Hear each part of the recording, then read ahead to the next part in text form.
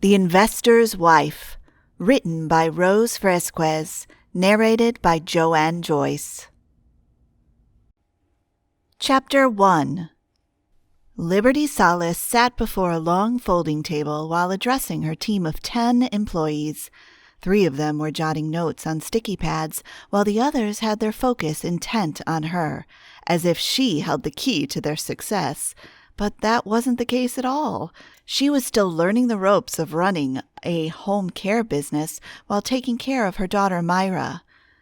Just like I mentioned in the email, she peered at her laptop to check the copy she'd included with the backdrop caregiver contacts. Even with all the effort to get backup fill-ins, she couldn't guarantee they'd be fully staffed throughout the weekend. Try to call any of these subs in case you can't make it. The silence stretched on as one of the girls stared at the list, Christmas tree aglow in the corner of the small lobby.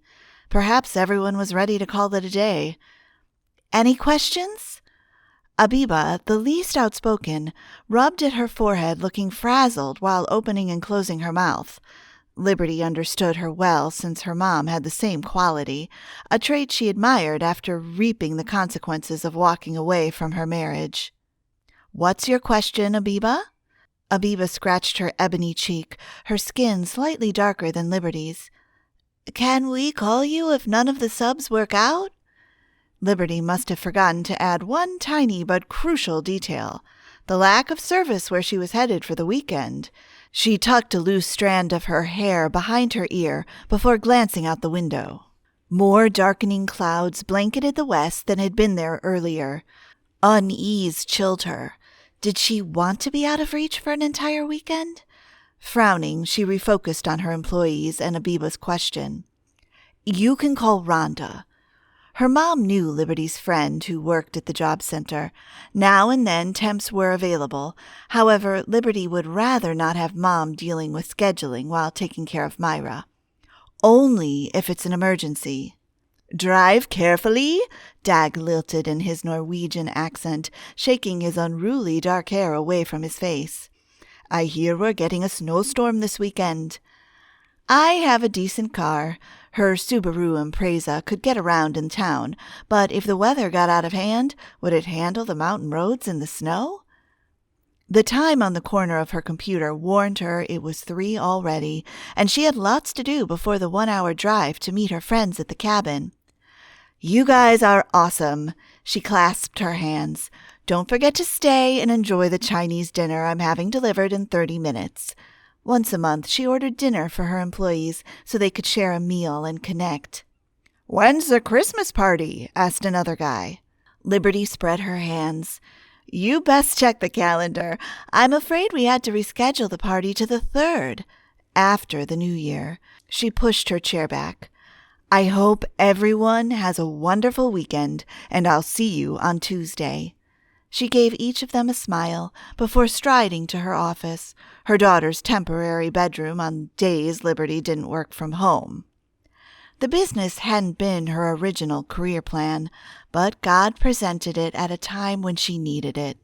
Although challenging at times, the flexibility allowed her to stay with Myra throughout the day. Myra stirred in the portable crib, snuggling her plush teddy bear, blanket to her chest. Liberty's heart squeezed at how precious a gift God had given her. 18 months had gone by in a blink, but she could hardly remember what life was like before Myra. Except, Myra reminded her of Bryce whenever she smiled. Her curls were a mix of Liberty's black and Bryce's copper-brown hair. In a few years, she would start asking about her dad, and Liberty dreaded telling the story.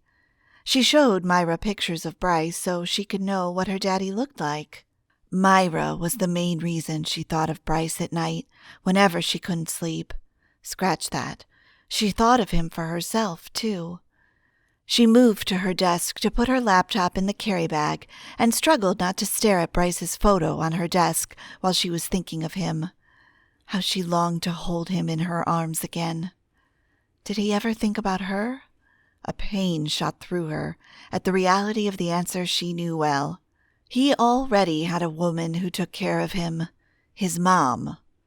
Love was brutal at times. It left you no choice who you fell for. Liberty ached and prayed for Bryce to share in the joy of her newfound faith, for him to come back to her, to them, and not just for Myra's sake. Having been raised by a single mom and admiring the dads other kids had, Liberty wished Myra could have two parents in her life, parents who loved each other and loved her too. Bryce probably had no idea Liberty's heart still belonged to him, just like he didn't know he had a daughter. She rubbed her fingers, stopping at the lightness of her ring finger. She gasped when she lifted her hand. Where was her ring? The indent on her finger marked the place where she always wore the ring. Oh no! She patted the pockets of her red denims but didn't feel anything. Her body rushed with adrenaline as she tossed her hand to her messy ponytail, pacing around the crib, her mind playing out how long it had been missing. This can't be happening. She rarely took it off, unless she was cleaning with bleach. Rarely did she leave the house without it, but that depended on how fast she left the house while trying to remember all Myra's baby food and diapers and, well, you name it. Mama! The sweet sound of her daughter pulled her back to the present, and the tension seeped from her shoulders. Myra was sitting in the crib, rubbing at her groggy eyes. I'm so sorry I woke you, my starlight. Liberty crouched, scooped her up, and planted a kiss on her amber cheek. It was so soft, and she still had that sweet baby scent. I hope this nap won't interfere with your sleep tonight. She shifted Myra to her chest. You need to be good for Nana. Nana! Her little fingers traced Liberty's neck when she wrapped her arms around her. Yes, you're staying with Nana for 3 days, okay? Liberty's chest tightened. Saying it out loud made 3 days seem too long. She'd never stayed the night away from her baby. Ever since Liberty weaned from her breast milk, Myra seemed flexible hanging out with Nana for a longer time. No doubt Mom would do a great job taking care of her grandchild, and Liberty just needed to let it go. Embrace the idea of hanging out and having fun with the girls. She lifted Myra to sniff her bottom. She didn't reek from a poopy diaper, so no need to change her. After getting her sippy cup from the small fridge in her office, Liberty shoved it in the side pocket of the diaper bag on her chair. Keeping Myra on her hip, she slugged the bag on her shoulder and grabbed her computer bag. On her way to the parking lot, Myra bubbled while Liberty hoisted her to her hip.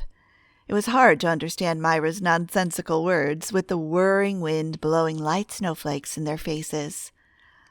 Fully strapped in her rear-facing car seat, Myra was content drinking her milk. Bible jams blasted in the car as Liberty drove out of the parking lot. Between her ring missing and the snow falling, a sense of dread for the trip fell over her. Turning her phone on speaker, she called her friend, Iris Stone. Iris answered on the first ring. Are you ready for the trip? Her chipper voice rang out over the Jesus Loves Me song. It's good for Myra to get used to other people when you're not around. Mom had reminded her several times over the last 3 weeks since Liberty found out about the getaway. She let out a dreadful breath as she came to a stoplight. I don't know. You can't back out now. Tessa and I will run out of things to talk about. Iris had become friends with Tessa through Liberty. Aren't your sisters coming? Perhaps Liberty could back out and not feel guilty. They'll get here on Christmas Eve. So Liberty better not back out. Can you believe that?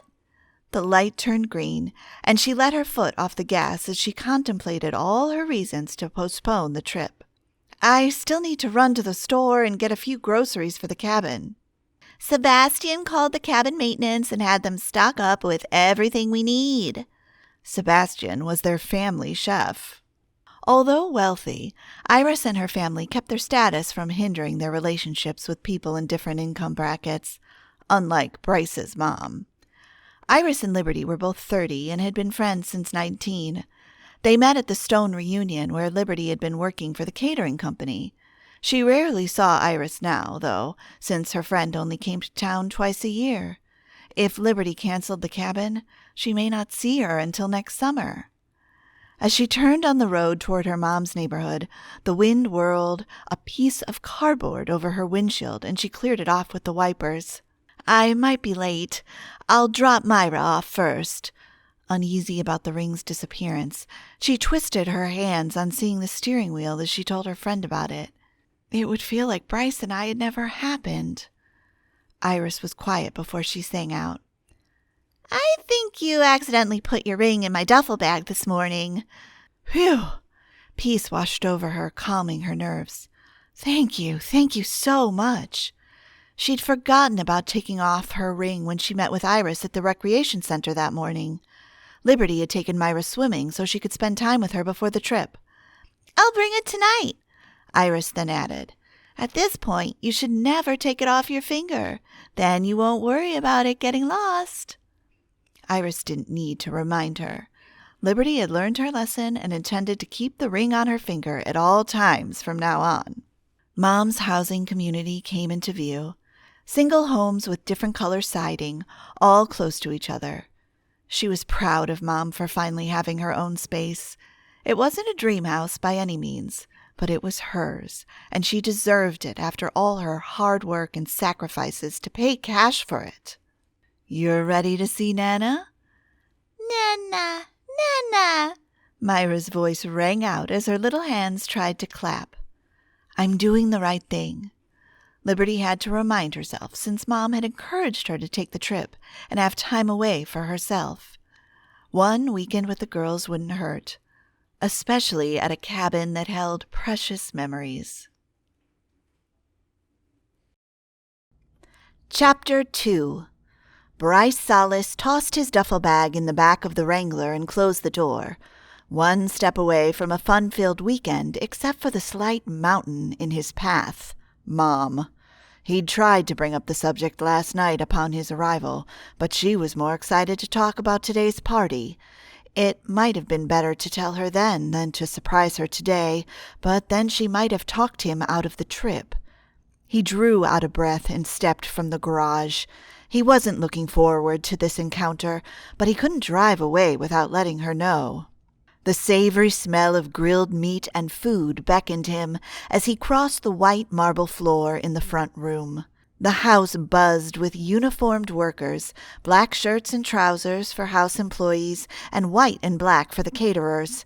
Weekend parties were a norm in his childhood home, especially in December. Mom's favorite thing about Christmas was hosting parties at the house.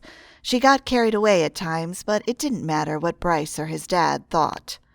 A massive Christmas tree with sparkly garlands and ornaments nestled by the staircase, its glittering lights gleaming on the mahogany handrails and spindles.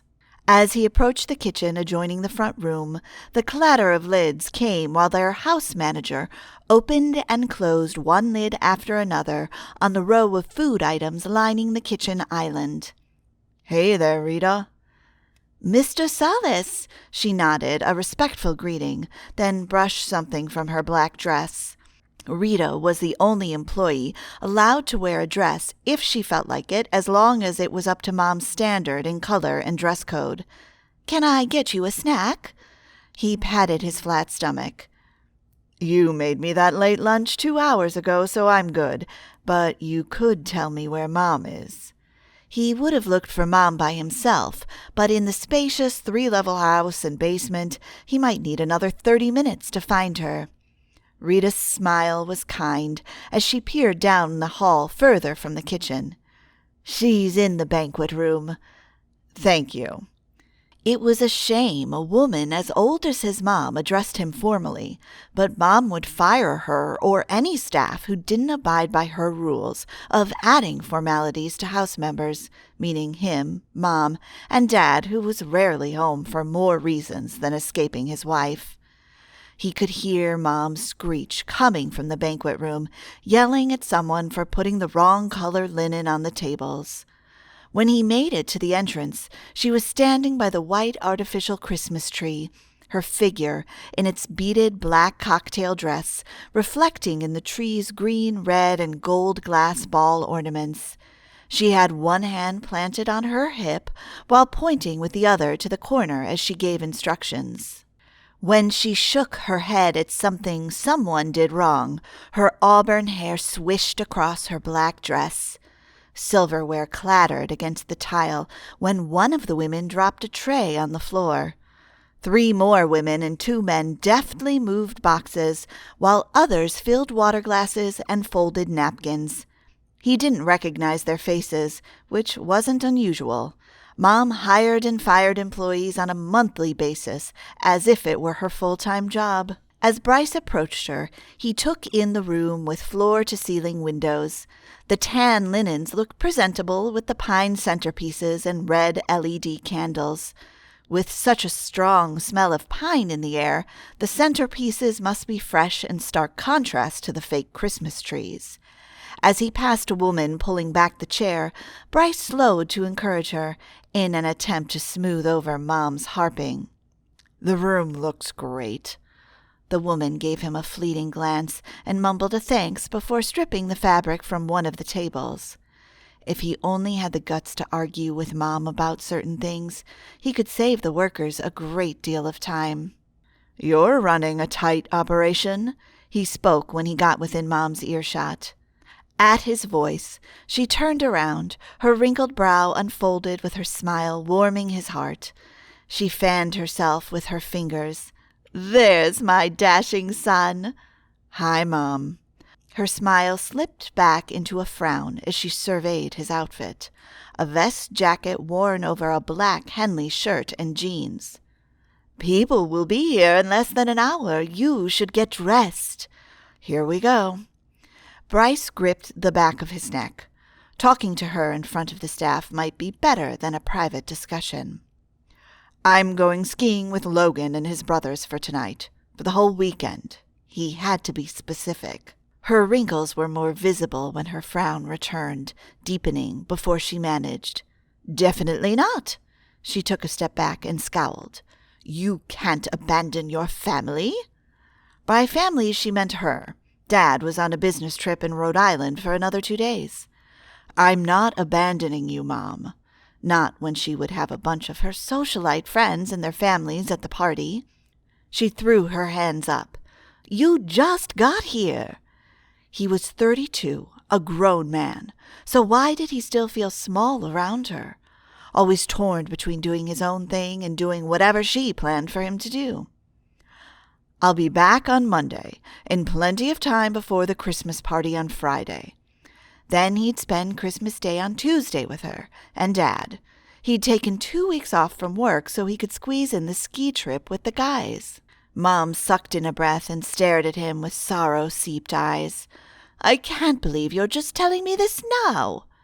He kneaded the back of his neck, but the muscles were so knotted nothing would help now. So he peered out the window.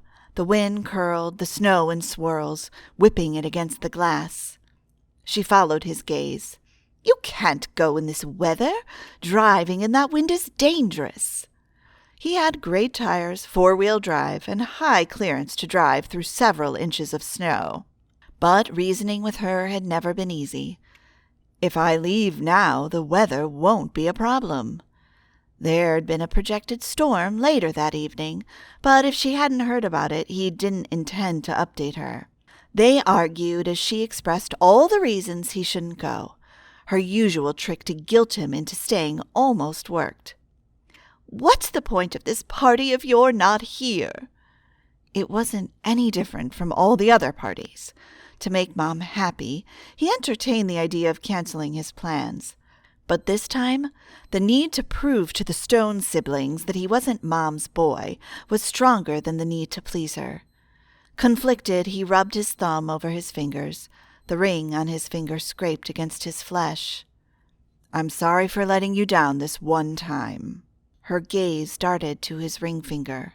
"You're forgetting you haven't gotten rid of that stupid ring." As she'd asked for the last few years since his wife left. His body jerked and his jaw twitched.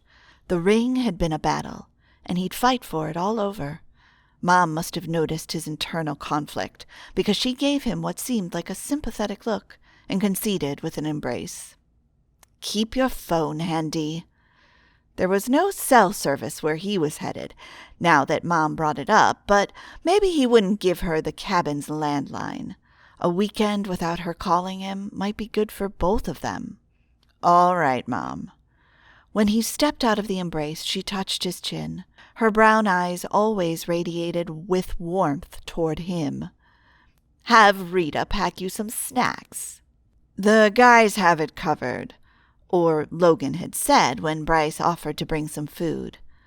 Mom's lips pressed into a thin line before she insisted he call whenever he got to the cabin. Moments like this made him realize how she could be stifling without meaning to. With no time to get into why he wouldn't call, he made his way to the garage and into his Jeep. Free at last, he fired the engine and turned on Taylor Swift pop music from his playlist. Me blasted through the Bluetooth speakers. As he drove the paved road and out of sight from his childhood home, he drummed his hands on the steering wheel, his tires trudging smoothly through the snow. Maybe it was because he was headed to the cabin where he'd had his wedding night, or because Liberty always enjoyed Taylor Swift's music, but he felt as if Liberty was singing to him, especially when the song ended with the promise that nobody was going to love him like she did. He ground his teeth to stem the regret flooding him. Still, a sense of unease followed as he took a mountain road further west. Liberty had loved him unconditionally, and he'd taken her for granted. He never believed in God, but he knew people who believed in him and credited God for the miracles in their lives. If there was a God of miracles, Bryce needed one of those miracles. If given a second chance with his wife, which seemed impossible, he'd do whatever it took to be a better husband. Things had always been easy for him since childhood. He'd grown up in a privileged home and gone to luxurious schools. Even when he'd switched from law to business before he could graduate, Logan's brother Eric was available to train him on the ins and outs of trading and investments. Having mastered the skills fast, he'd scored big time financially without much effort. He assumed his marriage would be the same. No need to work, but still reap a great return on investment. Man, was he wrong. This time, he was on his own, without anyone to train him to be a husband. He drove past more mountain homes spread acres apart from one another, pines and fir trees bending in the wind, their boughs waving him on. With the wind blowing snow on his car, the wipers swished nonstop, their steady thwomp thwomp, now too loud for him to hear and enjoy the music. He took in the snow-capped mountains the further he drove. Then he started to climb from the valley and twisted along a narrow mountain road. The wind whipped at the pines. Limbs fell on his windshield but were instantly swept away. Bryce gripped the steering wheel while navigating the narrow switchback turns between leafless, deciduous trees and sweeping evergreens. If the wind wasn't so gusty, he'd open his window to breathe in the fresh mountain air. After seemingly forever, the 2-story stone cabin came into view, nestled in the trees. Even with the snow covering the path, he remembered the wide flagstones along the pathway to the driveway. The last time he'd been here, the trees were the color of fire, and in an instant, memories of that day became clearer. Liberty's tears, his anguish over her sadness on their wedding day. Their hotel reservations had been messed up. Logan had come to the rescue and asked his brother for the cabin on Bryce's account. They'd only needed it for a couple of nights before heading off on their honeymoon trip. It wasn't until they'd driven to the cabin and Bryce carried her inside the tension evaporated from her shoulders. He remembered setting her down on the couch and her looking at him with a longing that took his breath away. His heart had been so full of love for her, and he kissed her face and neck and nose. He'd sworn to never be responsible for her tears again. He'd failed. Mom's unwelcome opinions in their marriage, her constant interference, was his responsibility, yet he'd done little to shield his wife from that. He rubbed the ring on his finger, one of the few battles he'd won with Mom. He'd had lots of opportunities to move on with someone else, but how could he, when Liberty had ruined him for other women?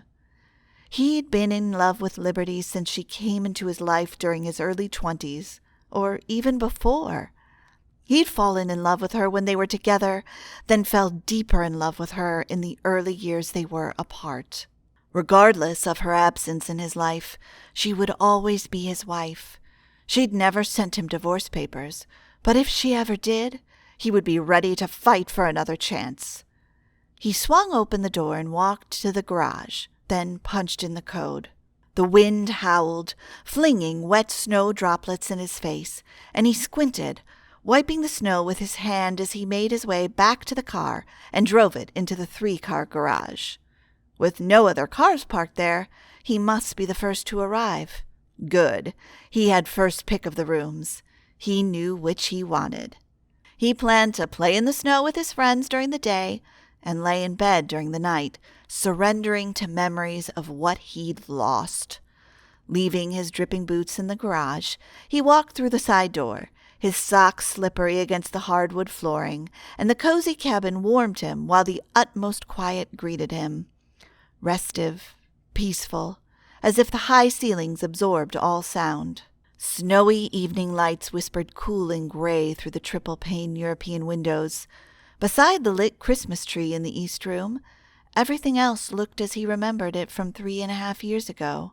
When he made it upstairs, he rolled his luggage to one of the 4 bedrooms, the master bedroom, where he'd shared his wedding night.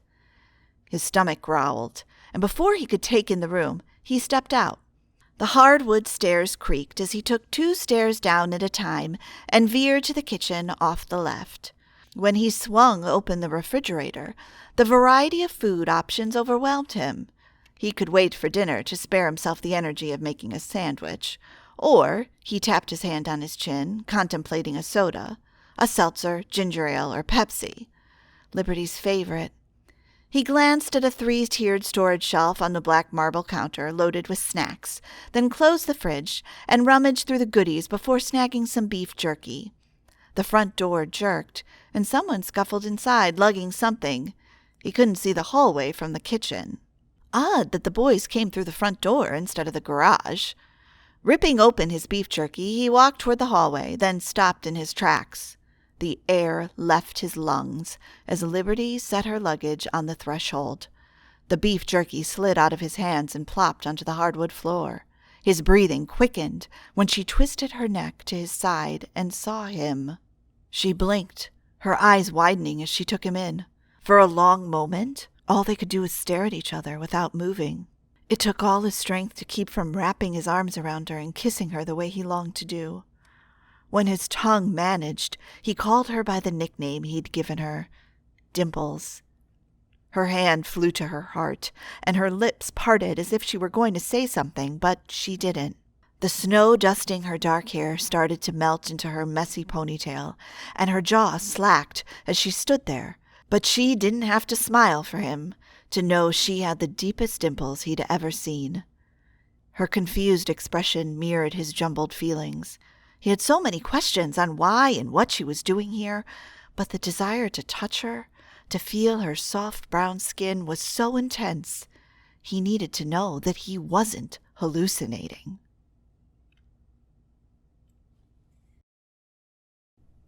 Chapter 3. Of all the people she'd expected to encounter this weekend, Bryce was the last person to cross Liberty's mind. They continued to look at each other in silence as the questions on his face seemed to ask what she couldn't bring herself to voice. A burning pain bubbled in her chest, stretching into every sleeping corner. Their time apart had aged him a bit. Was that sadness etched around his mouth and eyes and in the hollows under his cheeks? Or was she only aching to see that he'd hurt as much as she had? Still handsome with his copper-brown hair, clean-shaven square jaw and broad chest, stretching out his black long-sleeved shirt, he sent her inside swirling.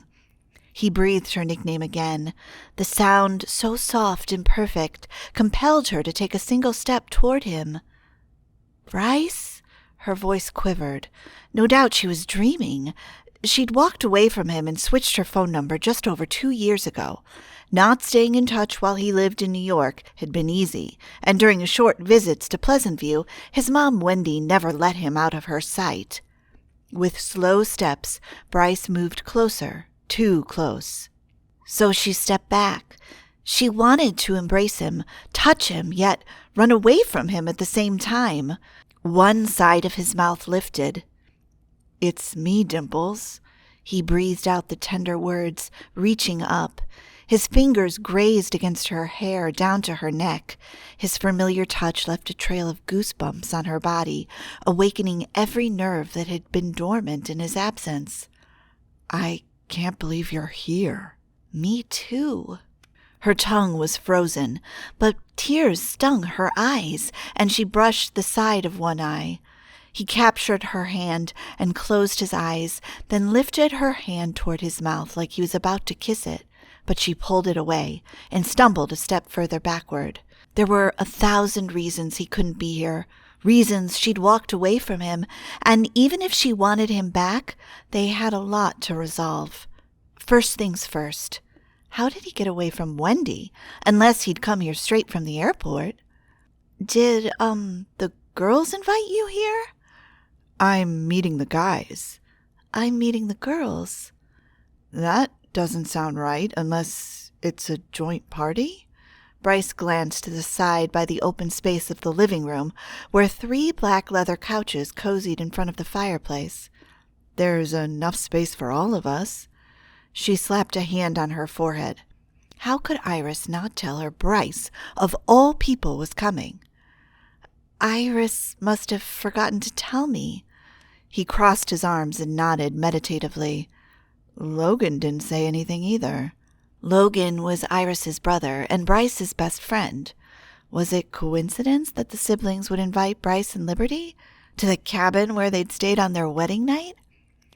"Let's call Logan and find out." Bryce interrupted her thoughts, and she left her luggage to follow him into the living room. Her sock feet patted the polished hardwood floor. It felt warm, warmer given the circumstances. Good thing she'd left her jacket and wet shoes by the mud pan in the hallway when she'd entered the house. Bryce sank onto one of those couches before the stone fireplace. He then reached for the phone on the table. While he punched in the numbers, Liberty sat across from him, struggling not to stare at him. Instead, she took in 3 abstract paintings on the wall next to the fireplace. On the mantel was a photo of Eric Stone and his wife Joy. Liberty had heard a lot about Joy through Iris, but didn't know her personally. Bryce must have put the phone on speaker because a deep male voice sounded through. "I see you made it to the cabin already." "Where are you?" Bryce rubbed his long fingers on his jeans, and the ring on his finger flickered in the light. Afraid to get caught staring, she looked away, sitting stiffer in her seat. Was it the same ring from their wedding day? Or had he gotten a different ring? No way he could marry someone else since they hadn't gotten a divorce. But his conniving mom could find a way to marry off her son to one of the wealthy girls in their circle. Wendy would rather not have Bryce interact with Liberty, even if it meant he was looking for her to sign divorce papers. "Are you the only one there?" Logan's jocular tone came across casually, not like someone driving through the snowy mountain road. "Dimples, is here." Bryce managed to glance at her, and his softening eyes made her squirm on the couch. "Good." "What do you mean, good?" Bryce's shoulders stiffened as he turned his back to Liberty, then dragged the phone cord as if needing to say something to Logan, something he didn't want her to hear. Instead, he let out a frustrated groan. "It's gonna be the 2 of you, man." Laughter carried in Logan's voice. Oh, my. Liberty's neck heated, and she understood why Bryce sounded frustrated. She, on the other hand, had no idea whether she was happy, sad, or frustrated. The 2 of them in a secluded house was equally thrilling and dangerous. When her gaze drifted to him, he was staring at her, and his eyes filled with questions, yet something else she couldn't read. Was he glad to run into her? Was he not? Maybe he was just as confused as she was. She'd been sure of wanting him back in her life, aching to have another chance, but this unexpected intimate proximity sent an adrenaline rush of panic through her body. A lot could happen in one night, let alone 3 with the man who dominated her heart. As if sensing her internal struggle, Bryce stared at the phone again. "Can you put Iris on the phone?" Liberty's breath whooshed out. At least she could talk to her friend. Then Logan responded. We got things going on." The line went dead, followed by the phone beeping. Bryce rubbed his hands over his jeans, then lifted his hands in question. "I guess you heard the conversation." She nodded, and her palms sweat against the leather cushion. Despite the thrill to spend time with him, to reconcile, she knew what she had to do. As she looked at the big living room window, daylight was vanishing and snow was thickening. With more snow expected tonight, she needed to leave before it got too late. "I should get going." Like the snow enveloping the roads, his gray eyes seeped into her, his gaze freezing her in place and melting over her all at once. "Please stay." The genuine plea tugged at her heart, but being alone with him would make her forget all the reasons they could never be together, unless something had changed during their time apart, so she asked one question. "Does your mom know you're here?" He closed his eyes, then gripped the back of his neck. The flinch was the answer she needed. It wouldn't surprise her if Wendy had put a camera on his car or wallet to spy on his every move while he was away. Driving in the snowy night was terrifying, but staying with him was scarier for more reasons than just Wendy. He had so much power over her emotions. The last thing Liberty needed was chaos added to her already complicated life. Her shoulders fell as intense loneliness blanketed her. She hated leaving before they had a chance to talk, but she had to go. She pushed to her feet. "Sorry, good to see you." She would call Iris the moment she had cell service and hound her over this unexpected reunion. When she started to walk, Bryce snagged her hand and tugged at it, and she stilled, exhaling while she savored the warmth from his touch. But she didn't dare look at him. She might end up melting into him instead. "I'll leave. Please stay." His voice was gentle, tempting. She had to ease her arm out of his hold and walk toward the hallway. Grabbing her luggage, he fell in step with her. He continued to plead with her to stay while pointing out the dangers of driving on the icy mountain road in the snowy darkness. She ignored him while she slid her arms into her jacket and her feet into her tennis shoes. She'd left her boots at home in the other suitcase she forgot to bring, but the Stones had boots in the house somewhere if she planned on staying and sledding as she'd intended. Her heart was heavy when she met Bryce's downcast eyes. She lifted her hand to wave before she turned for the door and swung it open, and he held it for her. "Thanks," she said, then reached for the heavy screen door and was whipped by snow and wind. Since the daylight had vanished, she was grateful for the porch light as she scraped snow that had piled on her Impreza. The wind blew icy prickles in her face and her ears. Her fingers numbed without gloves, and the cold seeped through her shoes. She was way underdressed. As soon as she finished cleaning her car, she hopped in and fired the engine, then blasted the heat. It was only 6. She should be home in plenty of time to put Myra to bed. As she drove down the winding road, her body tensed on the slippery path. In the time she'd been inside, the thick flakes had accumulated on the road fast, bearing her tire tracks from earlier. Now her tires ground through the unplowed road, snow scraping the undercarriage of her Subaru. Come to think of it, she'd never driven her car in the mountains during winter. She breathed in, then out. I can do this. She could handle her car attempting to slide, but the branches falling on her windshield sent her heart racing. Lord, please let me be safe.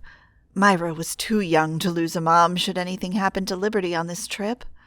She jerked when a loud crackling sounded a few yards away. The headlights lighting her path highlighted the huge pine collapsing across the road. Her hands tightened around the steering wheel. Her heart in her throat, she slammed on her brakes so hard the car jerked, skidding on the icy surface. She gripped the steering wheel tighter, despite having no control as fear pulsed through her. Was the car going to roll down the hill and into the fallen tree? Then the movement stopped. Just stopped. Her body shook and she could barely pull the steering wheel into park. So relieved she could park it, she peered into the expansive forest. The rapid racing of her heart broke the silence. Thank you, Lord, for saving my life. Myra came to mind. Her sweet baby. Liberty hadn't filled in the power of attorney for guardianship should she die or have something tragic happen. Mom would take care of her granddaughter and let Bryce know he had a daughter. But was Bryce ready to have kids? They'd always talked about starting a family much later, after his career took off. Through the rear view mirror, she could still see the cabin's light. Something was moving. Perhaps a night creature? On second thought, being stranded with Bryce wasn't so bad now that she'd come close to death. As she put her car in reverse, the tires wouldn't budge. They spun, squeaked. Great, so great. She dragged the gear shift into park and rested her head on the leather steering wheel. God, what a way to teach me humility. With her tennis shoes, trekking back to the cabin was going to be interesting. She closed her eyes and exhaled. She needed to calm her racked nerves and process what she would be talking to Bryce about before making the climb. She needed to tell him about his daughter. But what if he was getting married and had initiated this get-together so he could have her sign divorce papers? She shuddered at the possibility. Either way, despite his relationship status, she didn't want her daughter to grow up without a father like Liberty had. She desired a dad mostly when she was a teenager. She'd even bugged Mom when she got serious about tracking her dad down, but Mom insisted it was best not to have him be a part of their lives.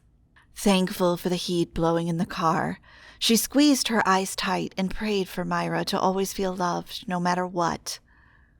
What if she told Bryce and he told his mom? They could take her daughter away from her. She was shaking, not from coldness, but from the outcome of her honesty. Had Wendy changed? Her mind wandered to a time far away, and the day turned into 10 years ago, when she fell in love with Bryce. That summer, Liberty put her nursing course on hold. Mom was struggling to make ends meet while keeping up with all the other bills. Since they lived in a tourist town, the main jobs in Pleasant View were at the ski resorts or hotel and service industry jobs. Working in a resort wasn't an option for Liberty during the off-season. She'd been contemplating applying at one of the boutiques on Main Street when Mom presented her with a different opportunity one Wednesday evening. Liberty was folding laundry and watching a reality TV show when Mom walked in from her job as caregiver with the Solace family. "Remember how I told you Bryce got injured?" Her voice rose over the TV noise before she reached for the remote and pressed the mute button. Bryce probably had all sorts of medical staff tending to his bicycle injury. What could Liberty do for him? The summer dress in her hand dangled when she lifted her hands.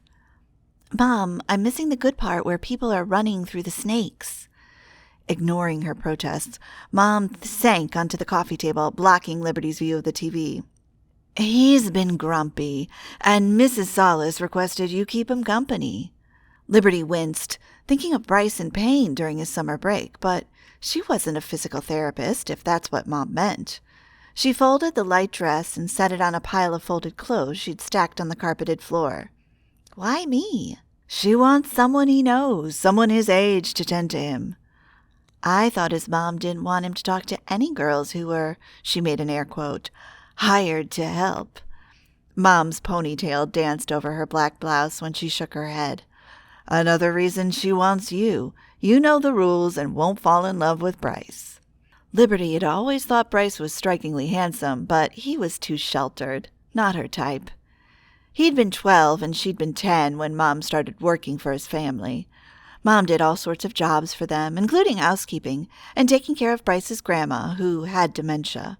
Several times she'd taken Liberty to work when they needed an extra hand during house parties, so Liberty knew Wendy wasn't the kind of boss she could work for long term. Having a second home in New York, the Solace family mostly used their Pleasant View home during the summer months, so Liberty rarely saw Bryce. The times they'd run into each other over the years, he'd barely spoken to her longer than 5 minutes. The longest they'd talked was 6 years ago, when his dad, Charles, had invited Liberty to join him and Bryce in a game of chess. Liberty had won, despite her newbie skills, and Bryce accused her of cheating. 2 days later, she'd seen him throw a baseball in the air and try to catch it with a baseball glove. She'd felt bad for him and offered to throw so he could catch, but he'd ended up questioning where she learned to throw so terribly. After those incidents, the summer pool parties with girls vying for his attention and the constant servants on hand whenever he needed something further convinced her Bryce was spoiled. But now she was 20 and he'd be 22, so surely he'd grown up and changed for the better. She sat a bit taller to clarify with Mom. By company, you mean babysitting him? Mom shrugged. Not exactly, but if that's how you put it, you'll make some good money. Liberty needed money to pay her way through school, so Mom could save hers to buy a house someday. She hadn't told Mom her plans to pay for school yet, but even if it may take another 2 years or longer to save up, Liberty would eventually get there. So, Mom lifted her brows, waiting for her response. When does she need me to start? Tomorrow. When Liberty showed up with Mom the next day, the house cleaner told her where to find Wendy, and Mom left for the cottage to take care of her patient. On her way toward the back room, loud voices snapped at each other, and Liberty halted, then angled her ear down the lit hallway. Don't you get it, Mom? A male voice shouted. I'm not a child anymore. You'll always be my child, the female voice, probably Wendy, screeched. I have to take care of you. I don't want you to. Liberty considered backtracking and returning tomorrow when their anger had subsided. Sometimes she felt bad for Bryce because of how much his mom was in his business. Maybe because Liberty's mom was single and had no time to hover around her. But Liberty wouldn't trade places with him. And it went quiet enough to hear heels click on the tile. Liberty adjusted the ruffles on her olive green dress, then gripped her shoulder bag and lifted her chin, taking a step forward. 2 more steps ahead, Wendy emerged, holding a full glass with green liquid. Good morning, Mrs. Solace. Like her mom would do, Liberty gave a polite nod. He's in there. Wendy waved with disinterest, pointing to the room with French doors, then handed Liberty the reeking medicinal drink. Give him this. Liberty stared at the drink in her hand, unsure if it caused the fight between Wendy and her son. Then she looked to Wendy for answers on how she was supposed to force a grown man to drink whatever he didn't want. With her face flushed, Wendy was dressed in a navy suit and obviously on her way out. A black Mercedes with a driver had been waiting in the driveway. What exactly do you need me to do? Read or figure it out. She waved painted fingers at Liberty. I don't care. She blew out a frustrated breath. Her shoes clicked when she left Liberty standing with the drink. So Liberty passed through the open French doors into the spacious room with big windows overlooking the rolling mountains. Towering bookshelves stood side by side on one end of the immaculate room, its ash-gray floors and white walls so subtle the room seemed a mere frame for the massive windows. Bryce was lying down in the sitting area, hands crossed over his chest, earbuds in, and bandaged leg propped up on the edge of the plush gray velvet couch. With him staring through the back glass door, she took a moment to take him in. He'd changed in the years she hadn't seen him. Still handsome with coppery brown hair, although now his jaw was more chiseled and covered in a day's worth of scruff. Even lying down, he seemed taller and broader. His hair was longer, his bangs dipping down nearly to his eyes. Her lips parted to call him Mr. Solace, as Wendy required, but it didn't sound right. Hello, Bryce, she spoke louder. Touching him might startle him. She crossed the ashy wood floors and called him again as she set the drink on the gray marbled coffee table. No way was she going to command him to drink it. His body jerked and he turned to face her. His mouth opened and his eyes widened as he studied her as if seeing her for the first time. Okay, he'd always had the most mesmerizing gray eyes. He took out the earbuds and tucked them into his cargo shorts. Liberty. Her name slipped off his tongue in a whisper, and the amazement in his eyes made her heart race. She straightened her stance, dismissing her odd reaction. He wasn't her type. Their worlds were so different. Plus, he was off limits. I hear you're in need of a babysitter, she said, trying to keep her voice relaxed as she lowered herself to the curved armchair across from him. He winced, his lips twitching into an almost smile. I didn't even know I was hiring. He didn't sound at all like the man she'd heard yelling earlier. Maybe Wendy ignited all that anger in him. Liberty didn't want to say she'd heard their fight, but she needed to know if he wanted her here. I take it you've had too much of your mom hanging around? He rolled his eyes. My mom would still be tucking me in bed every night if I let her. She giggled under her breath. Now that's going a little far. His sheepish grin was warm and adorable. Try living in my shoes. Liberty pointed to the drink on the table. I'm not going to make you drink it, but she requested I bring it over. Seems you already disobeyed her on day one. When she frowned, trying to understand what he was saying, he raised a brow. You called me Bryce instead of Mr. Solace. Shh, she put her finger on her mouth, then peered toward the entrance and back to him. Don't tell anybody I did that. He chuckled as he struggled to sit, and she was at his side, holding him by the hand so he could ease his foot on the soft rug between the couches. His hair looked damp, and he smelled of a fancy conditioner. He must have just had a shower. There, she slid one of the fluffy white accent pillows under his foot, then returned to her chair. He drummed his fingers on his shorts. She'd never seen him nervous before. Sorry you got injured, she said to clear the tension between them. As long as you had fun, though. It was so worth it. His eyes sparkled when he talked about the stunts he'd done with his buddies on one of the steepest hills in Pleasant View. I've never done anything that insane before, and now Mom is determined to see I never go biking again. With all the money and power she had, Wendy found it easy to control everyone. I know she means well. Liberty crossed one leg over the other. She'd had her fair share of rebellion, which made it hard to understand his submissive part. What do you think?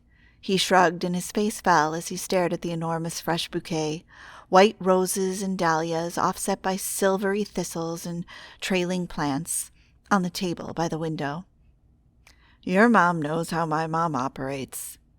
A control freak, but Liberty couldn't say that, so she tapped one of the crystals embedded on the side of her chair and steered the conversation elsewhere. I hope this injury won't interfere with school. I have 6 more weeks on break, thankfully.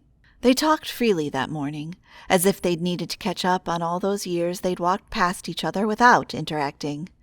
He was in his 3rd year of law at Harvard and wanted to do trading and investment, but his mom wanted to be a lawyer. Liberty sank back into the armchair, her dress catching on the velvet as she repositioned herself and crossed her legs at the ankles. This is your career, not your mom's. His gray eyes clouded over. Mom would go ballistic if I switched. He went on about the bar exams he'd be taking next summer. Then he asked about her, and she told him about her nursing career and her break from school. She didn't tell him about her struggles financially, but rather her need to work for a bit. When the chef served them breakfast, well, brunch by then, Bryce wanted to eat on the patio, so she offered him his mom's juice, and he winced. No, thank you. She handed him his crutches, and they made their way to the back patio, where a white wicker table waited on smooth flagstones. Climbing white roses spilled off the trellises against the wall. The mid-morning sun warmed their faces, and the air smelled of fresh-cut grass and spicy roses as they talked over breakfast. She asked about his grandma and her dementia. She's fond of Rhonda. My mom enjoys taking care of her, too.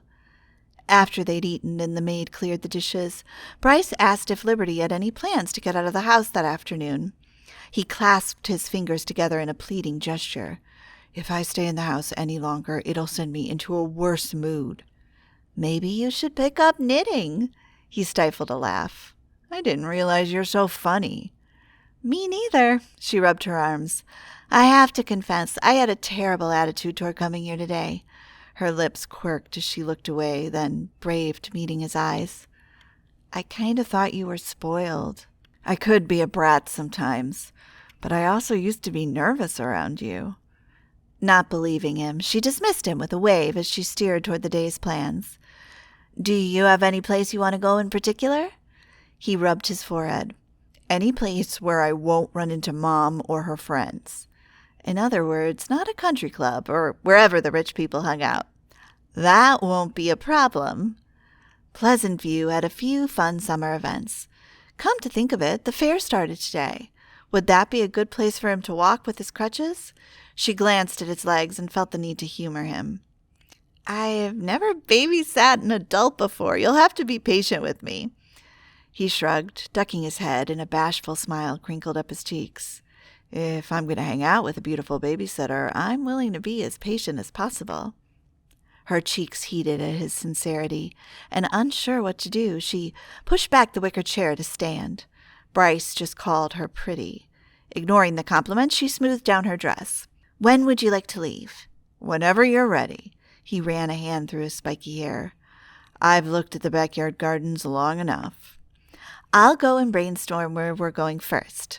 Otherwise, she'd end up drowning in those gray eyes. Either he was bored to death, or he sort of liked her as a friend. But as Liberty took him to the town fair, he was light-humored as they rode the Ferris wheel and carousel. She avoided the bouncy ride so he didn't get injured, and it saddened her that he'd never ridden a carousel or any of the rides before. She knew people who hadn't been, mainly because they didn't have access to rides or didn't want to, but he enjoyed it. They shared a funnel cake, and he complained about the grease and stickiness. The next day he wanted to come back to the fair, saying he'd seen a harmonica he wanted to buy his grandma, and when they returned they played Toss the Bucket and other carnival games. They came back the following week during the remaining 3 days the fair was in town. On its last day, they shared a plate of chili cheese fries, and Bryce surprised her when he touched her cheek. "You have something." She thought her heart had stopped beating when he gently brushed his thumb across her cheek, lingering on her skin. "You're so beautiful, Liberty." Suddenly too warm, she batted his hand away when she remembered all the girls who used to vie for his attention around the pool. "You probably say that to every girl." "That's not true. You're different." His admission seemed genuine when she looked at his drawn brows. "You're always so confident and sure of yourself. I've always felt so small around you." "Did you just accuse me of being proud?" Okay, so she was loaded with insecurities she'd taken on growing up in a single-parent home. "Too bad I fooled you." She asked about the girls who all came to his parties, and he said they were family friends. He confessed that his mom had pushed him into dating one of them, Ashley, and he tried, but they broke up before he went to college. "I like you." She was sort of falling for him too, but it didn't matter how she felt. "Wendy would fire my mom if I went out with you." "She wouldn't fire Rhonda when Grandma likes her." When she drove him home, he reached for her hand. "This has been my best time in Pleasant View." "If you think that was fun, then we need to do more fun things before summer ends." "Deal." He gave her that steely gleam that made her want to break all the rules of why she shouldn't be with him. They had initiated a summer of many fun days together. A knock on the car window sounded, and she lifted her head from the steering wheel, jerking her neck. She made out a form from the shadowed light of her car and his flashlight. It had to be Bryce, since it was just him and her on the mountain property.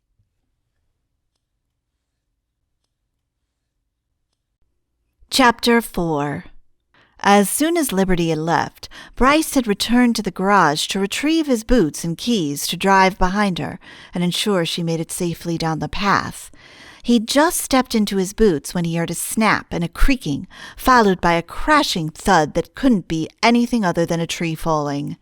As his chest tightened and his heartbeat increased, he slid on his coat and grabbed a flashlight from the hall table. Liberty was in danger. It didn't take long to sight her car down the road. She hadn't gotten too far, and he flashed the light toward the car, and the beam bounced off the fallen pine right in front of her Impreza. Relief swept through him as he let out a breath. His boots padded in the snow as he approached. Her car was still running, and the headlights were on, so he bent to the driver's side window, making out her head resting on the steering wheel. Surely she hadn't hit her head when the car stopped. With that thought charging through him, he failed in his effort not to startle her with his gentle tapping on the window. He stepped back as she jolted and swung open the door, and when he flashed the light for her to see where she'd be stepping, the beam highlighted her wide eyes and trembling lips. "Are you okay?" He stopped short of reaching out to take her hand when he remembered how she'd stepped away from his touch earlier. Good grief! He'd come close to kissing her knuckles then. Looks like God has different plans. Still seated in the driver's seat, she wrapped her arms around herself. She'd never been against God, but he rarely heard her talk about him the times they'd been together. Either way, Bryce could never live with himself if anything had happened to her. He shuddered and shook his head to keep his mind from rushing to a dark moment. You could have been hurt, or worse. Apparently not too interested in his sympathy, she rubbed her arms. My car is stuck too. I'll get it out tomorrow. Anticipation coursed through him at the mention of tomorrow. They had tonight, stranded together. His heart began racing as his mind worked on how to utilize this one night to fix things. One night wasn't enough, but it was a start. Thanks for coming to check on me, she acknowledged, a bit breathless as she pulled her jacket zipper up to her neck. Ready to walk back? She nodded and then turned off the car. She put one foot out and planted it in the snow, then the other, and her legs sank into the snowdrift nearly to her knees. Good grief, you wore tennis shoes up here? I didn't expect to get my car stuck in the snow. She slammed her door closed. His blood rushed faster and something quivered in his gut over what he was about to do. Do you mind holding the flashlight? She looked down at her feet, wincing before taking the flashlight from him. Sure. Before she could register why he was leaning into her, he swept her off the ground. What are you doing? Her breath warmed his neck, and even if he hadn't started walking yet, his heart rate kicked up double time. You can't walk in your tennis shoes. His voice strained past the tightness in his throat as he kept his chin up. If he lowered his chin, he'd be tempted to sneak a chaste kiss on her lips. I'm missing a shoe. I'll come back for it later.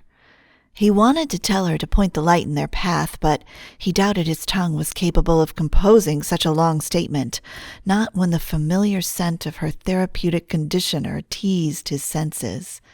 His body tingled like it was on fire when she curled a hand behind his neck. No doubt she'd forgotten her job to light the path. The rest of the trek was accompanied by noise from the howling wind that flung snow in their faces and clattered tree branches and the thumping of their hearts against each other.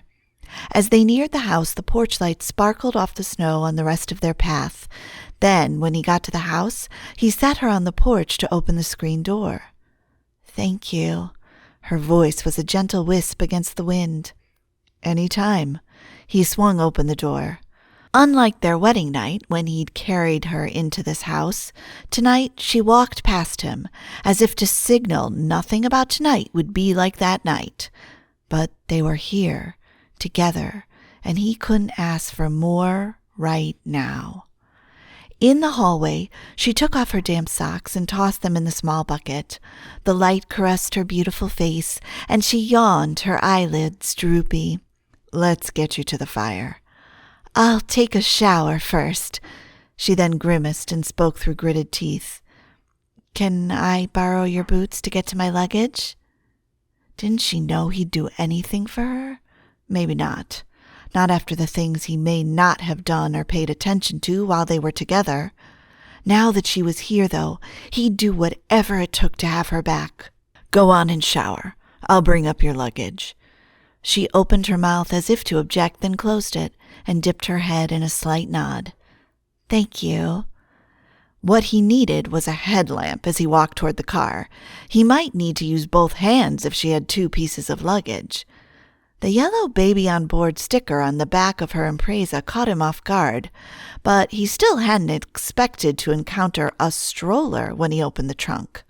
He lifted the stroller and moved it in case it was on top of the luggage. Instead, a loud ABC tune erupted, and he jerked backward, nearly slipping in the thick snow.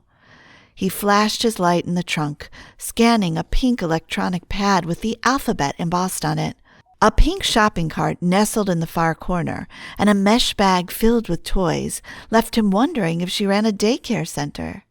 There was no luggage in the trunk. He closed it and opened the back door. He pulled the purple travel bag off a plastic flat seat. Again, the nature of the seat screamed baby, just like the colorful mirror hooked on the back of the passenger seat. Instead of dragging the luggage, Bryce carried it to keep it from getting wet in the snow. He paused, ignoring the wind, so he could take a few deep breaths and deal with the questions now dancing in his mind. He stood there, breathing in crisp air that smelled of pine, just like the smell of Christmas.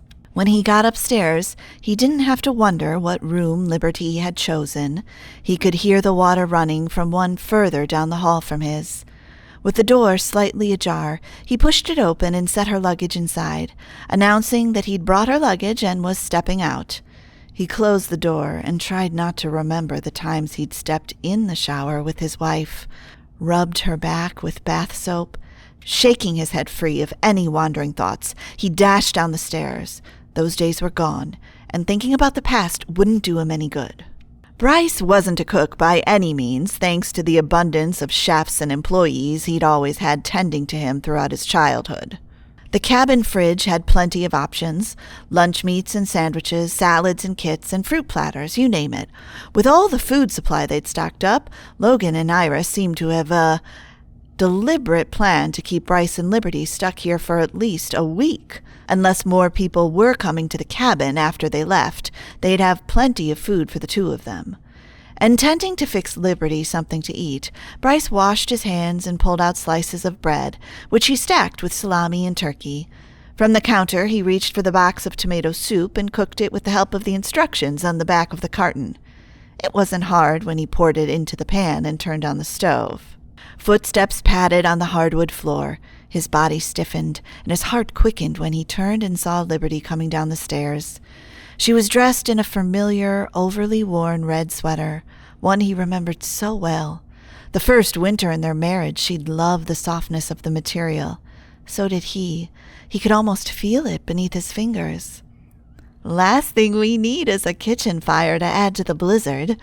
The lightness in her voice made the stiffness in his shoulders evaporate. He winked in return.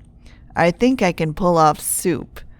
Hope flowed through him as she reached for 2 bowls from the cupboards and ladled the soup into the bowls. "Can I help?" She wasn't too close to him when she leaned against the counter across from him, but her soft scent of rain and her sweet presence filled the kitchen. "I think I've got it." He handed her a bowl and their fingers brushed. He ignored the zing as she appeared unaffected when she carried her bowl to the table. "This smells good." "Wait till you try my gourmet dinner."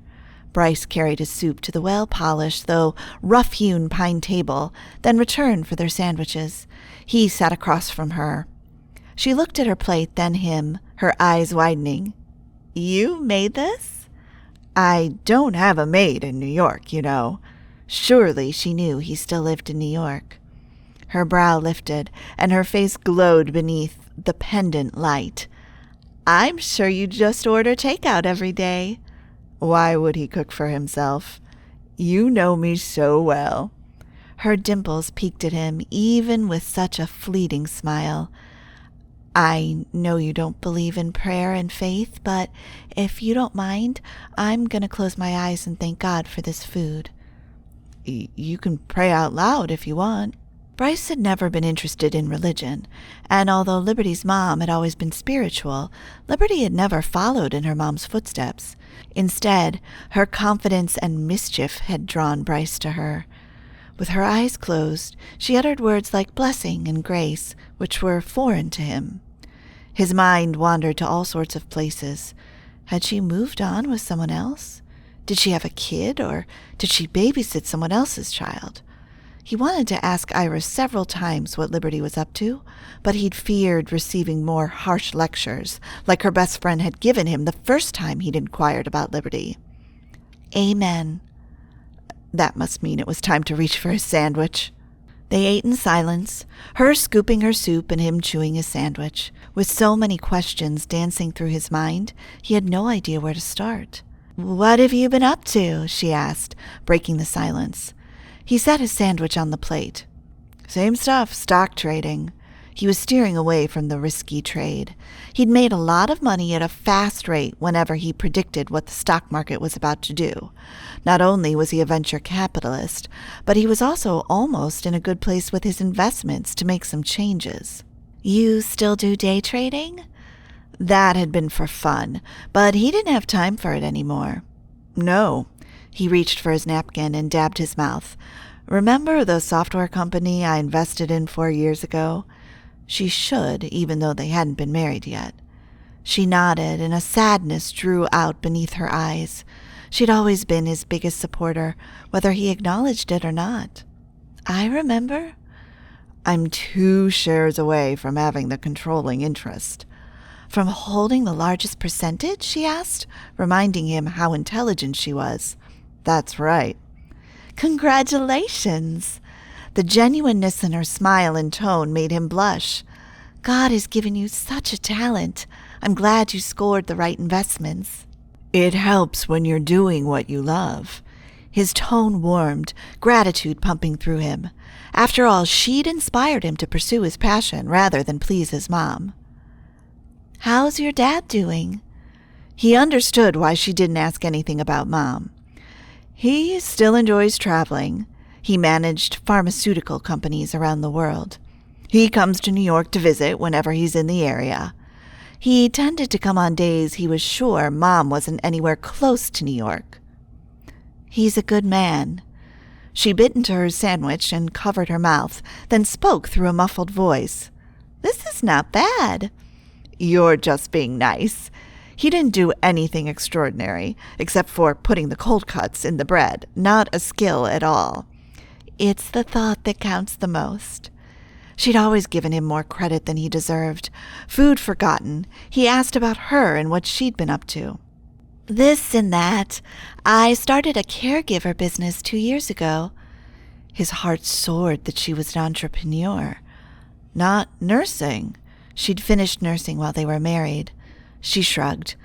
I almost worked at Pleasant View Hospital where I was training, but life happened. Leaning closer, he asked about her business, needing to know if she enjoyed it, and her eyes glowed until she told him the challenges of scheduling employees, especially when last-minute cancellations happened. It can be draining, but taking care of people is rewarding. It also pays the bills. He was proud of her independence. It was no surprise since she'd always been a go-getter. But that didn't answer why she had baby items in her car, unless it was a friend's car. He scratched his jaw. How could he approach the subject?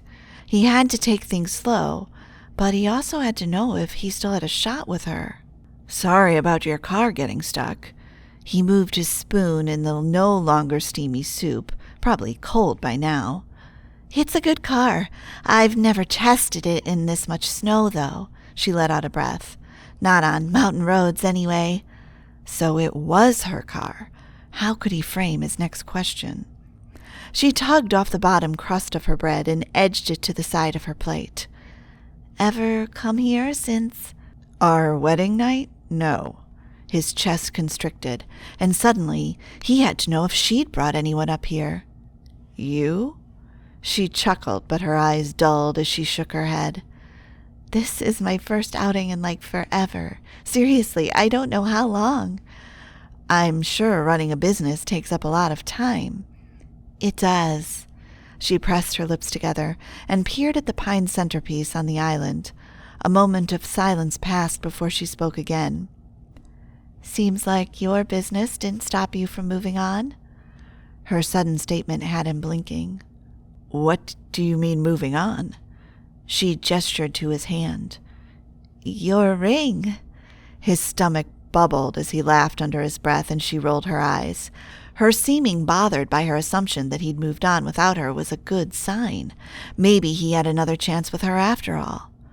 Without bothering to remind her she was the only woman who dominated his mind, he placed his palm on the table, right in front of her.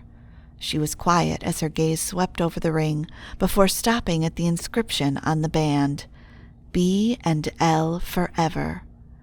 She touched his ring finger and rolled the ring around, her fingers rubbing against his scent, a familiar electrical sensation through him, and he longed for more when she let go of his hand. You kept it, she whispered, keeping her gaze on the ring. I wear it every day.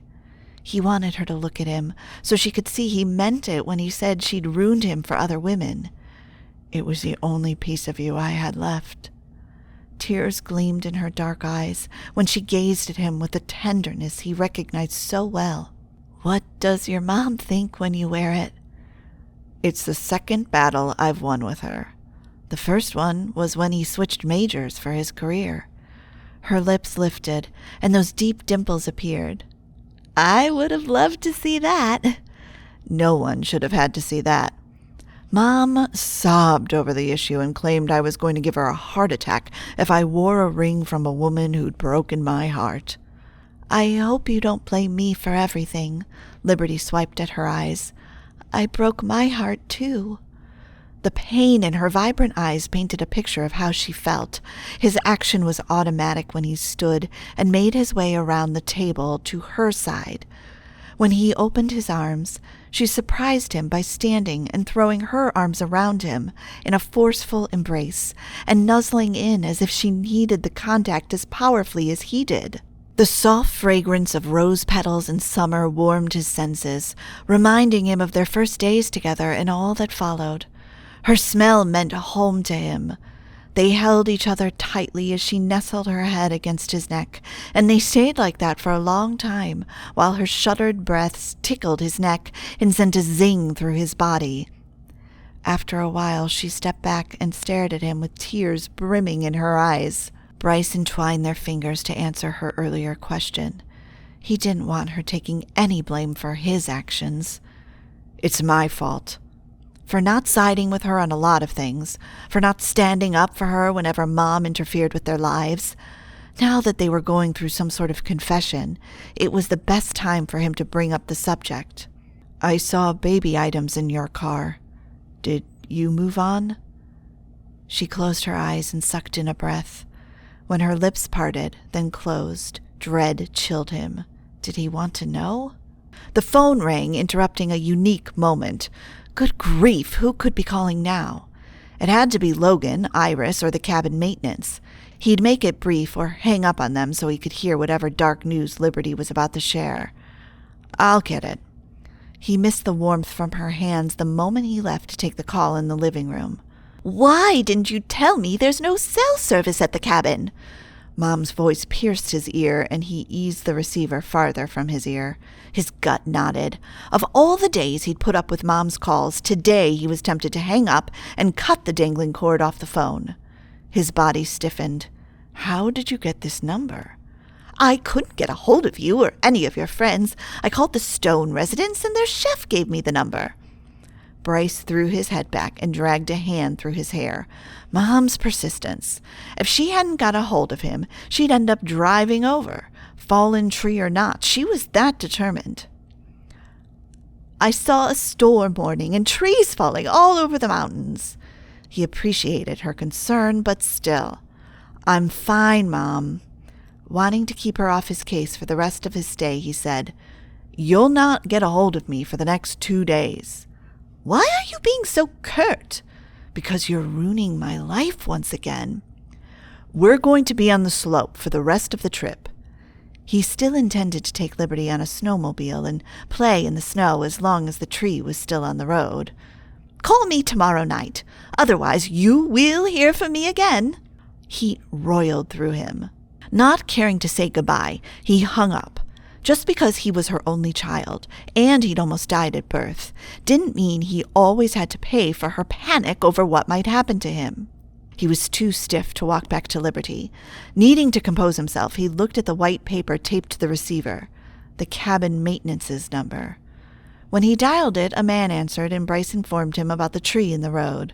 The man said he would call tomorrow and let the National Forest know. Almost relaxed, Bryce returned to the kitchen. Liberty had her back to him while she put their leftover sandwiches into Ziploc bags. Even wearing sweatpants with her hair dampening her sweater, she was the most beautiful woman he'd ever met. 10 years ago, when she'd shown up to babysit him, as she'd put it, the air had left his lungs the moment he saw her. She'd changed, grown more round and curvy, and her face had become radiant. He'd always admired her spunkiness and confidence he lacked, but that summer he'd known he wanted to spend the rest of his life with her, even before he had a clue how to go about things. "How's Wendy?" she asked without looking at him, as she opened the fridge and put away the sandwiches. Something had shifted in her voice, curt and cautious, which was understandable given the circumstances. I didn't give her the number to the cabin. But Liberty didn't seem to be in the mood for his details. She put the bowls and plates in the dishwasher and dried her hands with a kitchen towel. Barely meeting his gaze, she walked past him. See you in the morning. Bryce's chest heated, and he kicked his socked foot in the air. Mom's boy, Iris and Logan's nickname for him, taunted him, and his mind spun. Was this what it meant to be a mom's boy? Urgh! He screamed inside. It was going to be a long night. He'd taken one step closer to winning his wife back, then Mom pushed him 4 steps backwards. His marriage felt like a bear market, losing its value fast. Even in a bear market, a bit of buying and trading always went on, but his marriage was far from starting over. Laying down that night, Bryce folded his hands behind his head and peered at the open beam ceiling, thinking of that first summer. If anything, he might pretend he was 22 again, young and stupidly in love. During the 2 weeks after the fair, he'd looked forward to seeing Liberty. Maybe it was because she didn't seem to be as interested in him, or because she had a wild side and the confidence he wanted and admired, but he'd been drawn to her. Liberty the thrill-seeker, so loving in nature, impulsive and exciting. That first summer he learned so many new things, ventured outside his cloistered environment, discovered a zest for life. She'd taken him to places he hadn't been to before in town. Outdoor summer concerts, boat races, bike competitions, even to a meadow to pet horses. He shifted on the bed, turning to face the direction of her room. One afternoon they'd driven past a random farmhouse, and she'd wanted to stop and ask the owner if she could meet the horses. The friendly older couple told her to come by any day she wanted to. It seemed no one could tell Liberty no. Well, no one but his mom.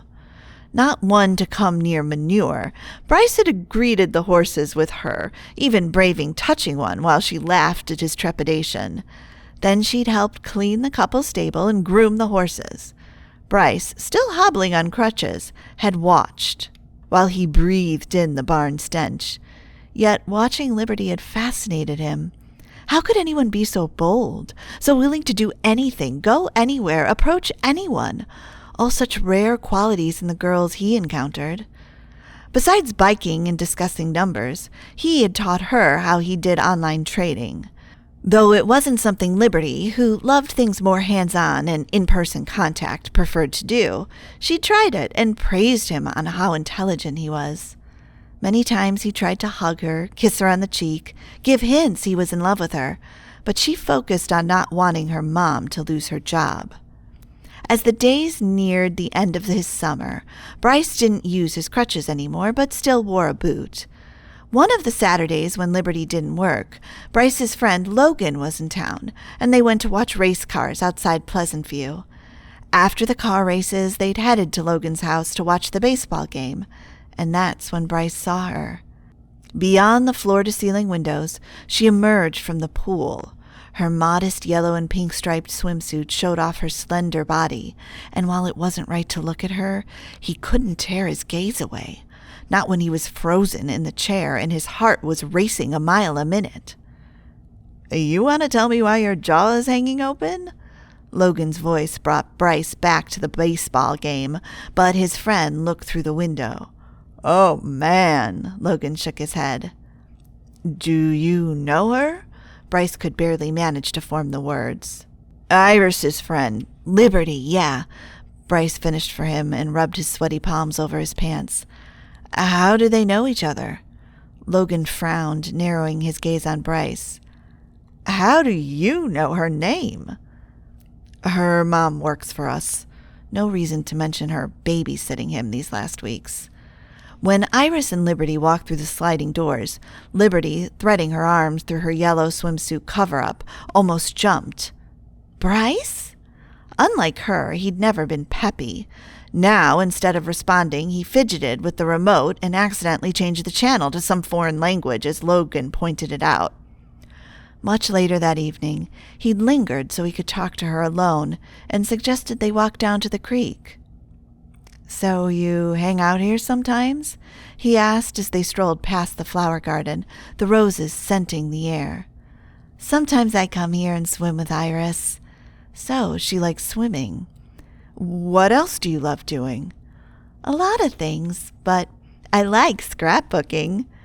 Whatever that was. From her description, it involved putting photos in a memory book and adding embellishments. He rubbed the back of his neck. "Like a craft." "Different, but to make it easy, it's like a craft." She paused, plucked an aster, and twirled it between her fingers, her gleaming eyes peering up at him. "Tell me something else you like to do, something your parents don't know about you." How did she know he had something nobody knew about him? "I like to play the guitar." Those dark eyes danced, and with the big orange ball sinking through the trees, she blended in with the picturesque scenery. "Can you play for me sometimes?" He shrugged. The strings on his guitar got ripped, and he hadn't fixed them. "I don't have a guitar yet, but I'll get one." "I can't wait." When her eyes shone like that, and those deep dimples flashed, his whole body lit up. As they approached the creek, he curled his hand around her neck and kissed her. She kissed him back. Her lips tasted like cherry, and it felt magical with the water trickling in a musical rhythm in their background. After he'd kissed her, it became clear that Liberty was the woman he wanted to kiss every day for the rest of his life. Then he touched her cheek, his fingers trailing across delicate skin. "When I think about you, I remember your dimples." "You think about me sometimes?" She bit her lower lip. "Whenever we're apart." He let his index finger glide over one of the dimples that appeared with his words, and from then on, he'd called her Dimples. Since then, whenever she showed up at the house, Bryce created opportunities where they could be alone and he could kiss her. Outside by the ash tree on their property, in the hallways, but mostly in the car whenever they drove somewhere with loud music blasting. They would park on the side of the road and kiss. He always felt free away from the house where security cameras weren't putting him on display. A week before he had to leave for school, they watched a movie in their home theater. He was already dealing with the emotions of leaving her, so they spent most of the time kissing instead of watching whatever movie it was. "What do you think you're doing, Liberty?" When Mom shrieked louder than the tires in the car chase scene, Bryce tore away from Liberty. Liberty touched her lips with one hand, then squeezed his hand with the other. "I hope I didn't get you in trouble," she whispered, as Mom stormed toward them. Her flats padded on the thin carpet, and when she stopped in front of them, she turned off the projector, becoming little more than a shadow hovering over him in the dim, recessed lights. "You, of all people, no employees, don't associate with my son!" Mom glared at their entwined fingers. He stiffened, almost afraid, but Liberty's stillness motivated him to speak. "Mom, it was my idea." "Shut up!" She wagged a finger at him. "Is this why you won't get back with Ashley?" Mom had been pushing for the reunion with Ashley for 3 years now. If Bryce succeeded in dodging the meetings, any chance Mom got, she was setting him up with another bimbo from her elite circle. Bryce ground his teeth and tightened his hold onto Liberty's now damp palm, but there was no sense in saying anything while Mom was ranting at 10,000 words a minute, accusing Liberty of all sorts of things. Liberty stiffened, raising her chin. "You're making it sound like I assaulted—" "Get up!" Mom's nostril flared as she pointed toward the door. "Out of my house!" Torn, fearful even for what Mom might do to Liberty, he stood with her. "You do not come back here! You're fired!" Liberty slid her hand out of Bryce's and stood, then strode up the aisle between the seats. "You can't fire her." But Mom ignored his weak voice and added words to Liberty's back.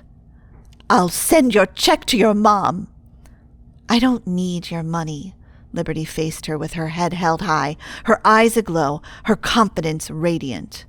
I mean no disrespect, but don't you think Bryce is too old not to make his own decisions? Was he? Mom always made his plans for him. Liberty switched her gaze to him, and he nodded as her confidence surged through him. Then he'd made the mistake of looking at his mom, and her glare had him coiling, his tongue freezing. After Liberty left, Mom's lecture began. It's either Ashley or you can date Courtney. Another socialite in Mom's circle. Bryce crossed his arms. I can date whoever I want. He may have spoken the words low and quiet, but speak them he did, taking his first stand against his mom, his first stand for himself. But how could he not? No one, not even his dad, spoke to Mom the way Liberty just did. If you know what's best for you, you'll leave Liberty alone. After those warning words, Mom left him in the theater with a shattered heart. Rebellion surged through him, and he fisted his hands if he could hold on to it, harness the force of it, even as his heart ached. He would make things right with Liberty. He couldn't let her leave like this, not without him standing up for her. On one of their afternoons, she'd driven him by her neighborhood, and even if they never entered her house, he remembered the road she'd taken there. 20 minutes later, with the evening light fading over his shoulder, he rasped his knuckles on a weathered door of a rental bungalow Liberty had said was affordable for them. Her mom opened the door and gasped, "Bryce, what are you doing here?" Liberty said she'd already told Rhonda about their attraction to one another. She was transparent with her mom, unlike him with his mom. "Is it okay?" His shoulders felt stiff. He ducked his head and rubbed the back of his neck, unsure why he'd shown up. "Can I see Liberty?" Rhonda hesitated as she held onto the doorknob. Her skin was the same brown as her daughter's, and despite her reserved nature, in her kind brown eyes he saw much of Liberty. Rhonda then ushered him in. "She told me what happened." "Thank you." The house smelled of homemade food and Liberty's soft scent of rain. She was scooping ice cream in a bowl when he walked into their cozy kitchen. "I showed up at a good time." He couldn't help grinning, and when she lifted her head and saw him, her genuine smile melted the tension from his shoulders. "How did you know where I live?" "You showed me." She blinked, setting the scoop back into the tub of vanilla ice cream. "You remembered?" Her dimples winked and her dark eyes flashed. "Wow, you must have a good memory." She lifted the bowl and handed it to him, then ushered him to sit on one of the 2 chairs at the kitchen table. "Let's have some ice cream." Surprised she wasn't mad about the whole incident with Mom, he pulled out a chair and balanced on its edge as if waiting for her to lash out, make demands, try to control him. "Here's a spoon for you." Rhonda handed them 2 spoons and tucked the ice cream container back in the freezer before joining them at the table. And he waited, but neither put on the guilt. Was this what other women were like? Other families? Something opened up in his chest, a hollow aching to be part of a world and place so calm, and he let himself settle back in the battered wooden chair. Floral magnets pinned photos to the refrigerator, which he intended to study later. No doubt Liberty was in one of them. Liberty slid him over to sit on his chair beside him, while Rhonda pulled out the chair across from them, her face slightly guarded as she clasped her hands together on the table. Bryce took Liberty's hand from under the table and entwined it with his, then whispered to her, loud enough for Rhonda to hear, "I'm sorry I got you fired." Liberty squeezed his hand back. "I'll find another job. You're leaving next week anyway." "Your mom will not like the idea of you and my daughter together." Rhonda's brows drew together, but even yet not a word of criticism or any type of demand spewed from her. She seemed more concerned than critical. A jolt charged through him. Surely she wasn't worried for him. She shook her head. "From the first day I worked for your family, I learned Wendy has big plans of finding a perfect wife for you." Liberty's hand stiffened in his hold, and he leaned in to kiss her cheek. "That's unfortunate for her, because I already found my perfect future wife." As Liberty's breathing escalated, he slid his arm around her waist. The wooden chair was hurting his bottom. Even if he loved having her close, it was too small for the both of them. He was tempted to pull her on his lap, but he had no idea if that was safe to do in front of her mom. "You're young," Rhonda continued, shaking her head again, "and someday you might end up realizing Liberty is not in your class." "Mom!" Liberty held up her free hand then. "Maybe Bryce and I will love each other forever, but your job—" "Mom knows how good you are with Grandma," Bryce reminded Rhonda of the political career Mom was building and how that kept her too busy to have time to take care of Grandma by herself. Although Mom seemed to load up on criticism for everyone around her, even Dad, she raved about Rhonda and how good she was with Grandma. "She won't fire you." "You kids don't worry about me," Rhonda stood, and the hair spilling around her shoulders seemed to drag her posture down, unlike her usual perky ponytail. "I can find another job." She then excused herself, saying she needed to shower. Alone with Liberty, he felt self-conscious, and when he glanced at her, she pointed to the melted ice cream. Neither of them had eaten yet, but he hadn't come for ice cream, so he pulled her closer and kissed her. Her soft lips melted against his, sweeter than ice cream with their cherry flavor. She ran her fingers through his hair, and as she kissed him back on the tiny chair, he stood and pulled her up with him without tearing their lips from each other. They made out like nothing had interfered with their day. The rest of the week he saw her every day. She held off on her job search until his departure, saying she wanted to spend time with him, and he couldn't agree more. He picked her up at her house before noon for lunch, then took her on spontaneous outings. One day they went to an outdoor music festival. Another afternoon they found a movie festival. They also drove around the nearby towns. She would ask what his mom was like during his high school days, but he hadn't wanted to revisit those taunting memories of his mom, always being the one to chaperone the school dance or any event where he had a chance to be free with friends. She probably didn't mean it for bad, Liberty had looked at him with such optimism. She thinks she's protecting you. On their last day together, they'd driven without a destination in mind and had ended up parking by a national forest. They'd run through the meadow, hand in hand, as the summer afternoon breeze blew her long hair. When she stopped running, he did the same. "I'll miss you," she said, looking at him with a longing that took everything else away. It was another moment with Liberty he never wanted to end. He pulled her into his arms and kissed her softly on the lips. "I love you so much." He realized then she was the first girl he'd confessed his love to, and he meant it. "I love you too." Running his fingers over her soft jaw, he promised her then, "I'll come visit you." She chuckled.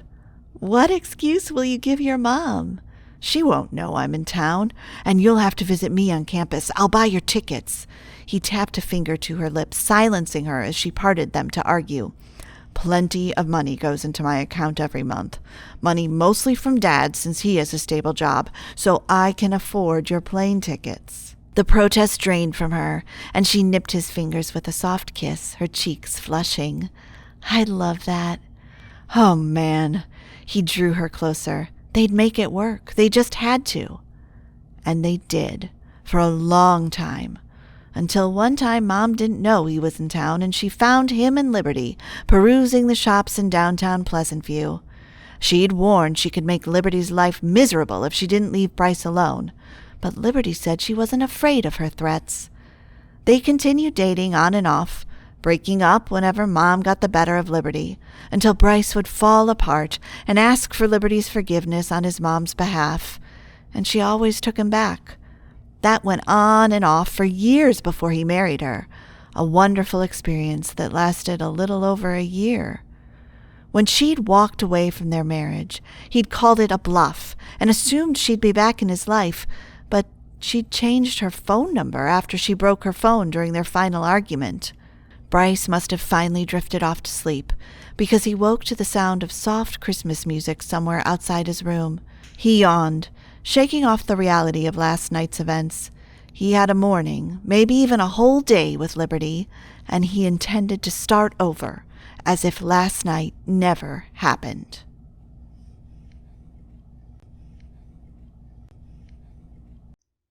Chapter 5. Mama's boy will always be Mama's boy. Liberty turned to her side, facing the window, where early morning light streamed through the slanted blinds. She reached for her phone from underneath the pillow. 6:40. Even with no cell service, out of habit, she kept her cell phone handy in case she needed to call 911 for an emergency. After scrolling through her playlist for some Christmas music, she tapped play, and the strings of "Oh Holy Night" started. The song put Myra to sleep ever since Liberty started playing Christmas music after Thanksgiving. Not only did the song hold a lot of meaning for the holiday, but Liberty also found it relaxing. Shifting into the smooth bedsheets, she couldn't believe she'd almost been fooled into assuming Wendy had backed down on interfering with Bryce's life. Wendy's call last night was a brutal reminder of her control over her son's life, and another reason for Liberty to keep her mouth shut over Myra. As her mind wandered to areas where she could draw the line, memories of last night danced as clear as day. Bryce had been so sweet to carry her through the snow so she didn't have to trudge through in her tennis shoes. His closeness, as she inhaled his scent, had temporarily made her forget all the reasons she'd walked away from their marriage. His bland sandwiches had tasted decent. Perhaps overcome by his fixing her a meal, she would have eaten anything he fixed for her. Cooking was never his strong suit. The only time he cooked was when she cooked with him. All those little things he'd done last night had triggered things she liked about him, reasons she'd fallen in love with him. Besides his intelligence and tenderness, he'd always done small things, even rebel against his mom for her sake, something that would have been too hard for him to do if he didn't love her. Liberty had always felt special whenever he looked at her like the best thing that had ever happened to him. When they'd dated, he'd leave school and visit her on weekends. His sleeping on the living room floor while he could have slept in a fancy bed in his childhood home had proven how serious he was with her. Confused, with mixed emotions, she turned to her back as "Oh Holy Night" ended while "Go Tell It on the Mountain" started. Unsure of how to approach the day, she closed her eyes and prayed for God's peace. She prayed for Bryce. His pained face last night flashed in her mind. He'd tried to explain that he hadn't given his mom the cabin's number, but Liberty had walked away instead. Of all people, Liberty should know Wendy always found out where her son was. She was designed that way. Lord, I pray for Wendy too. She's lost. And although Liberty didn't have a personality similar to Wendy, she had traits Wendy didn't like. Having a crazy control freak for a mother wasn't Bryce's fault. We're stuck together, Lord, so please, I humbly request that you help me. I want to be a good wife, like she'd been praying after Myra's birth. Till death do us part. Like a gentle whisper, the words snuck into her mind, bringing to memory those deep gray eyes she'd looked into almost 4 years ago while saying those words. She'd been confident his mom wouldn't come between them. But then Wendy had her tactical ways and had gotten to Liberty's mind, hence leading her to break those vows. Bryce was still her husband, the father of her child, and nothing was going to change that. He was the love of her life, and she still loved him. He loved her too. She could see it in his soul while searching his eyes. Instead of hopping out of bed, she listened to Silent Night, another soothing song that lulled Myra to sleep. Did Myra sleep through the night, or did she wake up screaming and asking for Mama? Liberty could call Mom from the landline and find out, but then she might end up needing to leave. The massive pine tree still blocked the path, so leaving wasn't even an option. She'd come to play in the snow and soak in the hot tub while catching up with the girls. The girls weren't here, but Bryce was. They could go snowshoeing together, Sledding, and maybe getting out of the house to talk and breathe in cool air would help them ease into things. After breakfast, maybe she could present the plan to Bryce. She hadn't had the time to peruse the fridge for breakfast ideas, so she hopped out of bed with a renewed plan to fix breakfast before he woke. Starting by taking a shower, she brushed her teeth and changed into a red V-neck sweater and dark sweats. She could have packed some designer outfits if she'd expected to run into Bryce, but this would have to do. A burnt bacon odor hung in the air as she took one step at a time down the stairs. Smoke saturated the kitchen, and she covered her mouth, stifling a laugh while Bryce fidgeted to slide open the window. "It's not nice of you to laugh at someone making you breakfast." With his jaw set in hard lines, he reached for a dish towel and swung it up to chase the smoke toward the open window. His rumpled hair clumped up on one side, and a dusting of flowers smeared his navy t-shirt. "Last night you said I was nice." After all, she'd complimented him for his sandwich. She reached for a piece of his burnt bacon from the pan and took a bite. He scowled at her. "You're going to get a tummy ache." Not wanting his efforts to go to waste, she chewed the burnt meat. "Wouldn't be the worst thing to happen to me." She wiped her greased hand on one of the damp napkins on the counter. He sure made a mess. Turning to face him, she noticed remnants of flour on his cheek, too. It was automatic for her to reach out and touch his cheek, brushing the flour with her fingers. "What's with all the flour on you?" Her fingers slowed, lingering at the familiarity of his skin. The overnight scruff on his defined jaw prickled her flesh. He shuddered, and the movement of his jaw had her pause her hand. He was taller than she was, and even if she was purposefully staring at his jaw rather than his face, she could feel the intensity of his gaze on her. With her pulse racing, she slid her hand away from his cheek and sucked in a breath, then walked over to lean against the counter, crossing her arms. "Sorry, You don't have to apologize." His voice strained, coming out almost a growl when he brushed remnants of the flour from his t-shirt. "My attempt to make pancakes." He motioned to the silver trash can in the corner. "The trash is happy to savor them." He'd done all this for her? Her heart squeezed. She looked at the black marble counter and the box of pancake mix among the many other mixes. "Maybe we can fix breakfast together." He blinked, his gray eyes darkening. "Just like we used to." "Yes." With her voice barely a whisper, she struggled to maintain eye contact. Then she turned to the counter and opened one cabinet, closing and opening the next until she found a mixing bowl. "The instructions on the box required 2 eggs. A thrill rang through his voice as he opened the fridge and pulled out a tray of eggs. Liberty scrubbed the griddle he'd left in the sink, covered in sticky flour, and the remnants of his earlier pancakes. As she cooked the sausage and alternated slicing the fruit, he flipped pancakes and presented her with the day's plans. "I thought I'd bribe you into getting on a snowmobile." "I would love that." He looked at her, one brow rising as if he hadn't expected her to agree. "That's if you'll drive." She'd seen those mobiles, but she'd never ridden one. "As long as you behave on the slopes." He grinned, seeming more relaxed when he turned and flipped the pancakes. "I'm sure they have one that carries 2 passengers." "If they don't, I'll have to watch you instead." "Since when did you start being nervous to try something new?" "Since Myra." She refocused on cutting strawberries. Through the corner of her eye, she could see him watching her, so she spun around to face him. "If I remember, you were always the one who got me in trouble." "Me?"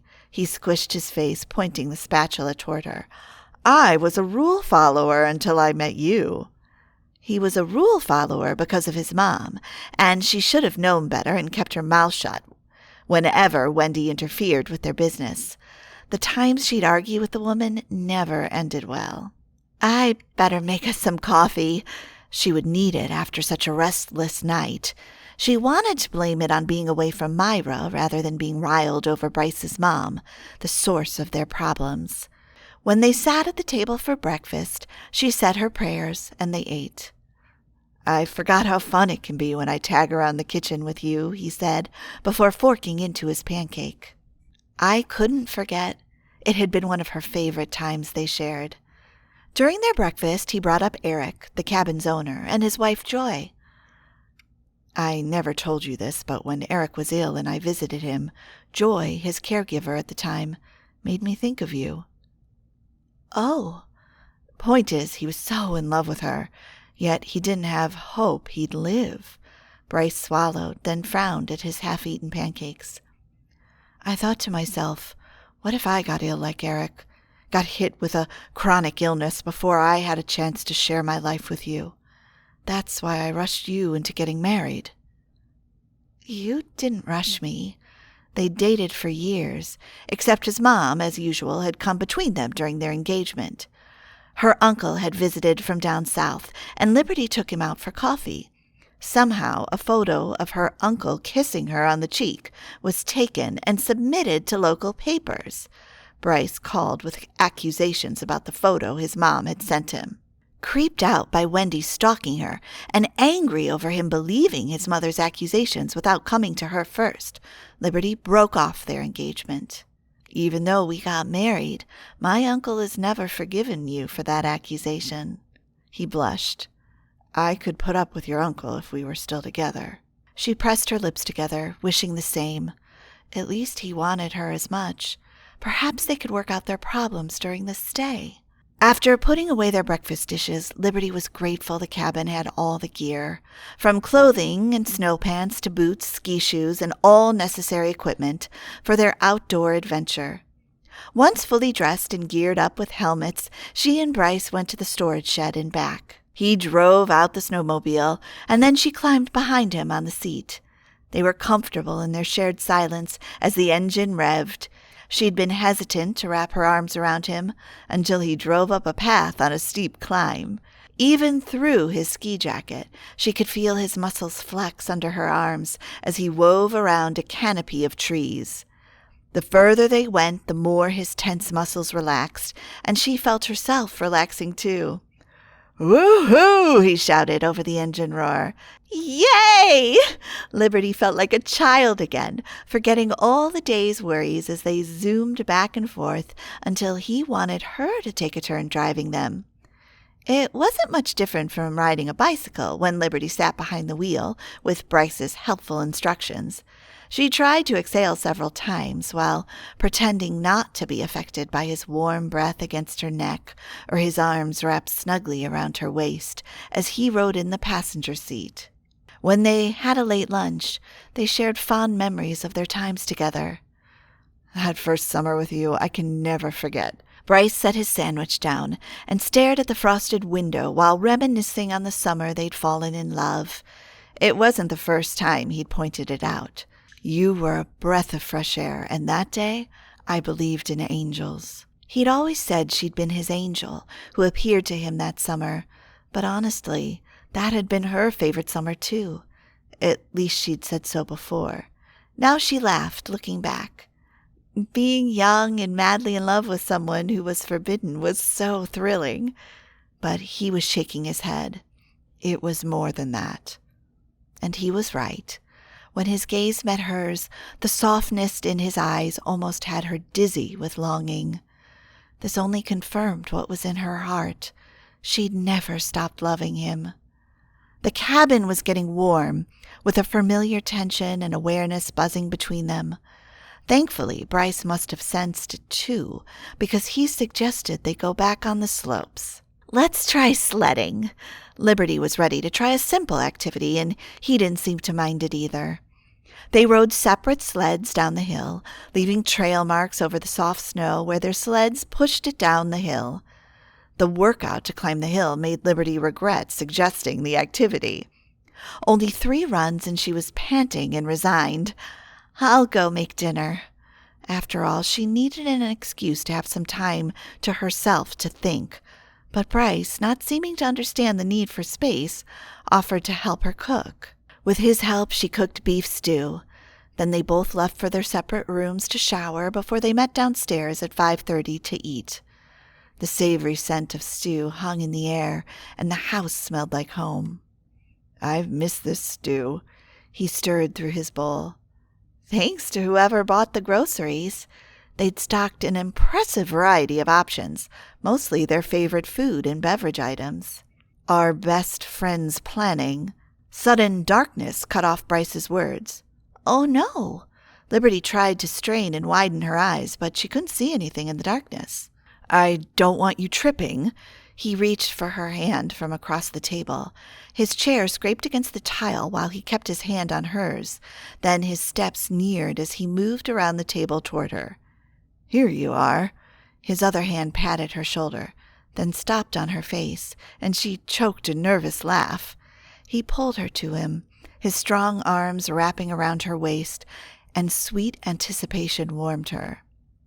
"There are lamps around. Let's go find them," he said. But he didn't move, and she felt her arms shaking, her heart thudding against his. "We better turn on some lights." Her voice emerged a bit squeaky, but thankfully his hands dropped from her waist. He still took her hand while he walked and patted on the marble counter. "I remember seeing one here earlier." Her tongue was frozen, and so was her mind. She'd seen a lamp somewhere, but now she couldn't remember. "This is it," Bryce declared, and when he dropped her hand and pressed a switch and a light ate up the darkness, she managed a shuddered breath. The humming refrigerator registered now that her thundering heart had subsided. She walked over and swung it open. The light came on when the fridge was open, so it was operating just fine. "Shouldn't this be off if the power has gone out?" "Oh, yeah." Bryce nodded, as if aware of something she wasn't.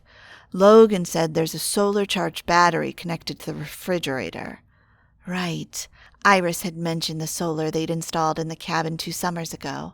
Liberty understood the need for a battery backup to the fridge, since there wasn't enough solar energy for the rest of the house. They walked through the house, finding battery-operated lanterns and turning them on, including the 2 on the fireplace mantel. After they polished off their dinner, Bryce suggested they sit by the fire to warm up. "It's a good thing the fireplace is gas-operated." She sat on the couch, facing the fire. He sat on the couch to her right. She wished he'd sat with her, but being too cozy while alone could be a disaster. So she reached for the throw on the edge of the couch and covered her feet. For a few moments they sat in silence, listening to the crackling flames. Bryce, obviously uncomfortable, began bouncing his leg and rubbing his hands over his sweats. Her mind wandered off to Myra, and she tried to count the days backwards to remember what day it was today, Saturday. She was supposed to return home on Monday night. What was she going to do about the tree?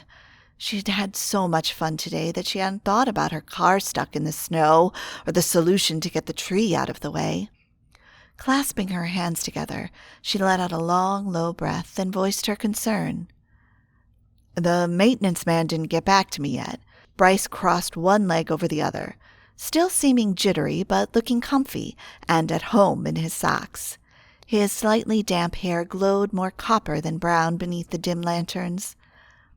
"I need to be back to work on Tuesday," mainly to Myra. If she could connect with Mom and find out if none of the workers had bailed, it would put her at ease. "If nobody shows up by noon tomorrow," Bryce rubbed at his forehead, his brows drawing together, "I'll spend the rest of the afternoon cutting the tree." He would end up slicing his fingers off, and his mom would blame Liberty for it. "I'll wait." Until maintenance showed, she hoped. During her silence, Bryce raked a hand through his hair, casting a glance at the fire. His lips parted, then closed. With his brows drawn, no doubt he had something on his mind. She knew his struggle to voice his concerns on the things that mattered most. "Go ahead and ask." He didn't need more prompting when he leaned forward and braced his elbow on his knees, fixing her with a serious stare. "I want to know why you carry baby things in your car." "Oh." She clasped her hands together, and her muscles tightened. The warmth from the fire seemed to lose the heat when her body started shaking. "I didn't know you were still thinking about that." She needed to stall, to gain time to compose herself. The scorching look of desire and longing he gave her made her feel squirmy. She pulled the throw all the way to her legs. "If you haven't noticed, I've never stopped loving you." His voice rumbled low, seeming to come from deep within him. "I think you still have feelings for me too, but I want to make sure you didn't replace me with a single dad." He was the single dad. She pressed a hand to her throat, struggling to speak over the lump forming there. "I'm still married to you." She looked anywhere but at him. The mantel with Eric and his wife, a dark-skinned beauty and their kids. They looked happy with the kind of family Liberty always longed to be a part of while growing up. Instead, it had always been her and Mom. Nothing wrong with that. She had an incredible mom. But that hadn't stopped her from dreaming about a family with two parents. Was it always going to be her and Myra? What if Myra had the same longing for a family that Liberty always wanted? "I couldn't get my heart to move on." That was a start. "I've been busy with work and taking care of our daughter." She felt the burden lighten on her shoulders, but with its release came a discomfort over Bryce's silence. When she managed to glance at him, his brows had furrowed, and his jaw hung open as if he was still registering what she just said. "You have a daughter?" he asked after an unbearable silence. "Mine and yours, yes." Silence stretched as he rubbed a hand over his chiseled jaw, then furiously raked through his hair. Her body broke into a sweat, as if the fire decided to kick up the temperature. "Please say something." Chapter 6. The clarity of her words sent adrenaline thrumming through Bryce's body. He felt his brain expanding, his temper simmering like a volcano dangerously close to exploding. Not knowing what to do, he stood and walked across the dimly lit room, then back toward the sitting area. This wasn't happening. If they hadn't met today, when was she planning on telling him? Why did she keep it a secret? 100 questions he wanted to ask roiled him, but he couldn't with this bubbling anger expanding in his chest. He paced back and forth toward the seating arrangements, trying to open and close his mouth, raking through his damp hair as if pulling at its roots could bring blood to his brain. "I'm so sorry I didn't tell you." She repeated the words over and over, but that only boiled his blood faster. He stood a few feet from her. She was still on the couch with drooped shoulders. The emergency lamp illuminated her wet and shiny eyes. At least she appeared regretful for what she'd done to him. He didn't like her right now. Drawing out a breath, he had to know if she ever loved him the way she'd said before. "You hate me so much that you kept my daughter from me?" She stood and faced him. Her lower lip quivered. "I don't hate you. It's—" "Then why?" The growl emerged from deep in his chest. What could justify this? "I love you," her voice cracked. "It's your mom." She always stood up to Mom whenever it came down to it, and this was a legitimate reason for her to do the right thing. He sucked in a breath, barely able to calm himself down. "Don't use my mom as an excuse." She went around the couch, moving closer to him, but he took a step back. "You think your mom would let me keep the baby if she knew I had a child with you?" His brows drew so tightly together, the space between them pinched. He rubbed at the dull pain. "Why would she take a baby away from her mother?" She groaned, as if he was the one being unreasonable. "You're forgetting the woman who blackmailed me, got me thrown in jail, and plotted several schemes to tear us apart." "No, I'm remembering the woman who ignored her threats." Liberty had been so strong. She'd stood through it all and never broke up with him. Well, until the end. "You know what hurt the most?" She leaned against the back of the couch and crossed her arms, ripples of dark hair shadowing her face from the dim light. "Whenever you sided with her." She shook her head. her eyes glossy as she went off topic. "Many times you never believed me when I told you about her verbal abuse." Her voice rose and her index finger jabbed his way. "I don't think you believe she manipulated our wedding, forcing me to wear her gown." Forcing her? He nearly snorted. Liberty had simply refused. "Taking over our hotel reservations, then," she made quotations with her fingers, "forgetting them." His anger dissolved slightly when her words started coming out in gasps when she listed so many things his mom did to tear them apart. Issues he'd not seen then, or hadn't wanted to believe his mom was capable of doing. "Are you even forgetting why I left?" How could he? That day she'd been the angriest he'd seen Liberty. "You sided with your mom when she took over our house plans." She took a step toward him, then jabbed a finger in his chest. It didn't hurt, but he could sense the force in it. "Don't even get me started about your mother. You're the only one who can't see how devious and controlling she is." She stormed out of the room, toward the hallway. Speechless after the confidence and truth in her words, Bryce felt his chest rise, then fall. Great. So much for working things out. He gripped the back of his neck, his chest tightening. As long as she didn't intend to walk back to her cold car and stay there, he could change the course of their evening and bring them back to the progress they'd almost made. He didn't hear the door opening, so that was good. He sat on the couch she'd vacated, staring at the dancing flames behind the glass of the fireplace. He wasn't sure if he was going to burst into tears or collapse on the floor. Either way, he felt unstable while processing everything.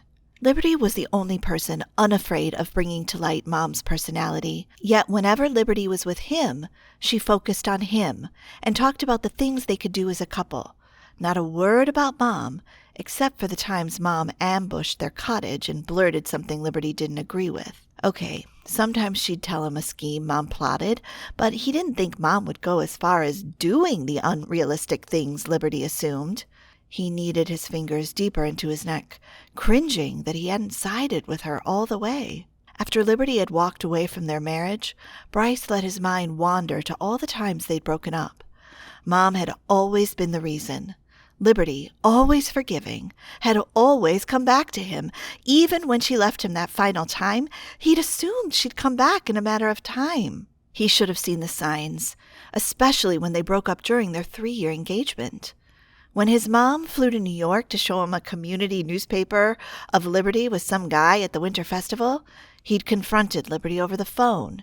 She'd lost it and broke up with him over the accusation. Through Liberty's mom, he'd found out the man was Liberty's uncle, Rhonda's brother, and he'd pleaded for forgiveness, but Liberty was determined never to date him again, saying he was crazy like his psycho mom and telling him not to bother her ever again. Then, much later, Bryce visited Eric when he was ill. He thought of Liberty and decided to show up at her house one evening. He gave her all the reasons he'd fallen in love with her and convinced her to take a drive with him. Then he'd driven her to all their favorite places that summer they fell in love. It had taken a lot of work on his side to convince her how much he wanted her in his life. When proposing again, he'd told her he didn't want to spend another day without her, and she'd flung her arms around him, crying and repeating, "Me too." Terrified of losing her again, he asked if they could marry within a month. She agreed. With only 1 month to plan a wedding, Liberty didn't care about the planning time frame. She'd been too thrilled they could spend the rest of their lives together. So had Bryce. But once he told his mom, she'd taken over and wanted to be in charge of everything, from planning the menu to the venue. "This is our wedding, Wendy," Liberty had said, refusing to wear Mom's wedding dress as Mom suggested. "I want to have my own dress." "It's my wedding, too. You're getting married to my son." Mom narrowed her gaze at him. But since Liberty always knew how to stand up for herself, he just watched. "He's my only son, and I can't sit there and do nothing." Liberty elbowed him for intervention. "I'm sure Bryce agrees with me." He opened his mouth, but the words died the moment Mom gave him that "I dare you to go against me" look. If you can't let me help with the wedding dress, then I'll be in charge of food and your hotel." "We're flying out for our honeymoon," Bryce said, trying to stand up for them, "but we haven't booked anything for our wedding night and the day after." "Fair enough." Mom pressed her lips together, as if she'd won half the battle. Bryce had taken Liberty's hand in his. "Right, honey?" "Whatever." Liberty's response had seemed more to move things along than from her choosing. And that could have been a time to stick up for what Liberty wanted, rather than give in to Mom's demands. On their wedding day, more things went wrong, but the biggest was walking into a hotel, exhausted from the crowd and excited to be alone, but then discovering there were no reservations in either of their names. They'd given Mom's name, and any name Mom could have used, but the hotel didn't have their reservations, or any vacancy that night. "She did this to us." Liberty had broken into sobs, her shoulders shaking as she fanned herself. "She didn't want us getting married." His heart sank over having her crying on what should be the happiest day of their lives. While he drew her in his arms, he called his mom, who claimed to have been so busy planning a wedding she must have forgotten to make the reservations. "Come stay at the cottage." One look at his bride, he'd known that was the last place Liberty wanted to be. So he said they were good and hung up and called his best man Logan. He'd suggested Eric's cabin since no one was using it. Still, their marriage only lasted for a year or so. He'd listened to Mom's advice and moved into the family cottage with Liberty while they made plans to build a house. Yet, at the same time, he'd just started with Bloom, the venture capital firm he'd started with 4 business partners. He was forced to spend most of his time in New York then. At times, Liberty came with him, but most times she stayed in Pleasant View since she was training at the hospital. On the few times they had together, Mom stormed into the cottage whenever she pleased. A choked cough and sniffles coming from the hallway reminded him of his responsibility. He'd sworn to love and protect her when they got married, but he'd failed. He better not fail now. He walked toward the hallway, and the lantern illuminated Liberty's hunched form against the wall. With her legs pulled up to her chest, she had her face buried in her hands. His heart squeezed, and his eyes suddenly felt dusty. How could she have had a baby when she looked as slender as she'd been before? He lowered himself, and the cool from the hardwood floor seeped into his sweats when he sat next to her. He slid his hand around her slender waist. The softness of the sweater teased his fingers, and he pulled her toward him. She stiffened at his touch, not even bothering to acknowledge his presence. How could he blame her? He leaned in and kissed at the tendrils of hair on her forehead. The soft fragrance of rose petals warmed him. Then he cleared his throat. "I'm so sorry, Dimples, for losing it." He was a father. He had no clue what the first thing about parenting was. Trying not to voice all his fears at once, he continued. "I didn't know how to process the news." She shuddered, and he rubbed her back, moving his hand in its circles in an attempt to soothe her, what he wouldn't give to see her dimples. When she lifted her head, she wiped at her tears, the tension loosening beneath his hand. "Please forgive me." She nodded, and when she leaned in and pressed her cheek to his chest, he let out a breath. Whew! She still trusted him enough to rest her head there. Shifting, he drew her even closer, inhaling the familiar scent of the woman he loved. Despite everything, he felt more in love with her now than he was then. "I am sorry, too." She surprised him with an apology. "I should have told you instead of fearing your mom's reaction." His mom could be cold, but he doubted she'd be mean enough to take a baby away from her mom. Still, "I now understand that my mom has a lot to do with our problems." "What has changed for you to believe that now?" "When you left me, I had a lot of time to reflect on the details I missed." She was shivering. With the power gone, the fireplace offered their only source of heat. "Let's go back by the fire." She nodded, and he stood, taking her with him, fighting the urge to carry her in his arms. Would she be okay with it? He'd better tread lightly. Chapter 7. Tell me about our daughter. He kept her hand clasped in his, not even wanting to be a whisper apart from her ever. Heat warmed them, and he was appreciative of the couches being so close to the fireplace. She's so beautiful. He rubbed his thumb against hers. She gets that from her mother. She has your eyes. She nestled closer into him, her head snuggling against his chest. She's so happy and easygoing. A cloud of sadness blanketed him, and he sucked in a sharp breath, suddenly wanting to know everything about her. How old is she? 18 months. A year and a half. He'd missed so much.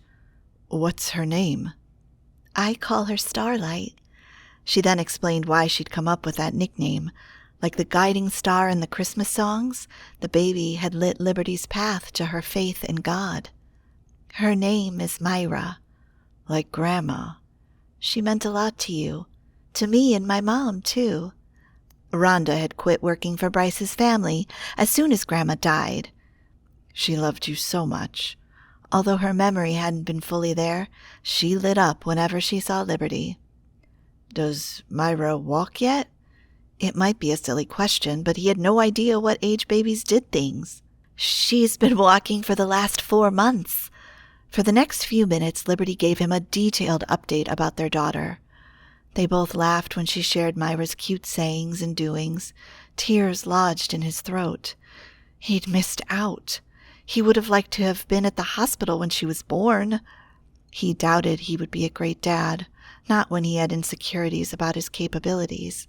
But that didn't stop his heart from aching and longing to love the daughter he just learned about. Do you have any pictures of her? Maybe on your phone? Yes, she eased out of his arms. I'll go get it upstairs. As if she may not be fast enough, Bryce stood with her and clasped her hand, reaching for the lantern on the mantel. They crossed the living room and took the stairs 2 at a time. Liberty kept up with his pace right until they entered her bedroom. Her white handbag was on the nightstand where she retrieved the phone. She shivered. It's cold in here. Can we go back to the fireplace? He responded by walking out the door and leading the way back downstairs. Let's start with the video, Liberty said, after they sat and she scrolled through the photos on her phone. While he leaned into her, she tapped her phone, and the baby's scream from the video filled the cabin. His heart constricted as he watched the most fascinating scene. A dark-haired woman dressed in scrubs handing a baby to Liberty. The tiny peanut had a full head of dark curly hair. Liberty was laying down, her hair rumpled, eyelids heavy with exhaustion, but happiness radiated in her face as she took the baby. Bryce slid his free hand around her waist, snuggling her closer to him. His heart expanded, almost exploding with love for his wife. Even if he wanted to share how he felt, he didn't trust himself to speak with his throat so tight from emotion. I didn't want Mom to record me during the actual birthing process. Her voice was hoarse. I hope this is okay. He wouldn't want anyone seeing her if they weren't pulling out a baby. Are you kidding me? He kissed the top of her head. The familiarity of her soft skin played out like déjà vu. I'm glad I got to see this. When that video ended, she clicked on the next video of Myra's first day at home. She had her eyes closed in the car seat, her tiny fingers curled into a fist. He shuddered, overcome with tenderness for his little girl, and tears blinded his vision. He watched more videos of her firsts, like her first real smile.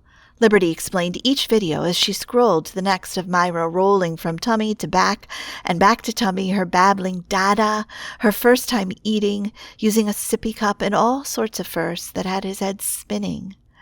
At that moment, he didn't care if he ever made a single penny in his life. He wanted to spend each waking day with his wife, watching his daughter grow. Once they watched all the videos, he went through the recent photos of Myra. She looked so happy, the most beautiful baby he'd ever seen. I can't believe she's ours, he gasped on a shudder. He didn't remember ever sobbing. He had no idea why tears were gushing through the side of his eyes. Liberty set the phone to the side and reached out to wipe tears from his face. "It's okay." Her voice shook as she fought tears too. "I wish I'd been there." "She still needs a dad." A glimmer of hope beckoned in her response, and he dove for the opportunity while it was there. "Will it be okay if I come and see her?" "Yes." She turned to face the fire, as if realizing she'd given the wrong response. "As long as you don't tell your mom. Not yet, at least." Mom had always wanted a daughter, but she couldn't have any more kids after Bryce. However, Bryce had to play by Liberty's rules if he wanted to see his daughter. "I understand." They shared a silence while he ran a hand over her back. "I'd give anything to be with you and Myra." "Me too. But things are complicated. Because of him and his mom." "I know." He'd probably be a terrible father. He'd already failed at being a husband, and now he'd have 2 people to take care of. But that didn't hinder him from wanting to try. "Please tell me what to do." "We would need some counseling."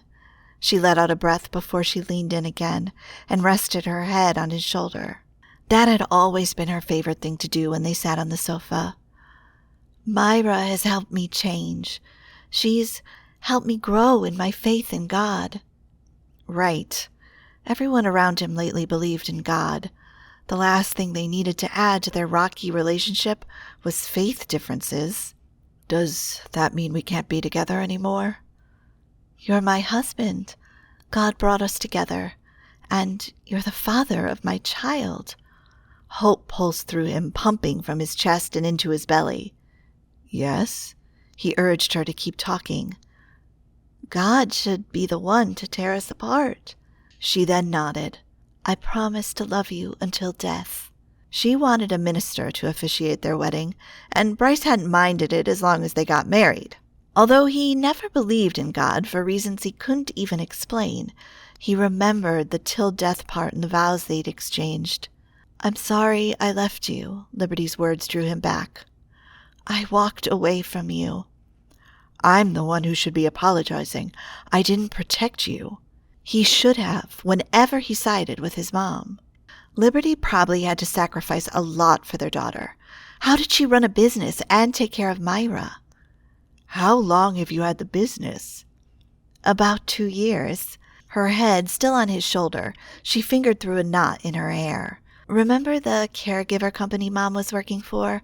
Well, the owner approached her to buy it, but Mom didn't want to run a business, so she asked if I wanted to."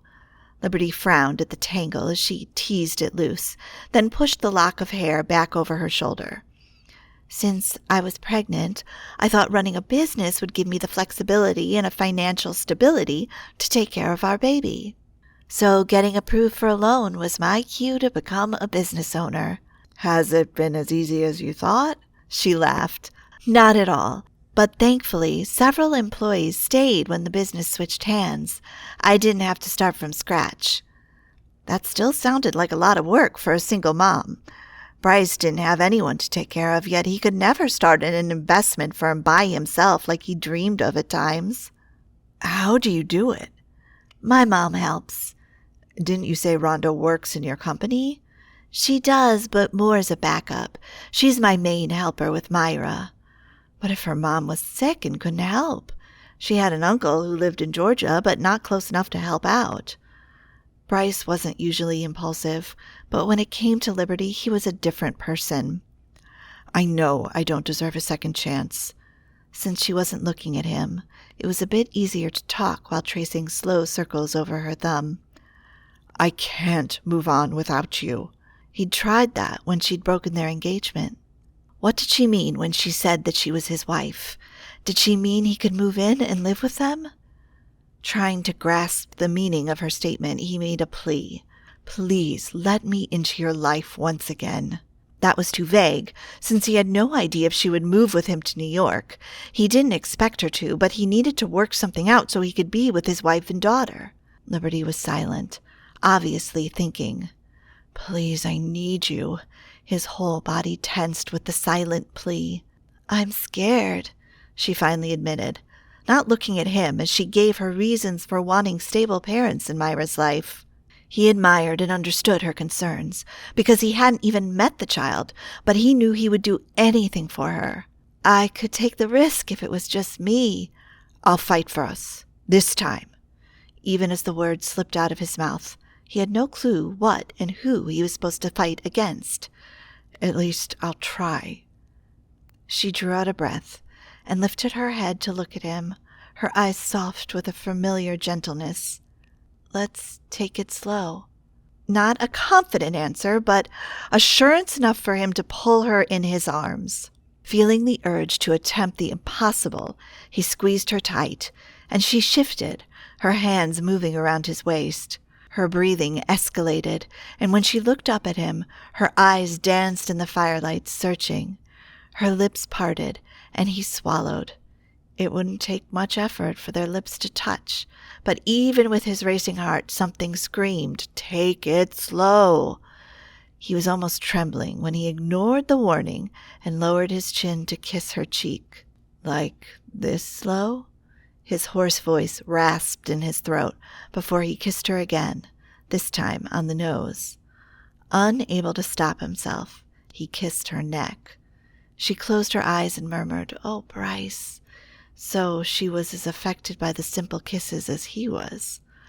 "I've missed you so much." That sounded like a real kiss would be in the slow category, so he cupped her face between his hands, wove his fingers into her hair at the back of her head, and slanted his mouth. The moment his lips touched hers, her mouth opened up and his body tingled. He relished the familiar softness and warmth of her lips. Her hands were sliding up to his neck as she tenderly kissed him, as if she'd dreamed of this moment. His mind wandered to that summer they'd fallen in love, and he would take her into secluded corners around his childhood home so he could kiss her. He closed his eyes and traced the outline of her cheek, her skin just as smooth as silk the way he remembered it. His body felt warm, hot as her fingers raked through his hair, and when he separated his lips from hers, her lush lashes fluttered open, revealing dazed brown eyes. The thundering of their hearts was louder than the crackling of the fire. They stared at each other before she covered her mouth. "Was that slow enough?"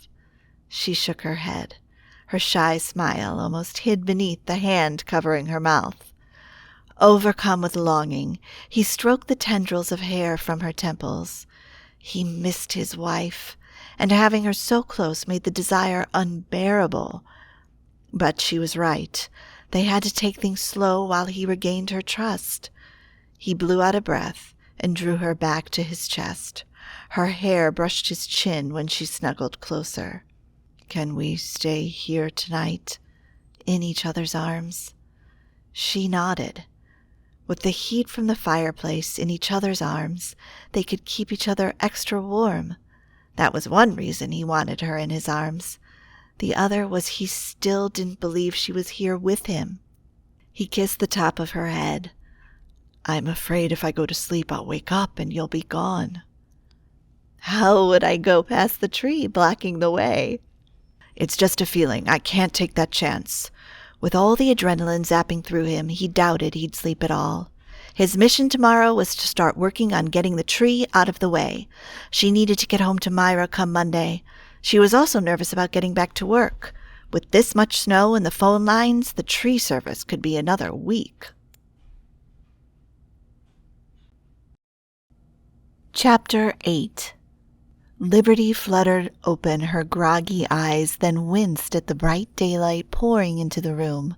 Her hand felt warm, snuggled in a throw, almost as soft as Myra's blanket. With the blanket wrapped around her and tucked up around her feet, she shifted on the couch, eased out of the blanket, and slid her feet to the cold hardwood floor. Heat from the fireplace warmed the room, while beyond the window cool white sunlight sparkled off of glittery snow. She shivered at the cold snow still gripping snow to the trees. Yawning, she outstretched her arm as memories from last night rushed through her mind. She eyed the cushion he'd been sitting on. He said he was sorry, and he had meant it. The ache in his voice and the pain in his apology were both unmistakable, even in the darkness. He wanted a second chance. So did she. When he sobbed while he watched videos of Myra, regret stabbed her over keeping him in the dark about his daughter. Deep down, she feared he'd break her heart again, but living in fear wasn't right. She also didn't want Myra not to know her dad like Liberty hadn't known hers. The list could go on, especially since Liberty didn't want to live her life without Bryce. If God called her to be single, then she wouldn't argue, but she liked how she felt when she was with Bryce. Mom's plans had been put on hold the moment she'd had a summer fling with a tourist who never bothered to call her again or respond when she called to let him know she was carrying his child. Any thoughts of summer always brought to mind Bryce, the best summer of Liberty's life, and the only man she'd ever loved. He was here, sharing the cabin with her. He'd held her in his warm and steady arms, and, my, she touched her tingling lips. A shiver rolled down her spine as the kiss she'd shared with her husband zinged through her. The heated kiss was unexpected. She'd wanted to take things slow, but she lost all coherent thought when she'd met his fiery gaze. The problem was she longed for more of his touch, his kisses. Not the best way to start the day. So she focused on the living room's floor-to-ceiling windows, beyond which snow-dipped pines shimmered almost like a Christmas card as they stood sentinel throughout the property. Running a hand over her face, she tried to focus on God, the great artist of any season. She needed his strength to enjoy this day without any doubts. That was her prayer this morning. She listened for movement in the rest of the house, but only heard the ticking clock and the humming refrigerator. Bryce had always been a morning person. He was a runner, and he always preferred doing so in the mornings. If it weren't for the snow, she might assume he'd gone running, but she doubted it now. When she reached for her phone from the table, the time showed 7:20. In case she had another chance to be kissed by Bryce again, she went upstairs and brushed her teeth. When she stepped out of the room, there still wasn't any movement, even as she tilted her ear to listen down the hall. Assuming he'd left her on the couch for his bed, she'd make breakfast without distracting her. In the kitchen, as she swung open the pantry door for breakfast ideas, she still did a loud whirring noise outside. Curiosity drew her to the window. Shading her hand over her eyes, she squinted through the pine trees. She could see something red, someone hunched by the fallen tree. A Forest Service had shown up to cut the tree, thank goodness. A lightness lifted her heart. Now, if she could get her car out of the snow at some point today, it would speed up her departure when the time came to leave tomorrow. But that would mean leaving Bryce. Uneasy about leaving him, she hugged her arms around herself. Perhaps they'd see each other sooner or later. With renewed purpose, she returned upstairs, changed into a tank top, slid a wool sweater over it, and then pulled on her jeans. After putting her hat and socks on, she scurried downstairs to the hallway for her jacket. While Bryce was still running, or whatever he was up to, she could check the progress of the tree as she brushed the snow off her car and gave it a start. She trekked through the snow in the borrowed boots from the cabin, much better than the tennis shoes she'd worn 2 days ago. A family of deer traipsed past in the distance. Scrounging like snow was their normal way of life. The cold brushed against her cheeks, her only exposed skin since she was bundled up. As she approached her car, she recognized the man gathering branches and tossing them to the pile on the side. Bryce! Her pulse raced, and her stomach fluttered at the sound of him whistling. Even with a ski jacket and snow pants, he still looked trim and fit. Not wanting to startle him, she announced her presence once she was within reach. "You cut trees nowadays?" Bryce jerked and spun to turn, a grin lifting his flushed cheeks as he brushed his gloved hand on his pants. I doubt the tree service will show up today. His low voice rumbled, and her skin registered its familiar vibration with captivating tingles of awareness. He then tilted his head to the side. You need to get home to Myra and work. Her heart constricted, and her gaze tracked the steam billowing from his mouth. There was no place she'd rather be than standing here looking at him. If anything, her attraction for him had grown stronger, more intense overnight, and it made her a little nervous in his presence. You're so sweet. Steam fogged around her face with her whisper. I'll go for sweet any time, not sour. Humor lit his eyes. She needed it if she was going to get through the day with him being so nice. I'll help you. I got this. He snugged his knit hat down to his ears. You have a baby to take care of when you get home, but I don't. Right. They still had to figure out what their second chance meant and how to plug him into his new role as dad. Although not much progress was made to the tree, which was mostly buried under deep snow, the little Bryce did impress her. How did you learn to cut trees? He shrugged. I'm learning now and realizing it's harder than I thought. Starting with a snow-encased tree is not the best way to learn. She bent and picked up one of those loose branches, then tossed it to the stacked pile. I'm pretty sure we're going to ruin the chainsaw.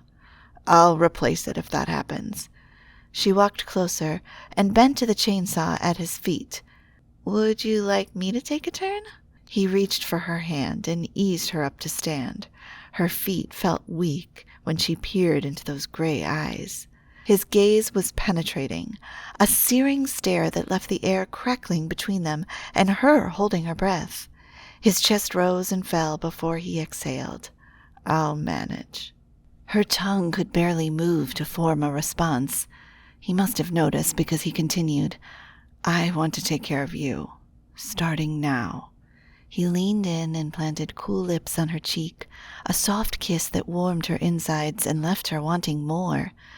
As if he didn't notice, he let go of her hand and stepped back, crouching for the machine. Its grating whir churned up a stark contrast after the thrumming of her heart. While Bryce cut the branches, Liberty composed herself and started gathering the branches. They worked in silence with the wailing chainsaw slicing through the tree and quiet on the property. It made sense that he wasn't tampering with the tree trunk until he could get a clear approach. Let's take a break. He set the saw on the snowy ground several minutes later. Go on ahead. I'll meet you at the house. She dug out the keys from her jacket pocket. I need to warm up my engine. When she walked to the car, she could feel Bryce following her. I'll help.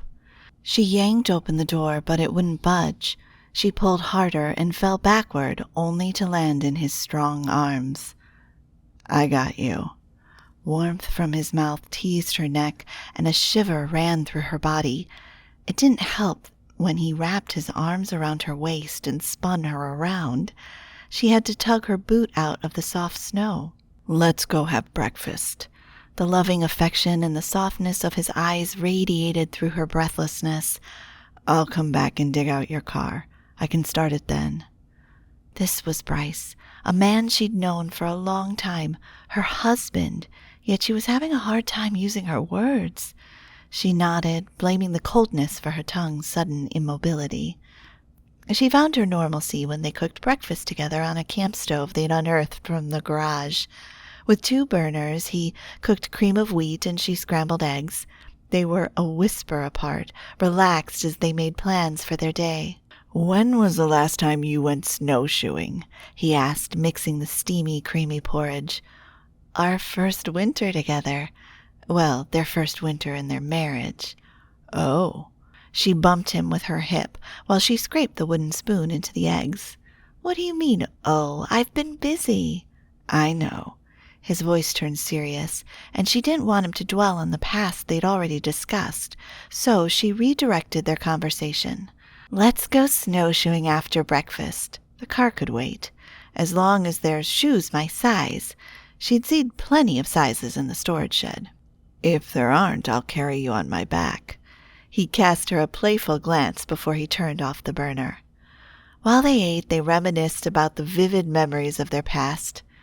Each moment I spent with you is vivid, she said. It was like her life with Bryce were scrapbooks pasted in her head. What about you? Anything in particular? He was silent, perhaps taking in her response before he said, Taylor Swift's Blank Space. He fixed his gaze on the window, as if taken back into the memory itself. We played that song over and over on our drive to White River National Forest. We carved our names on an aspen tree, she whispered, the memory still clear from when he'd completed his first year at NYU. Bryce nodded. And I remember, just like every moment she'd spent with him. It was their third summer together. They'd been so deep in love. She chuckled at the memory. We were supposed to elope. His face fell. But you broke up with me. Your mom found out. His lips pressed into a tight line, and he moved his spoon in his porridge. I guess I thought it was a good idea to tell her our plans. They were having a good time, and Liberty didn't want to get into that now. Bryce hadn't known better than to blurt their plans out during an argument with his mom. Wendy had pretended to be happy for them just like she acted sorry about their argument. She'd then had Bryce invite Liberty for dinner to celebrate their nuptial plans. The next day, the police showed up at Liberty's house, with Wendy claiming Liberty stole her gold necklace. Liberty cringed over what had been the most humiliating moment of her life. The police raiding their house, and Wendy asking for Liberty's purse. Sure enough, the necklace was there in its fancy velvety pouch. Her chest still hurt whenever memories of that day assaulted her.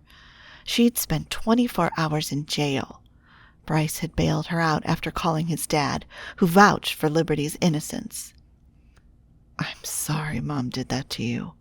He reached for her hand and clasped it with his. He'd used the same words then, but in her humiliation, she hadn't wanted to see him again if it meant Wendy would always be in their lives. Mom had begged Liberty not to date Bryce anymore and risk Wendy playing more dirty tricks. You're young and beautiful, Mom had said.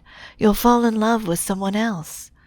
The reality of falling for anyone beside Bryce had felt like a blow to Liberty's stomach, and she sobbed more for breaking up with him than she had over the humiliation. Wendy had been the town's new mayor at the time, after all. Leaving her son alone only made sense.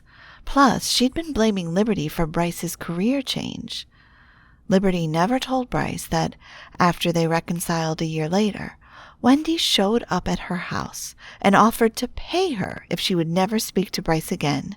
He spends most of his time in New York and you're always here. He'll dump you anyway. Liberty had slammed the door in her face.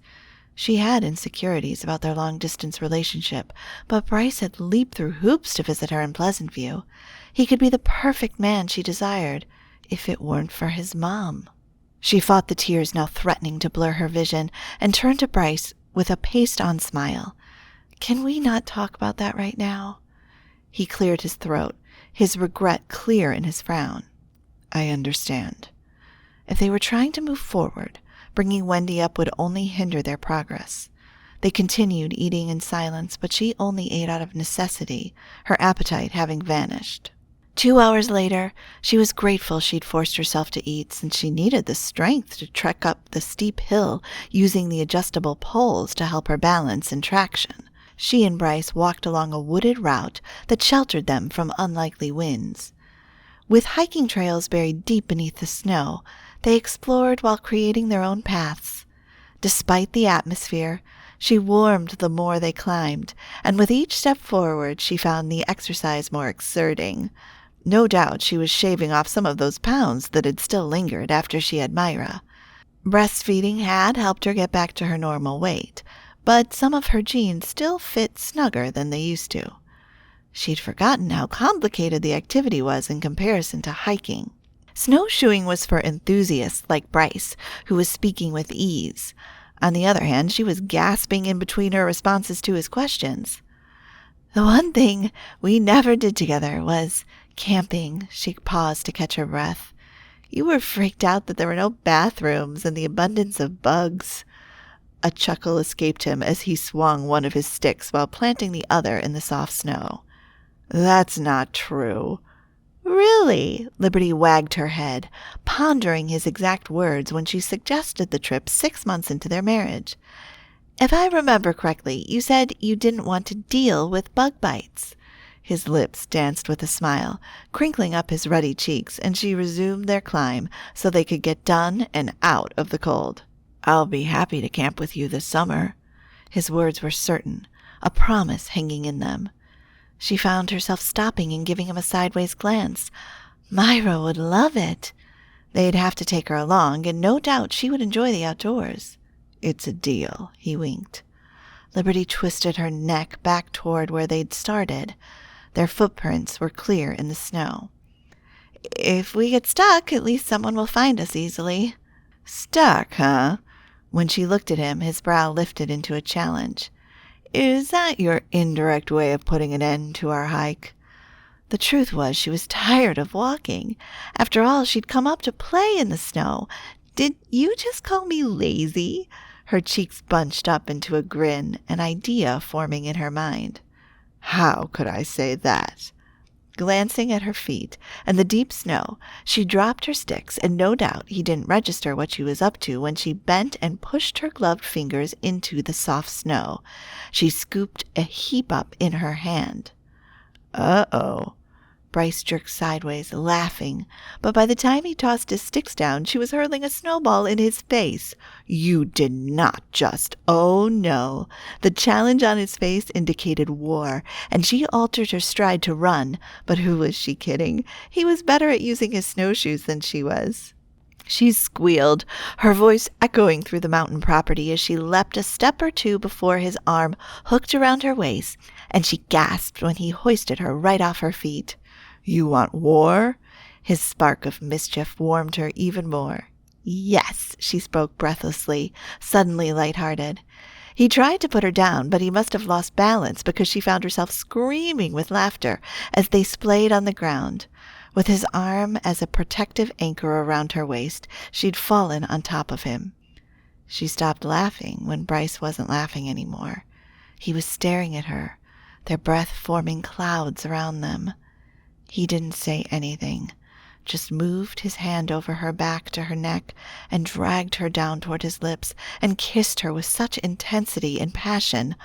All rational thought fled, and she kissed him with all she had. She trailed her hands down his face. The scruff on his jaw snagged her soft gloves. She loved him so much, and oh, how she'd missed him. Just as her body trembled and weakened, Bryce drew his face away from her, panting. About that challenge. Still dazed, she had no idea what challenge he was talking about when his other hand, which she hadn't been paying attention to, rose to her face, shocking her with something cold square on her face. She sputtered, trying to wipe the snow from her face while using her other hand to swing at him. He was chuckling when he rolled her to the snow and stood, drawing her up with him and setting her down. When he leaned in to press a kiss on her cheek, she playfully shoved him, but he was too strong, and her push didn't even make him stumble. Bryce Solace, you are the meanest person I've ever met. And yet you married me. Laughter carried in his voice as he took her hand in his. What were you and the girls planning to do when you got here? She frowned at his sudden question, so he rephrased. On your girls' weekend, did you intend to do anything? Talk, for sure. Sled, soak in the hot tub, ski. With the tree blocking the road, skiing wouldn't have been an option. Good point. So she asked what the guys had planned to do. Ski and ride snowmobiles, he shrugged. Let's talk tonight. Isn't that what we've been doing? His brow arched, and she knew what he meant. They hadn't dug deeper on why she'd put a pause on their marriage. Sounds good. After all, with the power off, there wasn't much else to do but talk. The afternoon went fast while they both worked on digging her car out of the snow. but there was no sense in that while they couldn't drive it forward. Bryce had backed it out to the side of the path. He'd also cut more branches off the tree, but every time he tried to attack the icy trunk, the chainsaw kicked backward and the chain unraveled, forcing him to stop and realign it. The power had returned by the time they settled into the cabin. Even if Liberty had done odd jobs before, digging her car out of snow drained her and made her muscles ache. They'd eaten dinner early, with her intending to go to bed right after, but Bryce suggested she take a nap rather than call it a day at 6. Liberty had been laying down for the last hour, staring at the exposed beams on the ceiling while she contemplated her fate with Bryce. He wanted to talk about their past after dinner, and as much as she knew, the past had to be dealt with before moving on. Still, dread haunted her. Turning to face the window, she peered through the open slatted blinds where moonlight cast sweeping tree shadows across pristine snow. If Bryce hadn't asked for her phone to look at videos of Myra, she'd be playing music to lull her to sleep.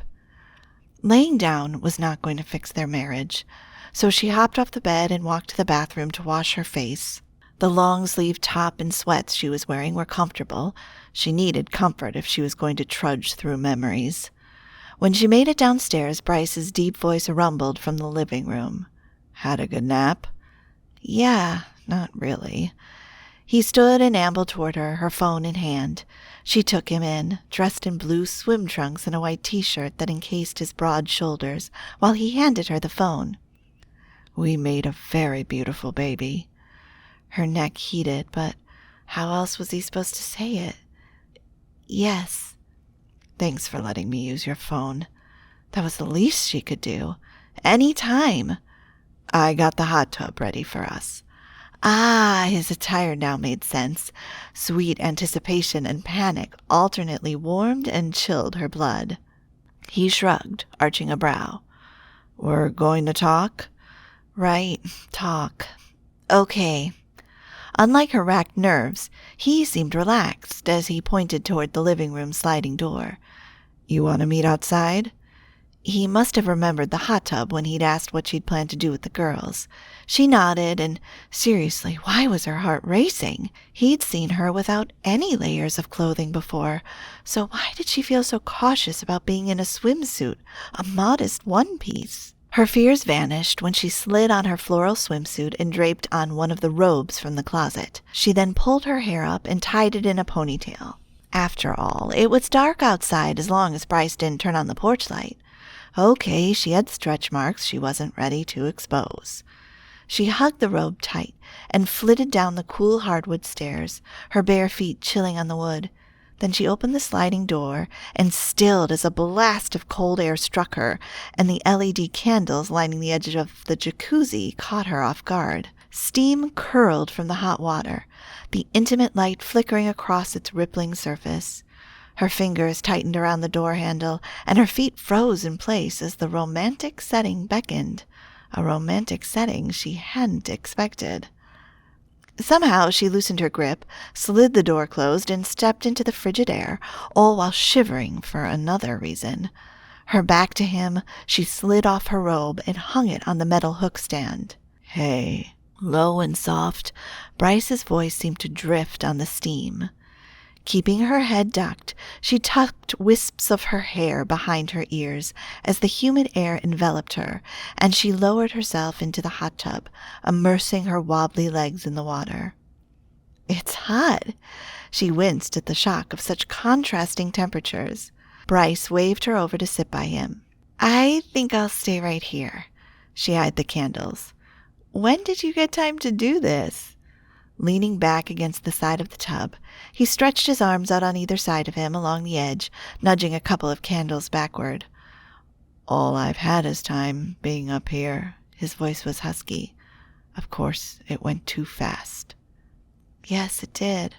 She sank deeper and eased her hands into the water, clasping them on her lap. "When I'm not with you, I fall apart." His voice drew her gaze to him.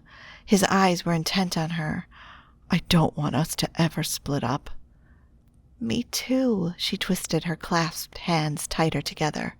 One of the jacuzzi jets kneaded her back. "I need to know what to do, to make sure you don't walk away."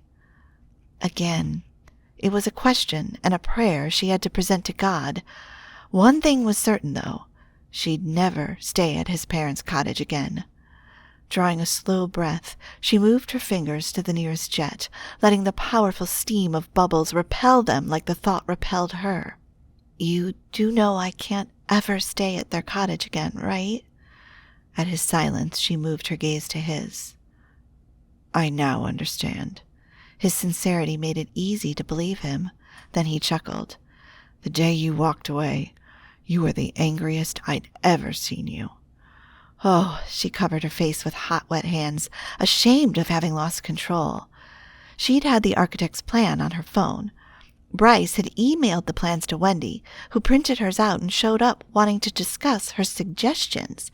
Then Wendy started pointing out how she wanted an additional room for the library and another bedroom designated for her whenever she visited.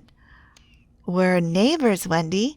I'm sure you'll be walking in and out of our house, Liberty had blurted, struggling to keep the hurt out of her voice. You don't need a bedroom here. It's not a big deal to add a bedroom for Mom, I guess. Bryce gave a gentle roll of his shoulders. And that act, as if none of it mattered, as if she should always give in to Wendy, had undone Liberty. Heat raged through her body. They'd agreed not to involve his mom in their plans, but he'd sent her the house plans, and now her husband betrayed her once again. She'd hurled her phone over Bryce's head, intending to put sense into him, but he ducked. Her phone smashed the lamp by the window, then bounced back on the tile floor and shattered to pieces. His mom's jaw hung open. Liberty had then gone to the bedroom, sobbing and packing whatever of her belongings she could manage. As Liberty walked out of the door, Wendy was still holding the paper and haranguing at Bryce, who looked frazzled and torn between pleasing his mom or his wife. Liberty yanked the paper out of Wendy's hand and ripped it to pieces in front of her face. I was young then, and without the fear of God for her to rely on him to fight her battles. I could have hurt you if you didn't know how to duck.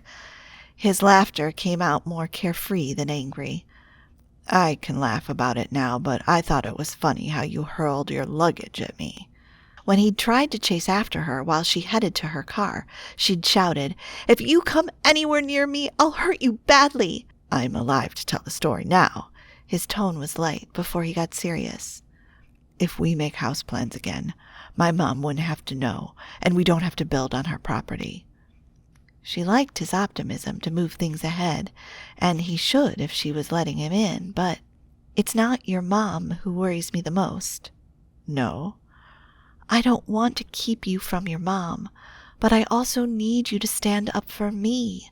Cool air nipped Liberty's neck, and she sank further to a lower step so she could immerse more of her body in the hot water. When you take your mom's side, I feel like an intruder. You're the best thing that happened to me, his voice cracked. I would never think of you as an intruder.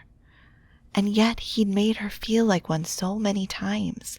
She reminded him of the times they'd discussed their plans, and he told his mom. I respect your mom. She was his mom, after all. But if we're together, I'm not going to expect her to show up unannounced whenever she pleases. That shouldn't be an issue if we don't live in her cottage.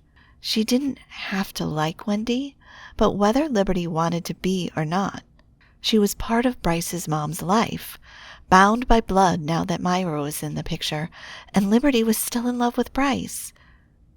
You said something about counseling, he said, really trying, and even if she wanted the reunion to be hard, she didn't have it in her to take things slow. Do you have somewhere in mind? She pressed her lips tight, not sure if she should speak up. Then she exhaled. I can't think of anywhere else but through the church, but with you not believing in God, I'll be flexible if it means someone who has wise counsel to help mend our marriage. Church will be fine. He ran a hand over the scruffy jaw he hadn't shaved since he arrived. Maybe he hadn't brought a razor since he'd planned a weekend with just the guys. For a while they spoke about things they could work on to improve their marriage. Bryce thought she needed to be more communicative where his mom was concerned, and she would be as long as he believed her whenever his mom made up an accusation. But I won't share anything that might risk your relationship with your mom. She raised her chin, then held up her hand in a cautionary gesture. The last thing I want is you cutting your mom out of your life. My mom means a lot to me. Every child needs a good relationship with their mother. Tenderness glowed in his eyes as he snagged her hand, leaned across the hot tub, and brought her fingers to his lips. He kissed them one after another, his gray gaze intense while he whispered, "You are an exceptional woman, Liberty Solace." Shivering at his gesture, but glad they'd covered all that, and feeling at ease accepting him back into her life, she slid her hand free. Every bit of her relaxed, even as her thumb traced where his lips had touched, and her heart warmed. "So, how long are you in town? We need to figure out how your career and time in New York will work out for us to be together." "If I'd known I'd run into you, I'd have worked out those details." "Fair enough. Perhaps I'll need to work out some details to accommodate your schedule, too. No matter what, we'll figure something out." "Thank you." He peered at her, his gray eyes so sincere. "Thank you, God, for his willingness to talk and his desire to mend our marriage. Please be with us each step." "Remember the first time you broke up with me and we reconciled?" She flicked her fingers along the water's surface, nostalgia sweeping through her. She remembered everything where Bryce was concerned. "Yes?" "You came up with the idea for us to close our eyes and meditate on the good times we had together so we could be reminded of what we mean to each other." She finished for him. She hadn't wanted to think of Wendy's schemes or any arguments, and it had helped when they reflected on what they meant to each other. "Let's try that again." He reached across the water, holding out his hands, his face glowing in the lights. "This time, let's picture what our future together looks like." "Okay." Taking his hands, it was easy to close her eyes while her body relaxed into the hot water and soothing jets. "I'll go first." Bryce squeezed her hands. "We're on our front porch, watching the colors of the sky in different shades of vivid pink, and—" He continued to describe the sunset, and Liberty smiled, picturing herself clasping Bryce's hand then. "Our hands are calloused and our hair is mixed with gray," he continued as if tapping into her mind. "Myra is getting married, and I'm walking her down the aisle." That had Liberty jump a little. She hadn't grasped Myra starting kindergarten yet, let alone getting married. "We're surrounded by friends and family." At the word family, Wendy's contemptuous face assaulted her, and Liberty started shaking. "What do you see?" Bryce's voice pulled her back, and she tried to refocus on the happy future she wanted with Bryce. But she slid her hands free because all she could see was Wendy's expression as she stormed into their house. Wendy spending her whole life finding all the wrongs Liberty did so she could take Myra away from her. Bryce, content with his mom raising Myra even if Liberty wasn't part of their lives. "Dimples, what's wrong?" Bryce's voice was almost at her ear, and then his side brushed hers before his hand clasped hers. "What do you see?" "I'm scared." Saving him the details was better. "Don't be." His fingers unclasped hers, then moved to her back, pulling her into the warmth of his chest. Oh, how familiar his skin felt. He pressed his lips near her ear, and she relaxed as he whispered, "I've got you." Just as she was about to question how, he nudged her, tucking his chin against the top of her head. "Remember the summer after we reunited from our first breakup? How we went to Hawaii with the Stone family and Logan dared us to jump off a cliff?" A shiver went through her even as she laughed. That was such a terrifying dare.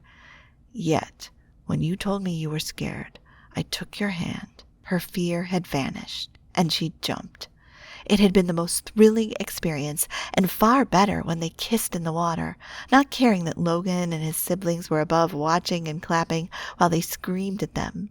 Much later, After they turned off the LED candles, they walked together upstairs. Before they veered their separate ways along the hallway, she turned to say goodnight, and he took her wrist and edged her toward him. I love you so much. The vibration in his voice made her tremble. Her lips parted to say the same words, but he lowered his mouth to hers, and when he kissed her, she lost herself in the wilderness of new sensations, warm and wonderful and exciting. It's our last night here. His lips murmured over hers between his heated kisses. Stay with me in the room where we had our wedding night. Right now, taking it slow was far from her priorities. She nodded, and when he began to loosen her hair and remove the hair tie, she could scarcely breathe since she was trembling. He was taking all the control. She'd wanted to start over, and they both stayed faithful. Combing his fingers into her hair, he tilted her head back. She saw the longing in his eyes, just the way she felt. I promise to do my best to love you the way you deserve. If she had any doubts about starting over today, they vanished with his bold confession, and when he scooped her in his arms and toward the familiar hallway to their bridal suite, everything faded. Wendy and all the past mistakes and regrets. It was just Liberty and Bryce, the man she'd fallen for above all other men.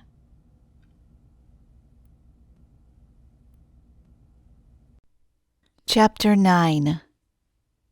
At 1:30, Bryce steered the Wrangler down the road with Liberty in the passenger seat.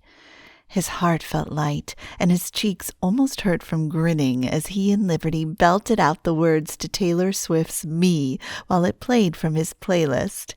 Even as they both practiced their best seated dance moves, Bryce kept his focus on the bumpy, snowy road. It was just the perfect song to remind each other they were each unique. Only one Liberty and only one Bryce. As the song ended, they both sang louder than the diva as they shouted the last line, promising each other no one would love the other like they would. Before the next song started, Liberty tapped his phone, and the music stopped. "Woohoo!" she said, breathless. "Why did you turn off the music?" Bryce spoke between breaths. Nothing could contain his smile. "I don't want you to get distracted while you're driving." She was distracting enough without the music. Since he'd told her how she'd been on his mind when he played that song, as soon as they got into the Jeep, Liberty wanted to play Me right away. "I'll let this go since you have to enter your number in my phone anyway." "I almost forgot," she said, and from the corner of his eye, he saw her punching numbers in his phone. She also gave him a breakdown of her schedule that week. "I'll tell Mom about us as soon as I get home." She set the phone in the console. "I'll text you tomorrow about which day you should come over." To meet his daughter. "I'll be waiting." He breathed out the words like a lifeline before taking one hand off the steering wheel and reaching to touch her. She entwined her warm fingers in his. Tomorrow was too far away, but he had no choice but to wait. At least she'd texted him some of Myra's videos and photos. They would be a great consolation and comfort as he waited for her text. Last night they'd discussed when he should move in, and they'd agreed to give it a few days while they talked to their families, mostly her mom. Bryce had no clue how he would talk to his mom. "Maybe I'll text you tonight." She squeezed his hand as if reading his inner struggle. The sun was peeking through the clouds as he descended the hill. The lower he drove down the mountain, the shallower the snow became. Even though he'd driven her Impreza out of the path, he hadn't succeeded in getting the tree cut.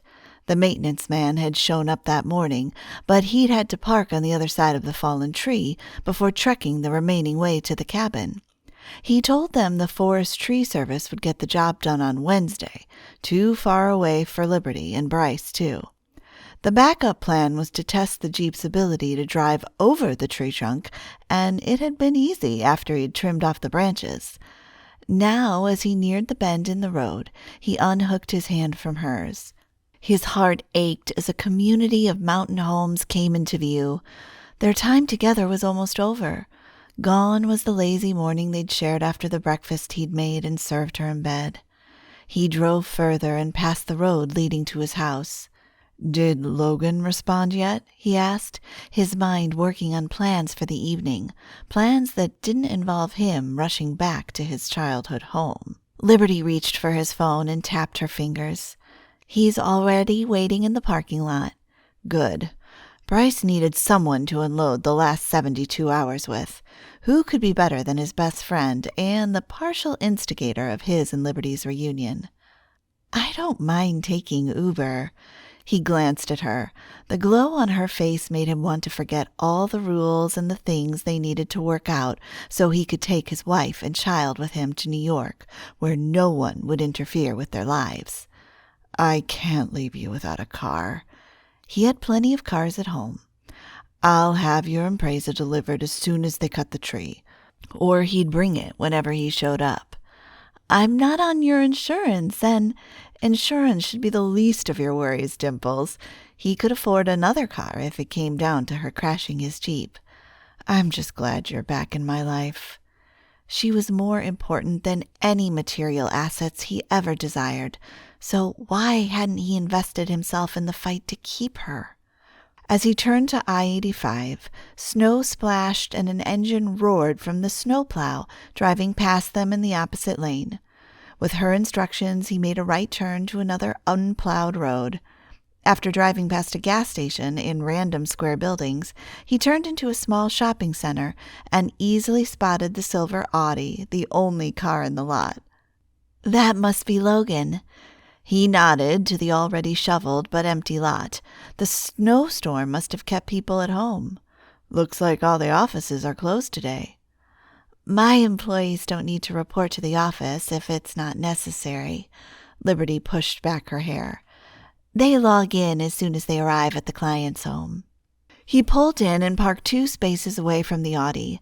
A glance through the Audi's tinted windows made it hard to see the driver, so he studied Liberty, noticing her silence as she peered at the building while bouncing her knee, a nervous gesture they both used at times. She was the same beautiful woman he'd fallen in love with all those years ago. Overwhelmed by her presence, he leaned toward her and touched her soft cheek. "I'll miss you." Her cheek rounded with her soft smile, but no dimples appeared as she turned to him. Her eyes serious, her pulse thrumming at the V-neck of her olive green sweater. "I'm glad Iris and Logan set us up." The feeling was mutual. "I'd give you a tour of my office today, but I don't want to keep your friend waiting." Entering a building with just the 2 of them, Bryce might forget everything but the beautiful woman with him. "Which one is your office?" The banner on the building in front of them was a beauty shop. 2 doors down." His gaze followed her finger. "Second from the left?" When she nodded, he tried to squint to read the sign, but couldn't discern the words in the dusky light. She then turned to him, her warm fingers trailing his cheek. "This is it." It wasn't it. It was just the beginning. In response, he leaned in and kissed her lips. In case she didn't think he was serious with what he'd said yesterday, he spoke again over her lips. "I'm happy when I'm with you." If she took her sweet time getting back to him, he'd be falling apart. "Me too." Cupping her hands to each side of his face, she kissed him back before easing away. When he stepped out, cool air seeped through the arms of his long-sleeved shirt, but his vest kept his core plenty warm. He went around the front to the passenger side to open her door, and then went to the back for his luggage. Before Liberty got into the driver's side, Bryce gave her a fleeting kiss to say goodbye. "Tell Logan I say hello." He raised an eyebrow. "You don't want to say hello yourself?" Her shy smile sent a rush of warmth through him over the events of their time together. "I'm sure he will have lots of questions. I'd rather save my answers for Iris." He understood. He waved to her and watched until she drove off. The moment the Jeep vanished from the parking lot, Bryce heard a beep and spun to the Audi where the driver's door swung open. Man! Without stepping out of the car, Logan clapped his hands, a knowing grin spreading out his lips. Stalker, Bryce mumbled under his breath while walking to the back of the car, opened the trunk and tossed in his duffel bag. He then moved to sit in the front passenger seat. How'd it go? Logan closed his door, then scratched his long stubble. Should I even bother to ask? Bryce buckled his seatbelt, unsure how to thank Logan rather than scold his friend for the unexpected reunion. The heated leather seat and warm air through the vent made the car feel a lot hotter when his mind flashed images of Liberty in his arms. Blood rushed through his body and his cheeks burned. Barely able to look his friend in the eye, he fixed his gaze on the shop Logan had parked in front of. The posters of musical instruments plastering the glass door provided a much better diversion for his brain. Honestly, at Logan's voice, Bryce almost laughed when Logan lifted his hand to stop him from answering. Spare me the R-rated details. He put the car in reverse and backed out of the parking lot. I need to get Liberty's car from the cabin. Bryce settled back in his seat, already missing her. If he took her car to her as soon as they got the tree out of the road, he'd have a good excuse to see her sooner. You're buying me dinner. Logan started toward the bumpy road. Dinner might not be a bad idea. Bryce wasn't ready to go home. Let's do it. Logan's brown eyes widened when he gave Bryce a fleeting glance before returning his focus to the road. Now? Instead of answering, Bryce blurted the first thing that came to his mind. She's changed a lot. In a good way. He sensed a certainty and confidence in her newfound faith. She uses words like blessings and grace. Christianity is what you mean, Logan cut him off with a response that summed it up. Bryce's friend and his family practiced their faith. Several things crowded his mind, but Bryce felt pressed to utter what required a resolution the most. I have a child. The car skidded, and he jerked when Logan slammed on the brakes, his brown eyes wide. What did you just say? Bryce checked the rearview mirror to ensure they weren't blocking cars. Logan had stopped in the middle of the road. Thankfully, there were no cars. Let's drive out of the road. So Logan didn't know about the secret. Since Logan's sister was Liberty's best friend, Bryce had wondered if Logan kept that from him. I take it Iris didn't tell you. How could she keep something that big from me? Logan creased his brow, shaking his head as he navigated the steering wheel with a tight hold. You weren't supposed to know. Bryce ran a hand through his own hair. If she told you, then you would have told me. Logan nodded before his nostrils flared. I don't get it. Why didn't Liberty tell you about your child until now? Although grateful for his friend's concern, Bryce didn't want Logan to judge Liberty. It's my fault, he shrugged, knowing it was the truth. You know how my mom made some decisions in our marriage. Logan snorted. No kidding. Your mom ran your marriage. Silence passed as Logan focused on the road. A Ram truck drove past them, and Bryce surveyed the world beyond the window, snow-capped mountains and snow-dressed trees. How old is the baby? Logan's question drew him back. Myra. She's 1.5 years. Bryce reached for his phone from his vest and scrolled through it to find Liberty's text. He stopped short of showing Myra's photo to Logan when he approached the main road. I'll show you some pictures at the restaurant. On second thought, Logan drew his brows together, you don't owe me any dinner. Bryce wasn't ready to deal with his mom. His dad had probably returned by now, but even so, Bryce needed more time to talk things over with someone who understood. I insist. Your pick. Logan came to a stop at a red light. Then I know just the place. Bryce glanced at the phone, his cheeks warming while he studied the photo of Myra embracing Liberty. Her love for their daughter was evident through her smile and affection. Liberty had said Rhonda snapped the picture 3 weeks ago during their visit to her house. His heart squeezed, and his panic gave way to fear as doubts crept in. Could he make his family happy? Could he be the father and husband they could depend on? You okay, bro? Bryce nodded, but he was far from okay. He shook his head since there was no need to lie. I have no idea what being a good father is like. He let out his breath as Logan steered them into town. I haven't even grasped what a good husband is supposed to be, let alone a dad. Bryce's dad was wonderful, but he'd always traveled a lot and had rarely been home during Bryce's childhood. I don't want to be away from my wife or my daughter. Like his dad had been away from him, like Bryce had been away from Liberty during their marriage. Deflated, he leaned back and rested his head on the headrest. I really don't know. You're asking the wrong guy here. Logan slowed as he turned on Main Street. The solar-powered lanterns hanging on leafless trees on Main and the sparkling lights interwoven across the street were a reminder that Christmas was a week away. Let's call Eric. Yes! Why hadn't Bryce thought of that right away? Logan's big brother was Bryce's best hope, his only friend with children. Once Logan parallel parked in front of an A-frame building, he patted his coat's pocket and pulled out something. Before I forget, Iris wanted me to give you this. Bryce took a small Ziploc bag from his friend. A ring rolled inside it. Pulling it out, he ran his thumb over the double heart diamond in the center. The engraving on the ring was slightly different from his.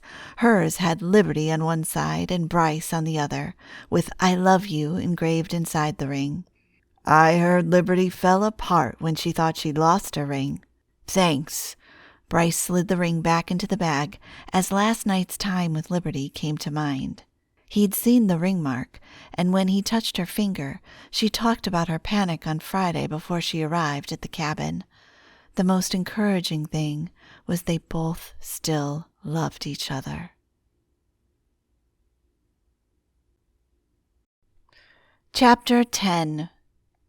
Sitting in the car in Mom's driveway didn't seem to help while Liberty's mind was spinning from encountering Bryce at the cabin. Their time together all seemed surreal.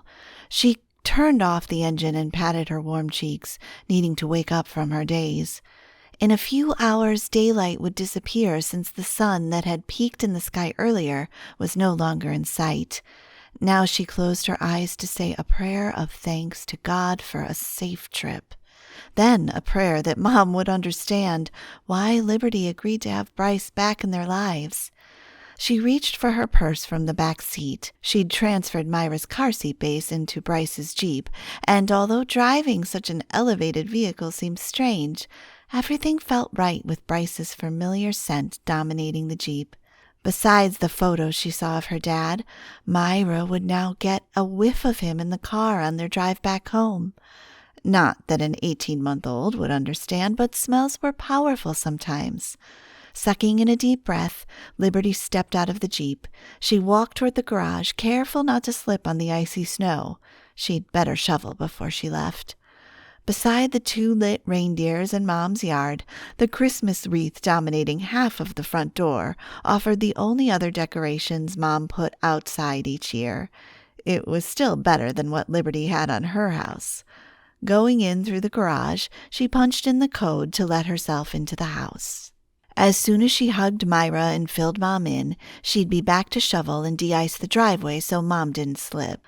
Myra's babbling had Liberty's feet speed her stride, and she swung open the door to the kitchen.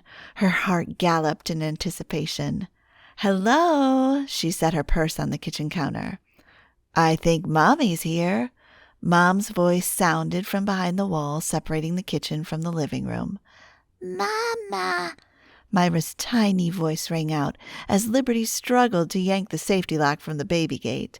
When Myra saw Liberty, she took off in the cutest run waddle, slipping a few times on the linoleum floors until she plowed right into the gate. "Slow down, baby." Mom followed from behind, smiling at her grandbaby. "Mama!" Myra jumped up and down, fussing. Her purple onesie was tucked into pink leggings. Liberty was trying hard to yank the safety latch. "I'm here, Starlight." The silly lock wouldn't open. The urge to swoop up her daughter intensified, so Liberty swung one leg over the gate, then the other, as Mom laughed while moving Myra out of the way. Finally, Liberty knelt on the floor and scooped Myra up. Myra slobbered her face with a wet kiss, and Liberty squeezed her tight. She cooed, swinging her side to side. "Were you good for Grandma?" Myra's soft hair rubbed against Liberty's neck when she pressed her head to Liberty's chest. "She was good," Mom yawned. Her rumpled dark hair with gray streaks would look better in a ponytail at times like this. "How are you doing, Mom?" Mom spread her arms out, and Liberty extended her other hand to pull her mom into a hug. "I had a good time with my granddaughter." Liberty cast a glance at Mom's living room, littered with blocks and colorful toys. She'd have to clean that before she left. "Did she sleep for you?" "It was as if she knew you were coming back today." Mom brushed a stray strand of hair from Myra's forehead. "She didn't sleep well last night and didn't take a nap today." Myra's little fingers felt grimy around her neck as she moved them around. "I'll just put her down early tonight." After Liberty's loving on Myra, hugging and kissing her, the little one grew restless in her arms and started to wiggle out. Liberty put her down, and Myra wandered off to the toys on the floor. Then Liberty hugged Mom again. "Thank you for watching her." Mom kissed her cheek. "You should stop thanking me whenever I watch her." She then ushered Liberty to the brown sofa in the living room. "Now that she doesn't need to be breastfed, you should go out more often." There went Mom again, worried Liberty would end up alone. "You should sign up for the spring singles retreat." Mom sank onto the couch, and Liberty settled for the floor on the tan rug with sprigs of brown, while Mom folded her hands in her lap. "I know you're still bent on Bryce coming back and—" "About Bryce." Liberty braved meeting Mom's gaze, but Myra chose that moment to hand her a rattle. Liberty thanked her daughter before she waddled back to the toy bin in the corner. Head cocked to one side, lips pressed flat, Mom seemed to be waiting for Liberty to finish her sentence, so she did. "I saw him this weekend." Mom's mouth opened, then closed, and opened again. "Didn't you go—" "At the cabin, it was just the two of us." While Mom's eyes widened, Liberty rocked a bit, ducking her head as she gave a summary of Iris and Logan's matchmaking efforts. She told her all she could remember, but left out last night's details. "How did he react?" Mom leaned over and placed her hand on Liberty's cheeks, tipping her face up to meet her eyes. The worry in her dark eyes made sense, since Mom had feared Bryce wouldn't be ready to be a dad while he was a busy entrepreneur. "He was so mad because I didn't tell him." Liberty accepted another toy from Myra, but this time she kept her gaze on Mom as she shared their reconciliation. Mom's hands fell away, and she slid from the couch to sit next to Liberty, draping an arm around her shoulder while Liberty talked. Tears burned the back of her throat as she remembered his reaction when he saw Myra's photos and videos. He cried. Mom took in Liberty's words, a finger tapping her chin. "Go ahead and say it." "All right." Mom tipped her head and swept her with a critical gaze. "You look rested, happy." Liberty gave her eyes a gentle roll. "I'm always happy." "Do you know I've been praying for Bryce to come back to you?" Wait a minute. Liberty's head jerked up and her mouth slid open. Hadn't Mom just been pushing her to go to the singles retreat? "Why didn't you tell me? A few minutes ago you encouraged me to—" "You were so determined to never call Bryce." Mom pointed a finger at her. "Ever since you ran off with the hippie guy, I learned to let you make your own decisions." Liberty had almost not graduated when she dated a hippie who wanted to travel from one city to another while they played music. Only 3 days of camping with the guy's family, Liberty had known they were comfortable skipping showers for an entire week. "Okay, that was the best lesson for me, too." She suppressed a shudder. That experience kept her from dating, terrified to make another wrong decision, until she met Bryce. "You've always learned by experience rather than me telling you what you should and shouldn't do." She pressed her lips tight, holding back. Where was Mom going with this? I thought if I pushed you to go to the retreat, you would call Bryce. Mom tugged at Liberty's sleeve to straighten out her V-neck sweater like Liberty was a little girl. Don't forget all the times Bryce called my cell that first year after you left him, and how you told me to ignore his calls. Liberty batted Mom's hand away, shrugging her shirt back into place. I was young, Mom. Was? She still had a lot to learn, but she wanted to stay and grow in her marriage. Bryce isn't who I'm worried about, though. Mom slumped back against the front of the couch, one arm on the cushioned corduroy seat behind her, and Liberty didn't have to ask. Myra returned with her fuzzy blanket and plopped on Liberty's lap. Where does Wendy fit into the equation? I told Bryce we should hold off on telling her about Myra. Mom's brows squeezed together, as if fighting the same questions Liberty had. And you think he will keep this secret from his mom? He will. He'd meant what he said. And, well, a part of me wants to believe maybe Wendy has changed. By now, she shouldn't do insane things like taking Myra away from her or using threats to keep her son from marrying whoever he saw fit. The conversation shifted to work, and Mom filled her in on the basics and scheduling conflicts for Sunday, and that day being snow days. It ended up working out, though. Liberty drew out a breath. So things had worked out in her absence. She needed to recruit more people as soon as the year ended. If she had 15 employees and somehow 2 or 3 couldn't show up on a whim, it wouldn't leave her hanging. Liberty then patted her daughter's hair as the little one snuggled into her chest. I'm also thinking of having Bryce come and see Myra tomorrow. He only had until the 26th before he left town. Just remember, Wendy will always be the mother of your husband, and now a grandma to your child. Mom's warning words carried no judgment, but rather a caution to tread carefully. Wendy can't ever take your place in Bryce's life, and the sooner she learns that, the better it will be for all of us. Liberty cuddled her daughter, breathing in the sweet baby scent of her, and hoping Mom's prayers for their reunion would get them through the tough days ahead. I still can't believe you prayed about Bryce. Mom tilted her head to the side. Just because you have a challenging mother-in-law doesn't mean God wants you to walk away from your marriage. Liberty was still an infant in her faith with some of these things. As Mom touched her arm, she added, You need to keep praying for Bryce, that he can learn to stand up for himself against his mom, to stand up for you, and to know Jesus. That's true, Mom patted Liberty. And Wendy, too. May God help Liberty to get her strength to pray for Wendy. Mom had always been so wise, and even in the days when Liberty ignored her advice, deep down she'd known she had the best mom in the world. Thank you, Mom. Liberty squeezed Myra instead, kissing her, wanting to be the kind of mother her mom had been, strong and loving, sacrificial for everything. And she told her so. Mom's chest rose as she sat straighter. I had no idea what I was doing when I was raising you. Liberty shrugged. Besides me being a little rebellious, I turned out decent. After a few life lessons, of course.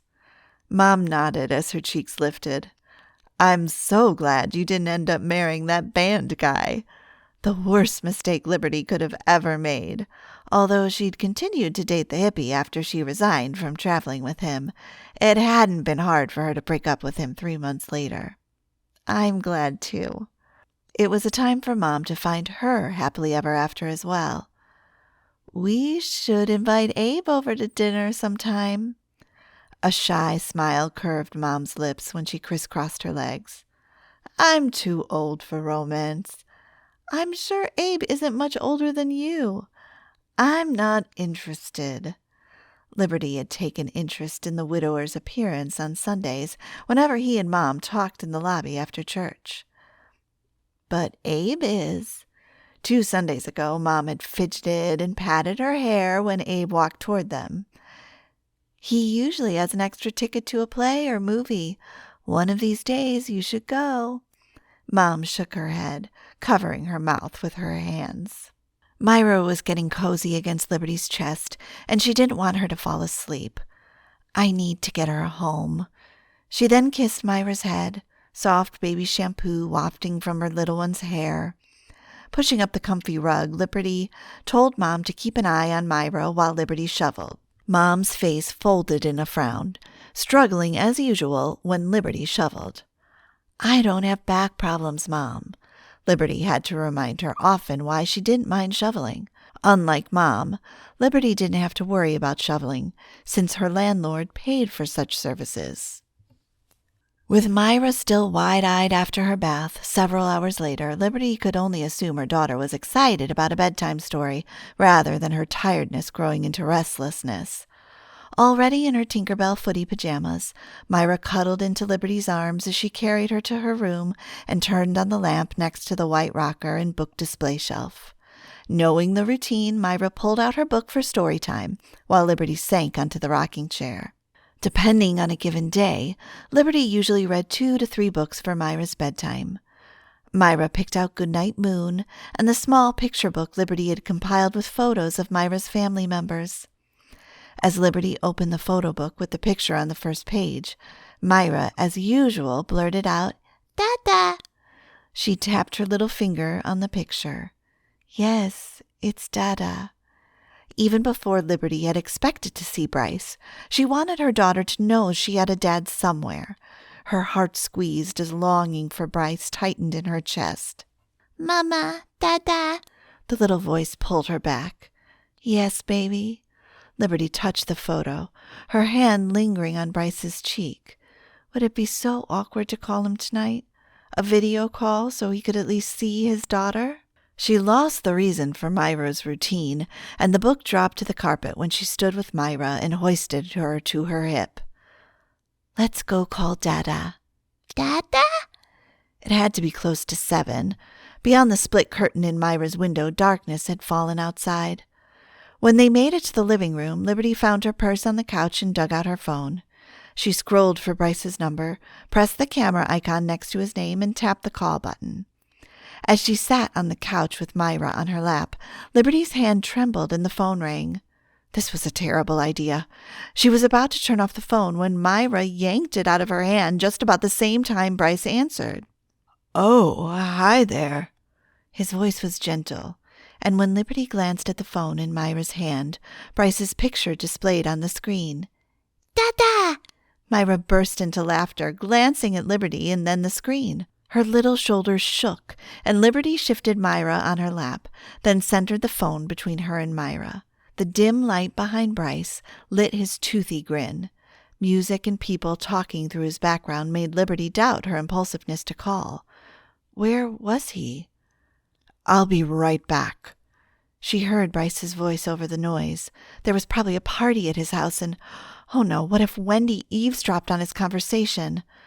"Sorry to bother you." "You're not bothering me." His voice trembled and the screen went blank, silent. A frown replaced Myra's smile as she stared at the blank screen. Then the background noise vanished too. "I had to get back to the car." Bryce's face reappeared again and Myra bounced on Liberty's lap. "Is your mom?" "I'm not home yet." Bryce cut off Liberty's question. "Logan." "Dada!" Myra kept screeching, laughter burbling in her voice, and she snatched the phone from Liberty. "Myra!" Bryce's voice lilted, catching and roughening. "She knows me." She had to have recognized him. He still looked the same. "We look at your photos every day. It's part of her story time." Myra jabbed the screen with her fingers, her eyes squinting. The poor girl was probably confused why the person who looked like a photo in the book was talking. "Can I?" Bryce shuddered as his voice tremored. "I'm your daddy." Liberty touched his face on the phone, aching and furious for having kept Myra away from a dad who loved her. "Yes, you are her daddy," she whispered, struggling to find her voice. My... Myra was punching on the phone nonstop, then tugging Liberty's hand so she could take control, and it was getting hard to talk with her babbling out her excitement. "I wanted you to say goodnight." Liberty's voice rose over her daughter's nonsensical words. "I'll see you soon." The words died when Myra turned off the phone. She then slid off Liberty's lap and darted for her toy kitchen next to the TV cabinet. Thankfully, Liberty had bought an enclosed cabinet to keep Myra from ramming herself into it. After another 2 hours of her playing with her toy kitchen and stacking blocks, drinking milk, having another bath and story time, Myra fell asleep. Given the long day, Liberty was surprised Myra woke up twice in the night, too spent to go back and forth to Myra's room. Liberty gave in to bringing the baby into her room in the portable bed she kept there. It was a blessing when Myra slept in that morning while Liberty read her Bible, prayed, and worked on making the employees' Christmas week schedule. Whether she would have people sign up for the shifts, even with the bonus pay, was another thing entirely. By the time she looked at her phone, she had a few text messages. One from Iris, a group text to Tessa and Liberty. She wanted to meet sometime tomorrow for lunch or tea, and added for Liberty to bring Starlight along. Liberty needed this meeting with her friends to talk about everything. Another text came from Bryce. "I loved meeting Myra last night." She responded. Liberty, "She liked meeting you too." Bryce, "I didn't sleep." That was probably her fault. Liberty, "I shouldn't have called you. I'm sorry." Bryce, "Glad you did. Is today too soon?" Today was perfect, but she needed to figure out her schedule first. At 9, she should know whether she needed to go to work or not. By then, people usually message to cancel their shifts, so she typed, Liberty, "I'll text you later. I miss you." Bryce, "Counting down the minutes till I see you both." Adrenaline spiked, leaving her wishing she could cancel everything to keep her day available for Bryce. With renewed strength, she was determined to get things done as fast as possible. Chapter 11. Bryce walked from one room to another, his shoes clicking on the tiles while he checked and listened for any beeping on his phone. He'd just concluded a 10 o'clock virtual meeting with Harold and Jeff, 2 of his business partners, as they met with Javier. He was pitching his new invention, a smartwatch with a built-in voice sensor to assist the blind when they went shopping. They already had apps that could read labels on the shelf, but Javier's idea of a watch with no need to upload apps was a sleek idea. Bryce was sold on the idea, but his partners had been polite and listened to the client, then suggested Javier seek out angel investors who were always looking for new businesses. Any new invention could be a risky investment, no doubt, but wasn't any risk worth it if such inventions could also take off and improve people's lives? The main thing about investing that appealed to Bryce, since earning money was no longer his primary goal. However, his partners insisted Javier's product didn't contain enough new benefits to distinguish it from the apps and other assistant devices already available. As a venture capital firm, they played it safe by investing in solid, well-established companies. Bryce's passion didn't help on days like today, when he had a good feeling about Javier's idea. If investors hadn't taken a risk in supporting their tech company during its early stages, Bryce and his partners wouldn't be where they are. Perhaps he could go in alone and give Javier's idea the chance to take off. Sure, the startup may never become an industry leader, but anything could happen in business. Close to noon, 30 minutes after the meeting ended, he received Liberty's text. She had to fill in for one of her employees, but she texted her address and suggested he stop by her house at 5. Even if Liberty didn't ask for his help, he wanted to help take care of Myra, but he had no idea what to do with a toddler. While he couldn't help babysit, there had to be other ways to help. As he settled in the back room with panoramic windows, the room where he'd first fallen in love with Liberty, Bryce sat on the couch with his laptop. In the search, he typed, "How to run a caregiver business." He needed an idea of how that business worked so he could understand how to help her. As he read the things required to run a smooth operation, one stood out the most: hiring a scheduler. If she had a scheduler, perhaps things would be easier for her. Hoping he wasn't overstepping, he called the number of a small local company. If Liberty thought he was out of line, he'd call it his Christmas gift. Thank goodness for Christmas. The call went to voicemail, so he left a message requesting someone to call him back. After answering some work emails, he headed to the kitchen and slugged down a protein shake. He wasn't hungry enough for a meal, not when he was a mix of nerves and excitement to see his daughter, so he dodged Rita's questions to make him something more substantial, then rinsed his cup in the sink. Thankfully, Mom was out and about, handling vendors or whatever she did while planning Christmas parties. Bryce didn't intend to tell her where he was going tonight. He dried his hands and headed to the garage when Dad emerged from upstairs.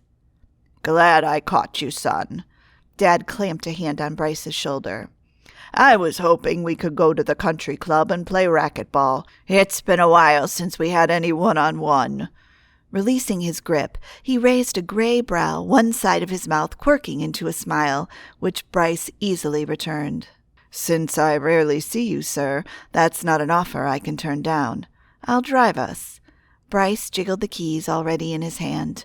Maybe he'd have the chance to talk Dad into taking a shopping trip after their game. As he backed his Land Rover out of the garage into the gray sky day, Bryce winked at his dad.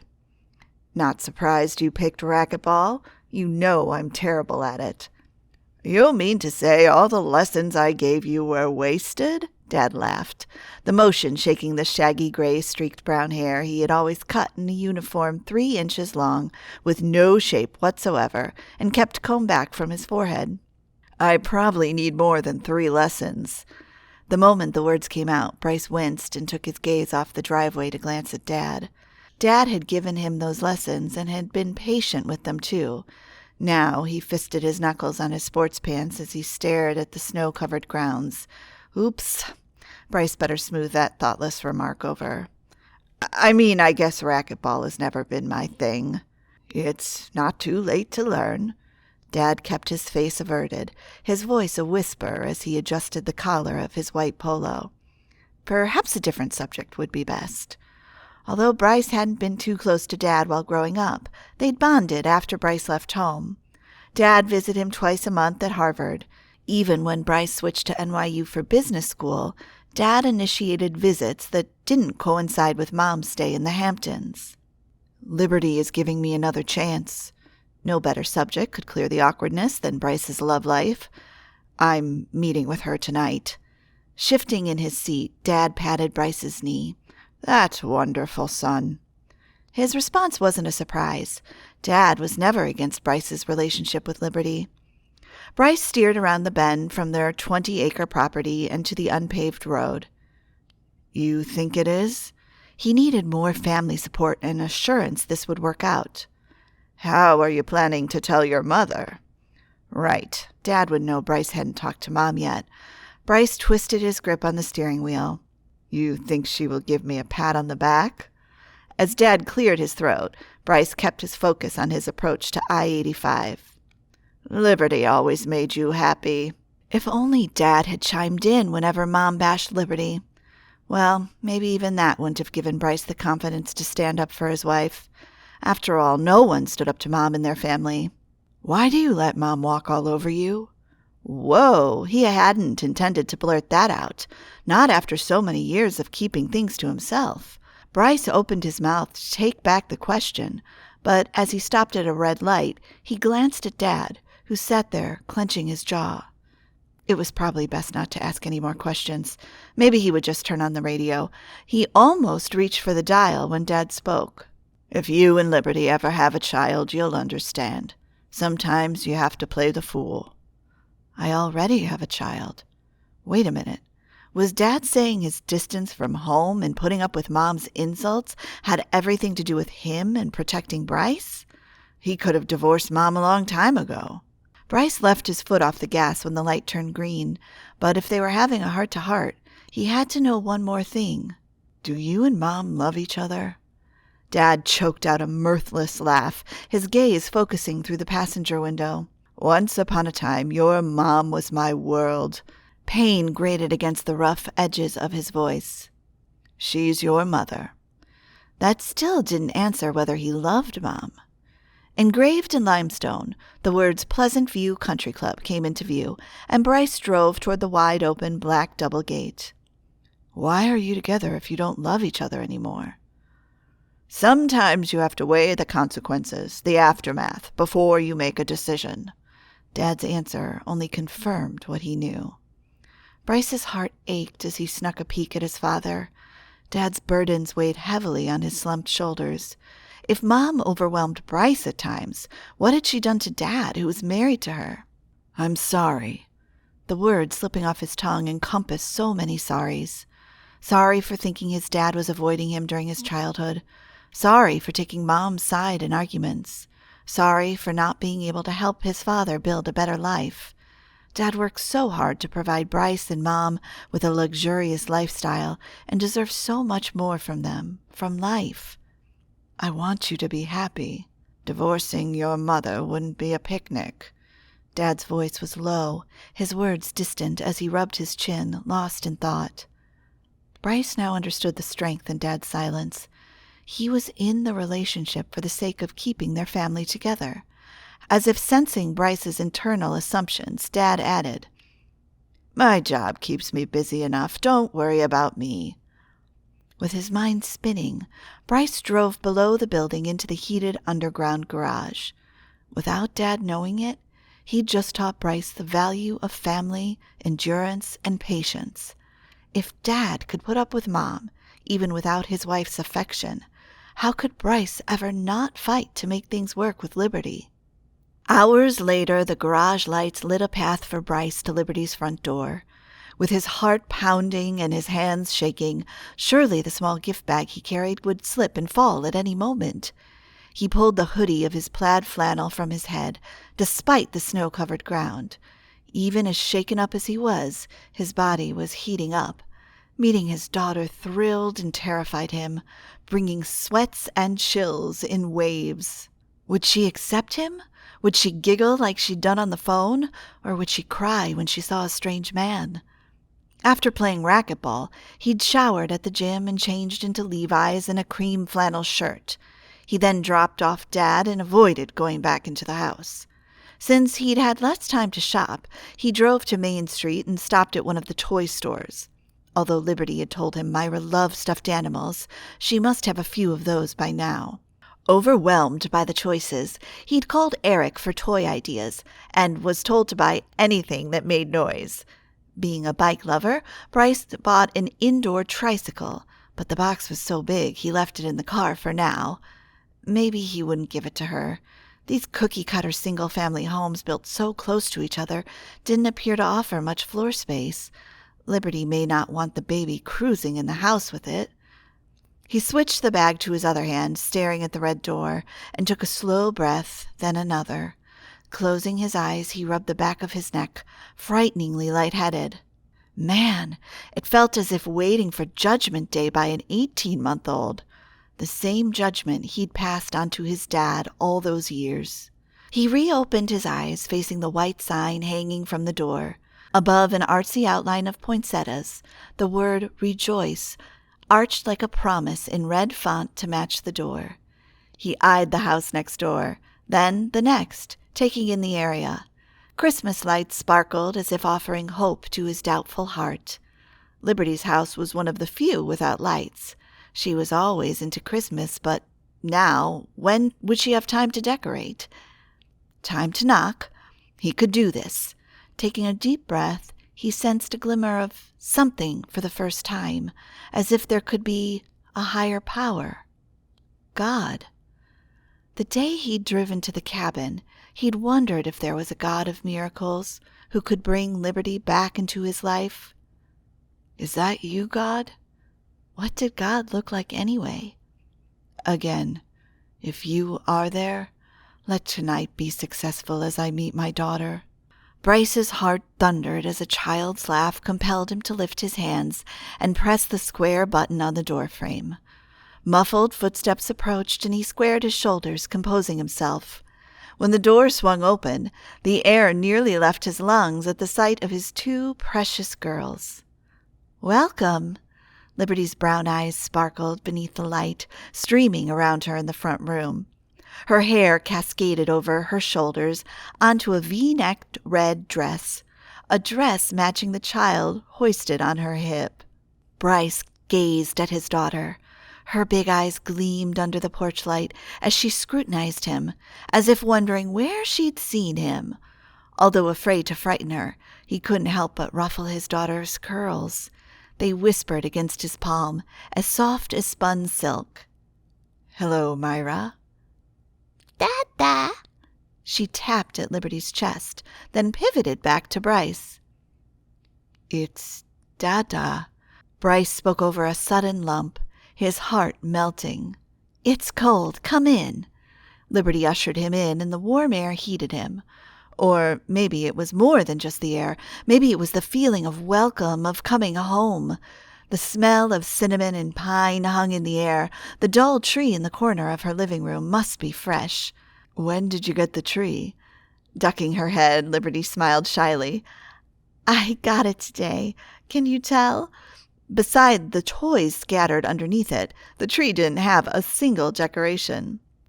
"Myra will yank off all the ornaments, but I still wanted us to decorate the tree with you." I love that." When he looked again at Myra, she'd tucked her head against Liberty's chest, but her gaze remained intent on him. He walked closer to narrow the gap between them, then kissed Liberty on the lips before burying his nose in Myra's soft curls and savoring her sweet scent, slightly soapy from a recent bath. Liberty's vanilla-scented hair mixed with Myra's baby smell felt like home. Little fingers crept on his neck. Dada. Then the baby wiggled and her weight was leaning into him. "You want to go to Dada?" Liberty smiled between them. Bryce dropped the bag in his hand to the hardwood floor so he could hold the baby. His baby. Joy lifted his chest. He hadn't expected his daughter's acceptance right away. "I'm Dada." His voice shook as he closed his eyes and squeezed Myra tight. "I can't believe she's letting me hold her." At the sniffling, he opened his eyes and caught Liberty swiping at her tears. "She knows who you are." Almost half the battle was won. "Let's go have a seat." She led the way to the seating area, her familiar curves swaying beneath the sweater-like dress. The moment he sat with Myra on the lime-green faux leather couch, he remembered the bag he'd dropped at the doorway and told Liberty it was hers. While she left to fetch it, Myra touched Bryce's buttons on his flannel, then his clean-shaven jaw. She was the most beautiful toddler he'd ever seen. He didn't understand what Liberty meant when she'd said at the cabin about Myra having his eyes, but it was hard to tell the toddler's eye color with the dull fluorescent light. He guessed them to be brown, like her mom's. He couldn't help but squeeze her tiny frame in a hug, then kiss her head. Could all this be real, or was he dreaming? Oodie. Myra pointed to the kitchen and wiggled on his lap. Oodie. "What does she mean?" he asked Liberty as she reappeared at their side. "She wants her water." Liberty started toward the kitchen, but Bryce stilled her with a hand on her arm. "Is it okay if I go with her to get it?" "It's in the fridge." Myra was already sliding from his lap, so he followed her. Her little wobble and unsteady footsteps were so fascinating to watch, and he couldn't stop grinning. A roadblock of a white gate blocked the kitchen entryway, so he had to call Liberty to help him out. She twisted something and the gate flew open. She then left him and Myra to fend for themselves. The front of the fridge was full with nicely decorated frames of Myra's photos. No doubt Liberty had decorated the frames. As soon as he opened the fridge, Myra snatched up a pink sippy cup with a cartoon character. Bryce's chest puffed in anticipation of getting her gift as they walked back to the living room. Although not spacious, the uncluttered house offered enough room for Myra to scoot around on her toy. Liberty was on the couch, pulling out the black velvet box from the bag. Since Myra was more interested in emptying the toy basket, Bryce approached his wife. "We have such a beautiful baby." "Yes, we do." He knelt on the creamy rug and took the box from her, setting it on the table. "I'm so proud of you." How she'd managed on her own to take care of their daughter. I wouldn't have made it without God's help. And Mom. He'd never felt more compelled to know about God than he did now, but that could wait. He slid the ring from his shirt pocket and retrieved it from the Ziploc bag. I'm honored to deliver this. Liberty gasped, her lips dancing with a smile as she held out her unsteady left hand. Liberty Solace, I don't deserve you. I don't deserve you either, but we have one thing in common. Love. Her eyes locked with his, and something deep, warm, and tender swelled through him. Small diamonds danced beneath the light as he slid the ring on his wife's finger. He then leaned in, cupped her face between his hands, burrowed his fingers into the back of her head, and slanted his mouth over hers. Soft and tender, this kiss was a reopening and a start to a new beginning. Oh, Bryce! With her hands against his chest after the brief kiss, her eyes were dreamy, the way she'd always looked at him, and his chest swelled beneath her palms as relief overtook him. She still held the same sweet affection for him. He reached for the box on the table. May I? The glittering trifle sparkled, slinking across his fingers as he unhooked the necklace from its velvet case and released its clasp. Liberty slid to the coffee table with her back to him and gathered her hair off to one side. I still have the one you got me last time. It's time to get you another. It's beautiful. He threaded the necklace around her throat, unable to resist tracing a finger along her delicate skin. Not as beautiful as you. He then kissed her neck and thrilled when she shivered. I brought something for Myra, too. Liberty laughed, spinning toward him with a little clap when he told her what it was. Honestly, she looked more excited about the simple toy for their daughter than she had the expensive designer necklace. She'll love it. He chuckled. I got her a tricycle, but I'm afraid I haven't brought your vehicle over. I haven't heard anything yet about when they can unearth it. Thank you for letting me borrow your Jeep. It's our Jeep. He stood and walked toward the door for Myra's gift. Although big, the box wasn't heavy when he carried it back to the house, but if he'd known how many straps and ties were attached to the toy, he'd have had the store reps open it before he left.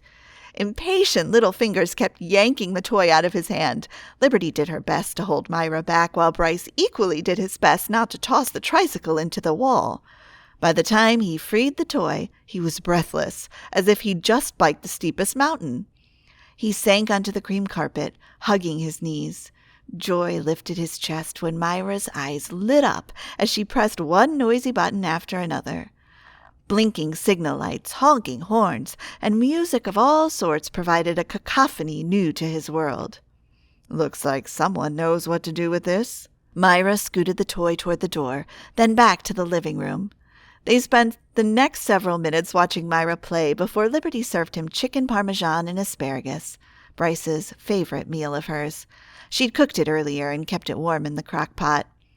While they ate around the kitchen table, Bryce was torn between staring at his wife or Myra strapped in the high chair. Her little fingers grasped the chopped pieces of peas and pinwheel-shaped pasta.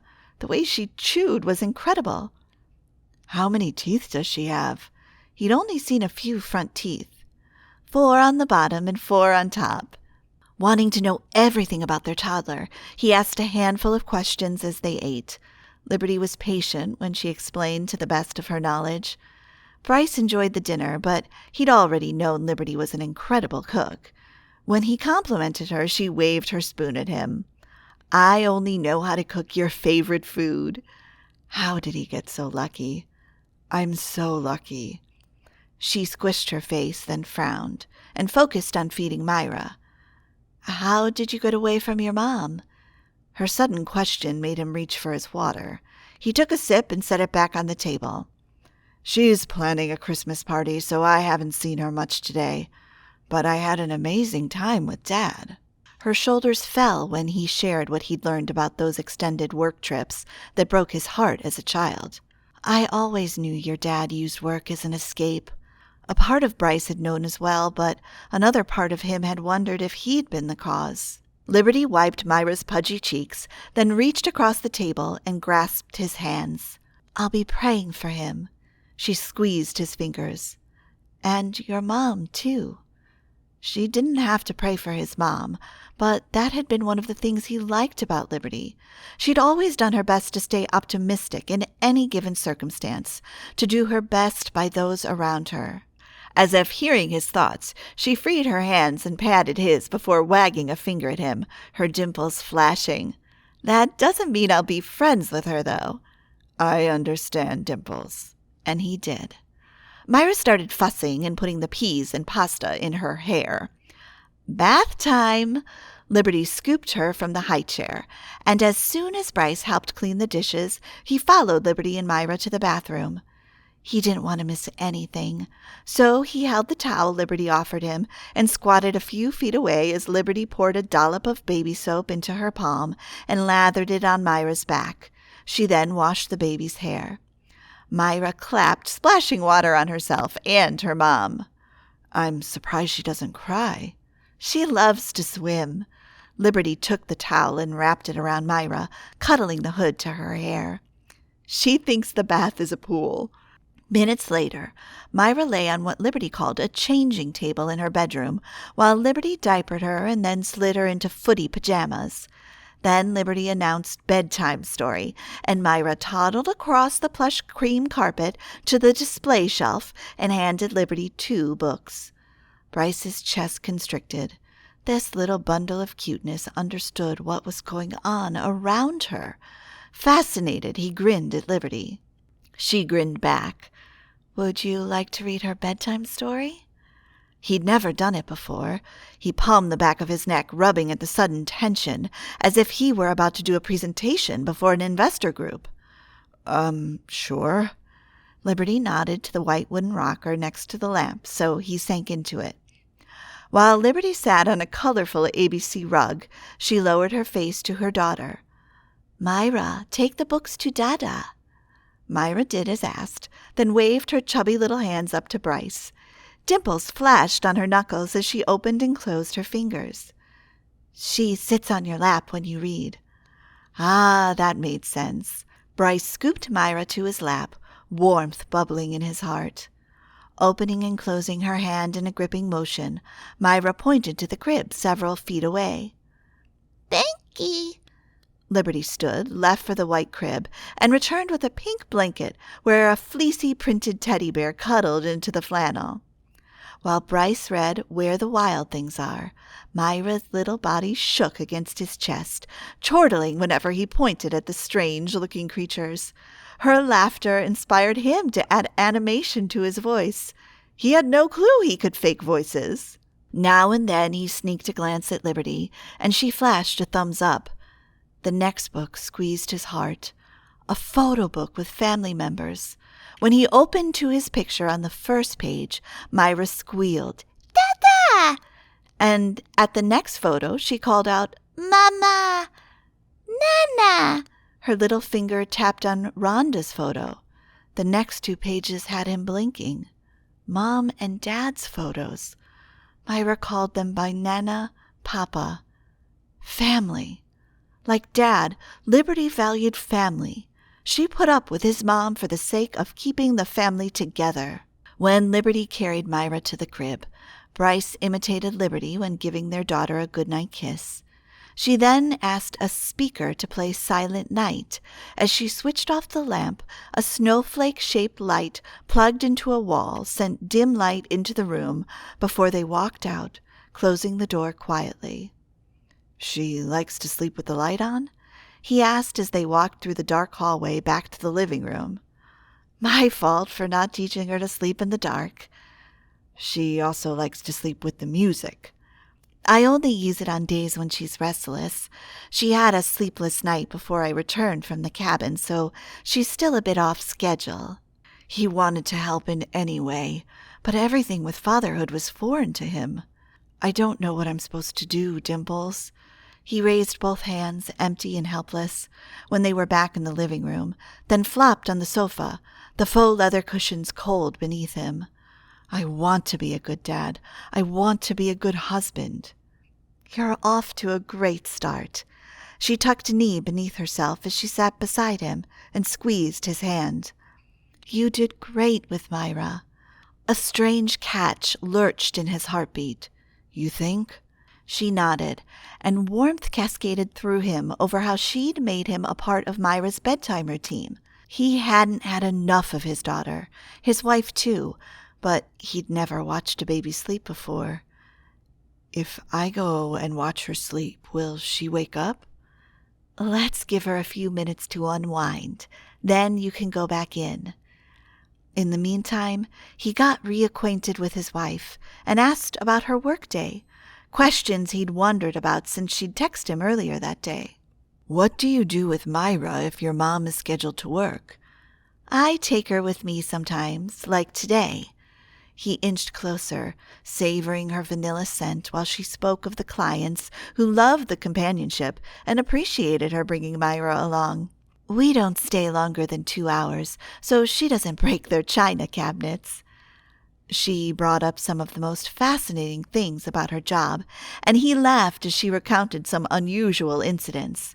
As she spoke about certain clients by name, her flashing eyes and peekaboo dimples said she found her job rewarding. Bryce avoided talking about his uncertain plans. He still had no idea how to leave New York for Pleasant View full-time. He couldn't pluck Liberty and Myra from their established lives here, but he wanted to be rooted in their lives. Later in the night, he sat in the rocking chair as he watched his daughter's chest rise and fall. The nightlight cast a glow over her sweet little face as she snuggled her blanket to her chest. His eyelids felt heavy, and the chair's spindly spokes cut into his spine. But there was no better place he'd rather be than in this cozy house with his wife and daughter.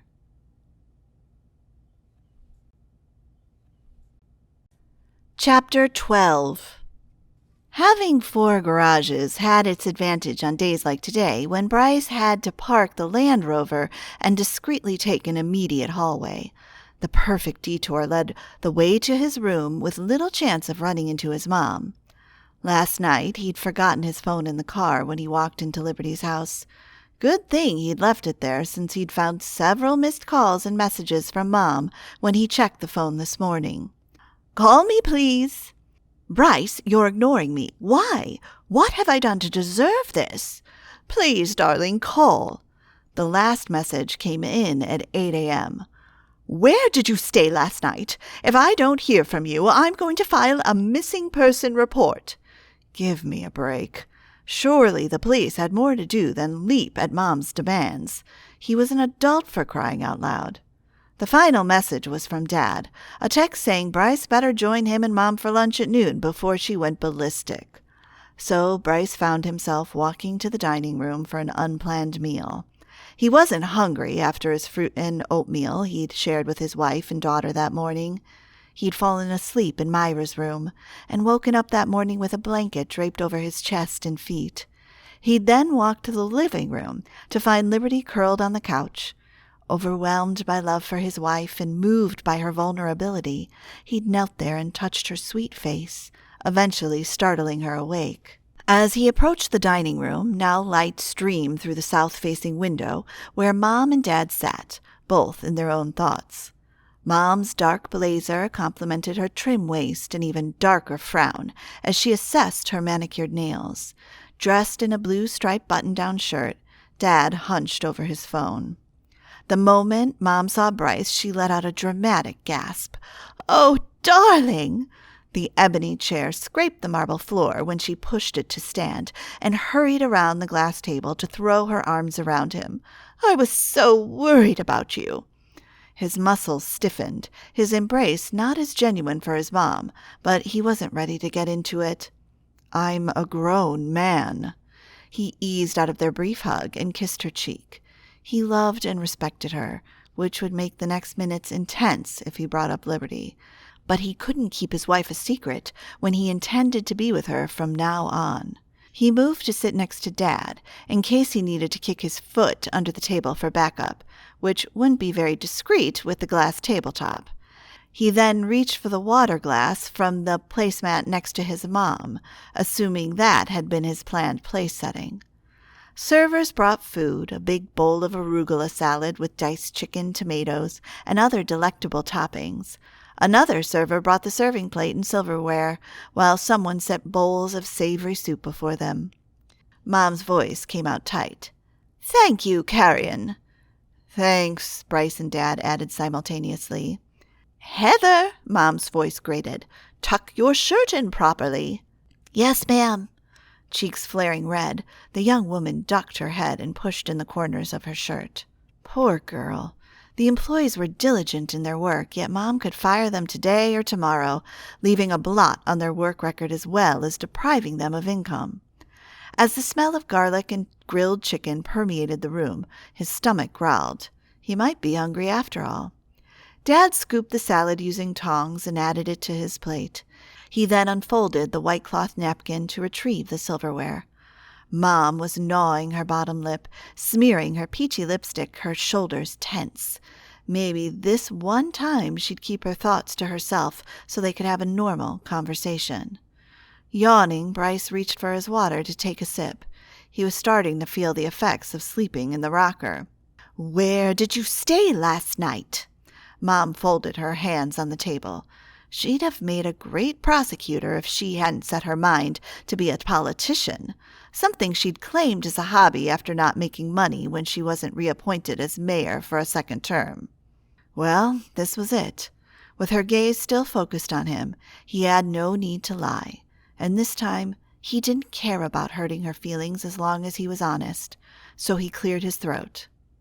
"I've asked Liberty to give me another chance." Mom gasped and put her hand on her mouth. As a thick silence passed, Dad winked at Bryce before forking his salad. He didn't even pretend to be surprised. Plates rattled when Mom slapped the table. "How can you have an appetite?" She scowled at Dad. "Did you hear what your son just said?"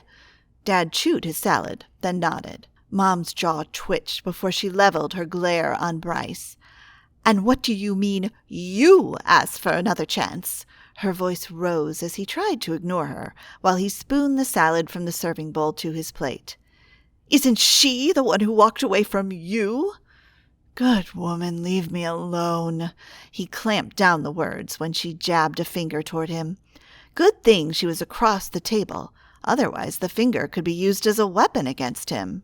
"Did you forget she crushed your heart?"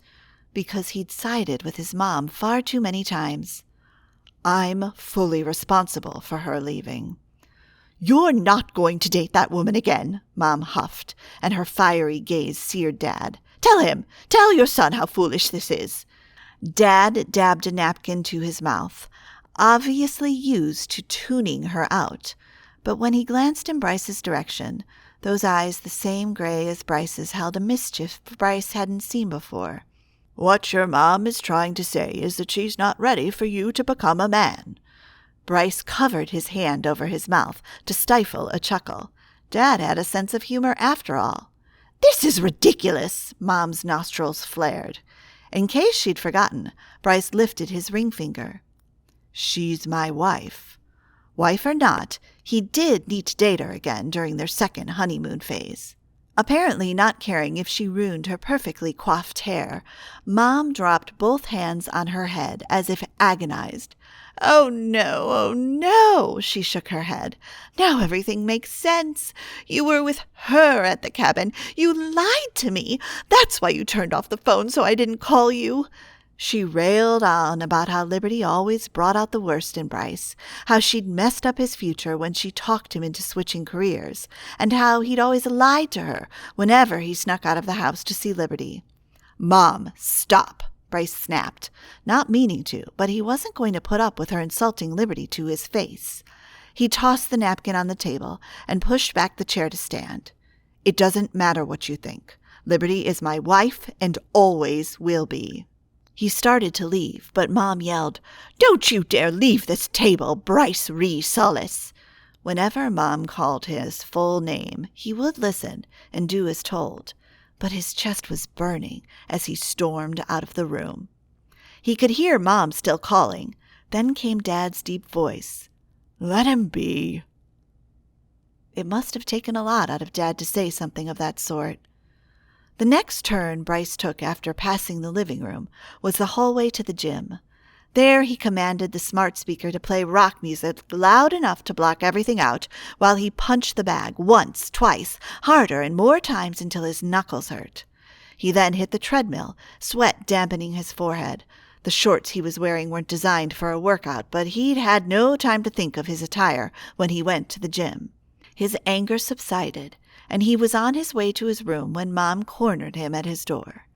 His face fell when she saw him, and she worried her lower lip through her teeth again, smearing them with peach lipstick. "Your dad thought I overreacted." That was an understatement. He might as well get everything out of the way so they didn't have a repeat tomorrow. "I'm going back to see Liberty tonight." Mom inhaled sharply, obviously trying to contain her disappointment. "I can't have you gone every night you're here." She touched his shoulder. "You're leaving as soon as Christmas is over, and we need to have some family time." Why wasn't she pestering her husband for family time? Bryce had his own family now. "Liberty is not welcome here." He folded his arms across his chest, knowing Mom didn't care for her. "I love you, Mom, but she's my wife, and I need to spend time with her, and—" He stopped himself before he blurted out Myra. Mom tipped her head up at him, her eyes tear-bright. "Why don't you invite her to the Christmas party on Friday?" "What on earth?" "You just said, 'This is my way of trying to respect your decisions.'" No way would Liberty come, and who could blame her? He didn't even want to ask. Was Mom genuine about this, or was she plotting something? What had made her change her tone? Liberty would know, so he just gave her a curt nod, not committing. But all those questions lingered as he showered.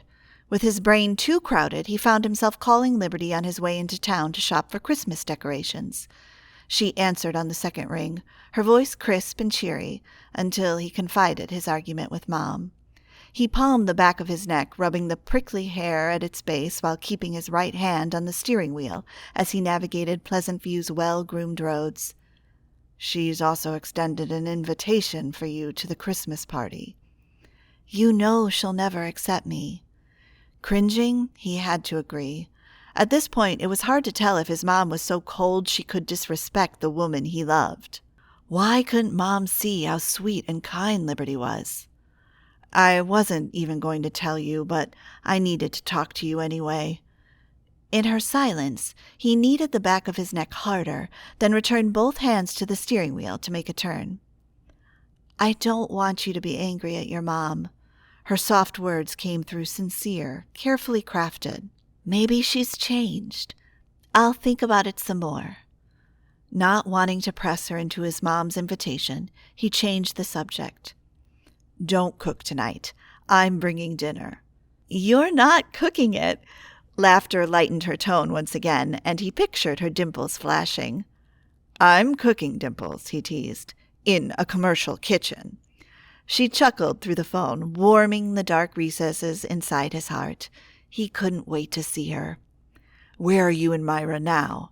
"We're getting ready to leave the office to meet Iris and Tessa for lunch." "Lunch this late?" It was almost 2. "Be sure to save room for dinner." "You can count on that." "Well, let me know if I can pick up anything besides the Christmas tree lights." "Myra and I just need you home in one piece." The words wrapped around him like one of Liberty's hugs or Myra's fuzzy blankets, making him feel safe and secure. As he ended the call, her excitement to see him strengthened him to stand by his family, even if it meant standing against his mom. But surely Mom wouldn't make it come to that, would she? Liberty met with her friends Iris and Tessa at one of the less crowded diners in town.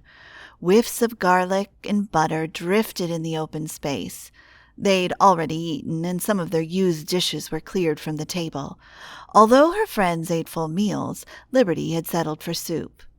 "This is nice." Iris, an architect-engineer in Boston, feathered through her short brown hair, and the blonde highlights fluttered past her shimmery blue painted fingernails as her brown eyes flashed. We haven't gotten together in so long. I'm glad we didn't miss the chance while I'm home for the holidays. I do miss our get-togethers. Tessa, a physical therapist starting her own business as a personal trainer, scooted to the end of the country-style booth, her hoop earrings jingling against a skin a darker shade of brown than Liberty's. Myra, strapped in the high chair at the head of their booth, babbled to her audience, her cheery voice overplaying the Christmas instrumentals. And this little one is growing so fast. Yes, you, Starlight. Babbling baby talk back, Tessa straddled the wooden corner of her booth to add strawberries to Myra's plate. As she sliced the berries, she told them about the Christmas packages she'd sent to the soldiers earlier that month. Girls, I have a confession to make. She wiped her strawberry-coated fingers on a paper napkin, then leaned forward, whispering as if she didn't want the other customers in the diner to hear. Is it odd that I am falling for a soldier I never met? He wrote to you again? Liberty squeezed the lemon into her water and set the rind on the edge of the saucer. Tessa's black hair bounced in a loose ponytail with her nod. Passionate about the soldier ministry at church, she collected donations throughout the year and brought items to send to soldiers at different bases around the world. Iris shoved her half-eaten pizza slice to the side and tapped those aquamarine blue nails on the walnut table. Tell us everything. A sheepish smile stretched out Tessa's lips. It's really nothing. Liberty added a couple of animal crackers to Myra's high tray as Tessa gave a summary of her soldier. Our conversations sometimes get deep on things like faith and family and his plans for what he wants to do when he gets out of the army. He has a great sense of humor. Her eyes dreamy, Iris threw back her head and clasped her hands together as if praying. That would be so romantic if you two fell in love. The perfect story for a movie. A long-distance love story with a soldier would make a perfect movie. Still, Liberty frowned. Nurturing a long-distance relationship wasn't easy, especially if you had a mother-in-law like Wendy. Has he talked about his mom yet? Iris waved her water straw. Who cares about the monster-in-law when love trumps everything? At times it did, but it took more dedication for Bryce and Liberty to find their way back to each other each time they broke up. Her chest tightening, Liberty held her tongue and peered out the large window beside them.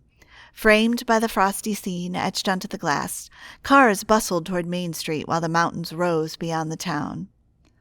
I understand your concern. Tessa leaned back in the booth, flattening her palms on the tabletop.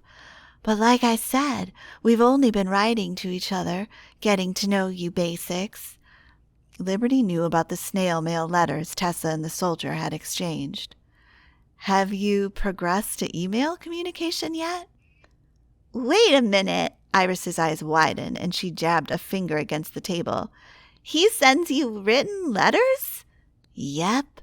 At Tessa's response, Iris scooted over, nudged Liberty beside her further down the bench so she could face Tessa more fully, then asked questions. Apparently, Tessa had received almost 10 letters in the last 3 months and a handful of emails. Iris shrieked, which caused Myra to imitate her screech. Do you have any emails or letters to show us? Pizza! Myra pointed at the half-eaten pizza on Iris's plate, so Iris reached for the plate to hand it over, but Liberty snatched it away. She'll choke on this. Not when her mother is a nurse, Iris said, speaking over Myra's fussiness for not getting what she wanted. With the 3 of them giving her extra attention, she calmed down, especially when Liberty handed her a kid-safe beaded necklace she always loved chewing. You haven't told us anything about your time at the cabin. Tessa waggled her brows, perhaps not wanting to be probed about her soldier any further. The forced proximity? Iris's hair flopped to the side when she shifted back to face Liberty. Knowing glinted in her eyes. What exactly did you two do? Liberty felt her cheeks blushing. As her body temperature kicked up a notch, she fanned herself. Then she diverted her gaze to the couple seated in the far corner booth. Waiting. Tessa waved a hand in Liberty's face, as if to make sure she was paying attention. We've decided to try again. That part I knew. I sent the ring with Logan. Iris stared down at Liberty's finger. And so did Tessa. The diamond shimmered in the sunlight, streaming through the big window beside them. With so much Liberty wanted to tell her friends, she sank back against the padding on the booth and started with bits and pieces, showing up at the cabin, discovering Bryce there, trying to flee, getting her car stuck. Her chest warmed over how sweet Bryce had been carrying her back inside and fixing her a sandwich, and she kept going, sharing all the things leading to their final night together. He stayed at my house last night. Her eyes sparkling, Iris clapped and jumped in her seat, her shoulder knocked into Liberty's. Finally! Not like that. Liberty held up a hand, although eager to have her husband back full-time. He seemed more interested in his daughter, which was understandable since he was meeting her for the first time. He stayed in Myra's room. Oh. Tessa touched one of Myra's dangling pigtails. He's coming over tonight to decorate the tree with us. Iris twisted the aquamarine stud earring in her ear, her lips curving. I accomplished something this year. As Iris kept her gaze on Liberty, Liberty mouthed a thank you to her friend, but she also had to be transparent about her fears. If you can, please pray for me about Wendy. It's not like you're ever going to be friends. Tessa reached for her water. As long as you stay away from her, you shouldn't worry. Liberty had told the girls about her phone conversation with Bryce. What about their Christmas party? Iris tapped her soft blue fingernails on the table. Since you're the godly example in this, you should be forthcoming about Myra. Iris, being a part of a blended family, obviously spoke from her point of view. If Wendy hasn't changed, seeing her granddaughter could help her do things differently. Shivers prickled Liberty's arm with the fears of losing her daughter. But perhaps Iris was right, and Wendy would be more thrilled about her own flesh and blood than she was with Liberty. And their years apart, Bryce hadn't moved on with a woman Wendy approved of, so maybe Wendy would be more accepting of Liberty. She'll find out about Myra, since Bryce is back in your life. Tessa tucked her index finger into Myra's gooey grip and jostled the little one's hand, her voice dropping into baby talk. You're too bright a light to be kept hidden, aren't you, Starlight? Liberty held her hands out to her friends, squeezing them once they grasped them. Her chest tightened, and tears prickled her eyelids. God was so good to send her such wonderful friends. You guys are so wonderful. When they released her grip, they talked about the Christmas Eve service. Iris planned to attend services with her family at their home church. Tessa planned to be there with her family.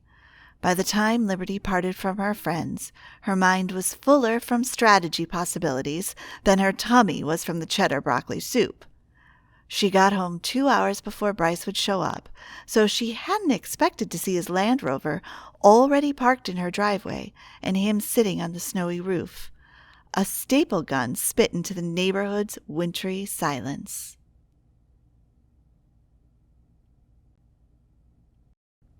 Chapter 13. Upon seeing the Jeep, Bryce climbed down the ladder. Bruno, the man he'd hired from the labor agency, said he could finish putting up the final string of lights. Daylight would soon disappear, and the chill air nipped at his exposed neck and ears, but Bryce was content to have been part of the labor. Paying someone else to do certain things wasn't as rewarding as doing it for someone you loved. What are you doing up there? Liberty shifted Myra to her other hip. We need our house to match the rest of the neighborhood. He sauntered toward the Jeep she'd parked behind his Land Rover. Dada! Dada! Myra wiggled, lunging forward as she lifted her hand toward Bryce. Gray eyes, the same color as his, brightened. She wants me? After sliding off his work gloves, he tossed them on the Jeep's hood, then leaned in to kiss Liberty. Myra dove for him and gripped his jacket. A tug pulled at Bryce's heart as he scooped her into his arms. Her amber cheek glowed red from the cold. My jacket is probably cold. He held her a bit away from himself, worried about getting his daughter cold. Liberty grinned, then leaned in and snuggled the red hat with an Elmo cartoon down to Myra's ears. I think she can survive the cold. They walked toward the house like a normal family while he asked about her day and her time with her friends. It's always good to see the girls. She adjusted the diaper bag strap on her shoulder. How was your day? Myra's little fingers tickled his neck as she cuddled in on his shoulders. Their time spent together that morning before he left was paying off. While Liberty spent an hour making scheduling calls, he had played with Myra. She was a busy little thing, too curious for her own good as she rode the tricycle. But she then emptied the toy basket, filling it and starting over by emptying it again. He loved reading and building blocks with her. After that lunch with my parents, I went shopping for outdoor lights. Liberty had only requested lights for their tree, but he'd had no idea if she had any outdoor lights or not. I wanted to surprise you when you got home, but it's a special surprise, thank you. She squeezed his shoulder. Inside the house, she started microwaving hot cocoa, but then the doorbell rang, so Bryce headed to answer it, assuming it was Bruno. Sure enough, the husky man was done. Bryce had to make sure the lights worked before Bruno left, so he returned inside and hoisted Myra to his hip. He then called Liberty to join him outside. It wasn't too dark, but dusky enough to see the neighbors' twinkling lights. We probably need you to turn on the switch, he said to Liberty, hoping the outside plug worked. Assuring him that it did, she headed inside. Shortly later, the darkness vanished as radiant, sparkly Christmas lights shimmered along her roof and twined around two posts beside her door. Look! Myra's hands tapped Bryce's cheek, her eyes shining in the Christmas lights. It worked, Liberty returned, and her smile was worth any amount of time he'd spent working with Bruno. Manual work shouldn't make him feel this happy, but when it was for his wife, it fulfilled him. His chest tightened as something primal, protective, and prideful roared to life. He outstretched his other hand, and Liberty walked into the embrace. She wrapped her arms around his waist, stepping on tiptoes, and her warm lips brushed his cheek. Thank you, sweetheart.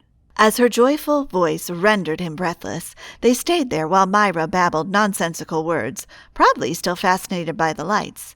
He didn't want this moment to end. Never wanted to lose this happiness now erupting in his chest. Ahem.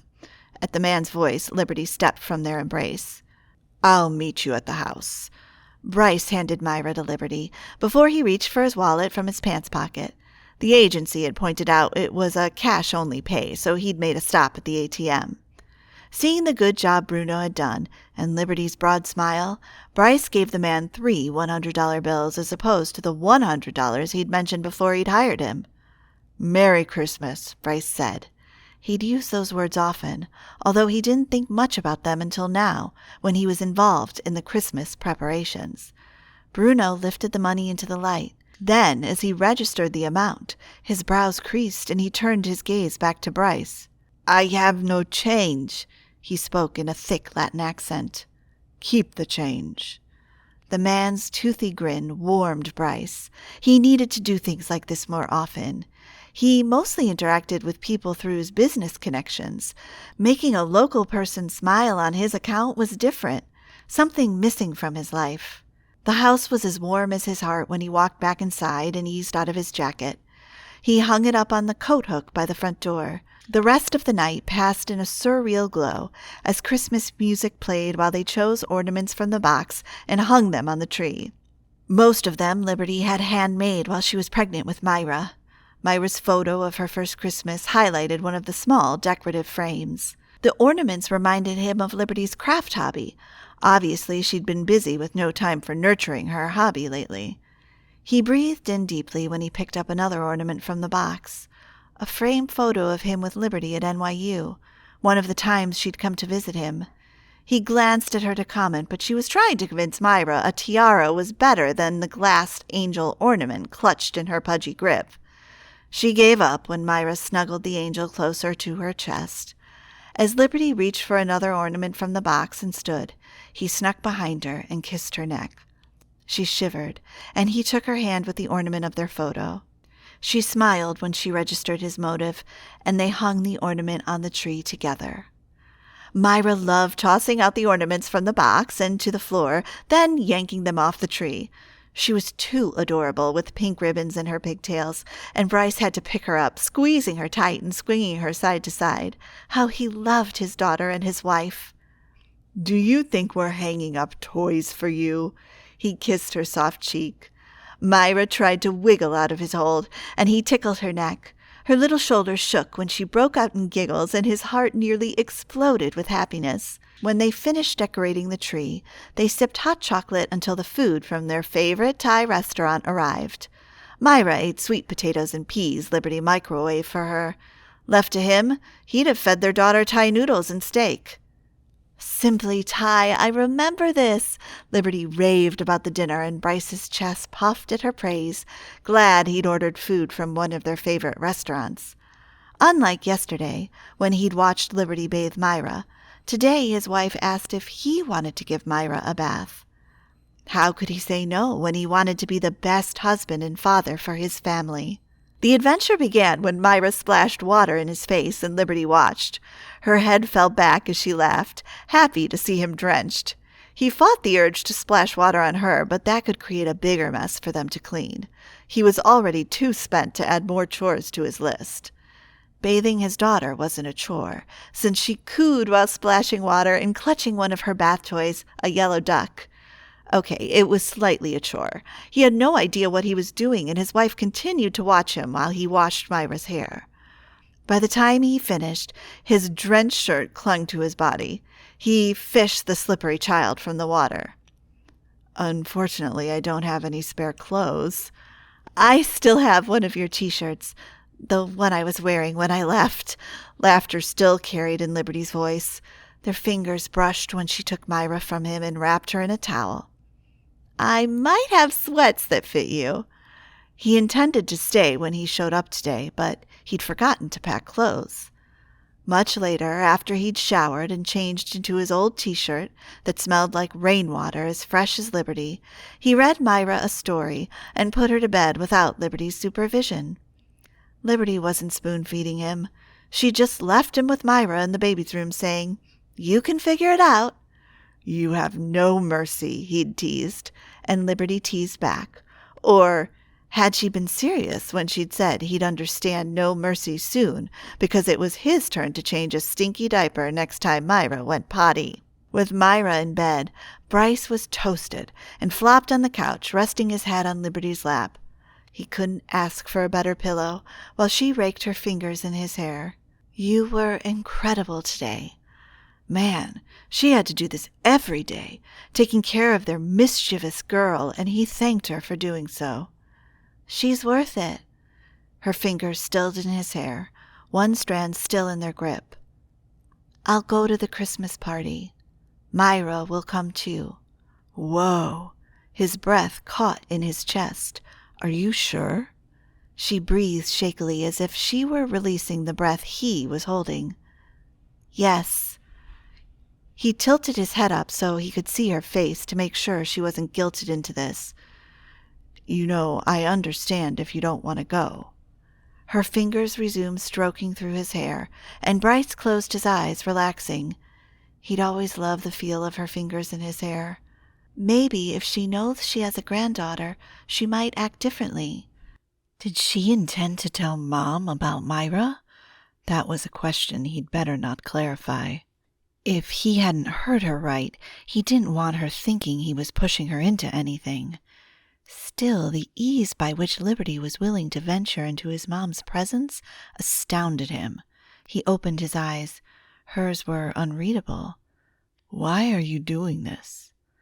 "God would want me to forgive." She tipped a shoulder in a half shrug. "Plus, we all need second chances." She then went on about how everyone was a sinner and all needed to seek God's forgiveness daily. Her words sliced like a sharp sword to his heart. Suddenly uneasy, he turned to the side and focused on the cabinet that secured the TV. "How do you know God exists?" "I've never doubted God's existence." She continued to run a hand through his hair, fingers massaging his scalp. I always believed he created the universe, but I had a rebellious spirit in me. I know. His lips quirked. When they'd just started dating, Liberty had told him all sorts of mischief, including her running away with a hippie boyfriend to tour the world as they played music. Your excitement for life. The mischievous gleam in her eyes when he'd seen her in her early teens had always intrigued him, but that summer it drew him in, igniting something in him too. It had a lot to do with me falling for you. Plus her confidence. Her fingers stilled again. Having Myra and seeing the different stages of her development on the ultrasound was the most fascinating reminder that only a higher power, God, could breathe life into something as strange as a bean and turn it into a human being. He had to agree. After he'd looked at the 3D ultrasound images yesterday morning, several questions spun through his mind on things like how a human being could breathe or how a tiny embryo became a human being. How did life get breathed into a person? That seemed more surreal, a question that needed deep research. What other proof do you have? He always needed proof, perhaps the lawyer in him, but it helped him pick wise investments too, and believing in God seemed like something that should be approached as an investment, the biggest investment one could make in the future, if eternity were real. For me, I sense and feel my belief in God is true. I don't need proof. Her voice was gentle. But for those who need proof, the Bible confirms God's existence. No way would he ever read the Bible. Let's look at the Christmas story. She talked about the birth of Jesus, who was supposedly God, sent to earth in the form of man so humans could relate to him. She then went on about prophecies and their fulfillment, Old and New Testament things all foreign to Bryce. It all comes down to believing in what we can't see. Her gaze flitted to the closed cabinet. Believing in God or not, it's a leap of faith. She then used an example that resonated. Let's say you wear a helmet in hopes that if you fall, you won't get hurt as much. It doesn't guarantee your survival, but there's hope wearing it will protect you. It's the same way with faith in God. If there's even a small chance God is real, wouldn't you want to know? He nodded as he tried to grasp how faith played out. If there was evidence, then he was interested in reading it at some point. She raised a hand and waved it at herself before resting it back on his head. I'm not intelligent enough to know all these things. She was very smart, both on the street and in books, but when he told her so, she just chuckled. He didn't want to tell her he'd think about it, but he intended to look through the facts now that she'd pointed out a starting place. He turned again to look at her beautiful face. She was wearing a blue pajama shirt. He was grateful she still wanted him in her life, even if they had different beliefs. That alone compelled him to want to believe in her God, Eric Stone's God, the God Eric attributed with healing him from chronic disease. Liberty had stopped moving her hand in his hair, and he already missed it. Her lips curled and her dimples deepened. What's going on in your mind? He reached out to touch her cheek, her skin so smooth. I love you, Dimples. What other truth was better than that? Her fingers resumed their job on his head. Are you going home tonight? He thought he was home, but she probably meant his childhood home. Do you want me to? Her response was immediate. No. There was no place he'd rather be. I'm all yours, Mrs. Solace. In that case, welcome home. At that, she breathed in deeply, then bent down until her mouth claimed his. Chapter 14. Liberty's muscles jerked with rising tension as Bryce parked the Land Rover in the garage of his childhood home. Myra hummed happily during most of their 30-minute drive. That and her babbling had helped Liberty not overthink her decision. Ready? Bryce shut off the ignition, and the vehicle's interior lights illuminated his nicely combed hair. Her stomach tightened in knots, but she pasted on a smile as she brushed a hair from his blue button-down shirt. "I can't wait to see Charles." She could count on his dad's friendly face, besides the workers who had to smile to earn their stay. Bryce faced her, his hand touching her cheek.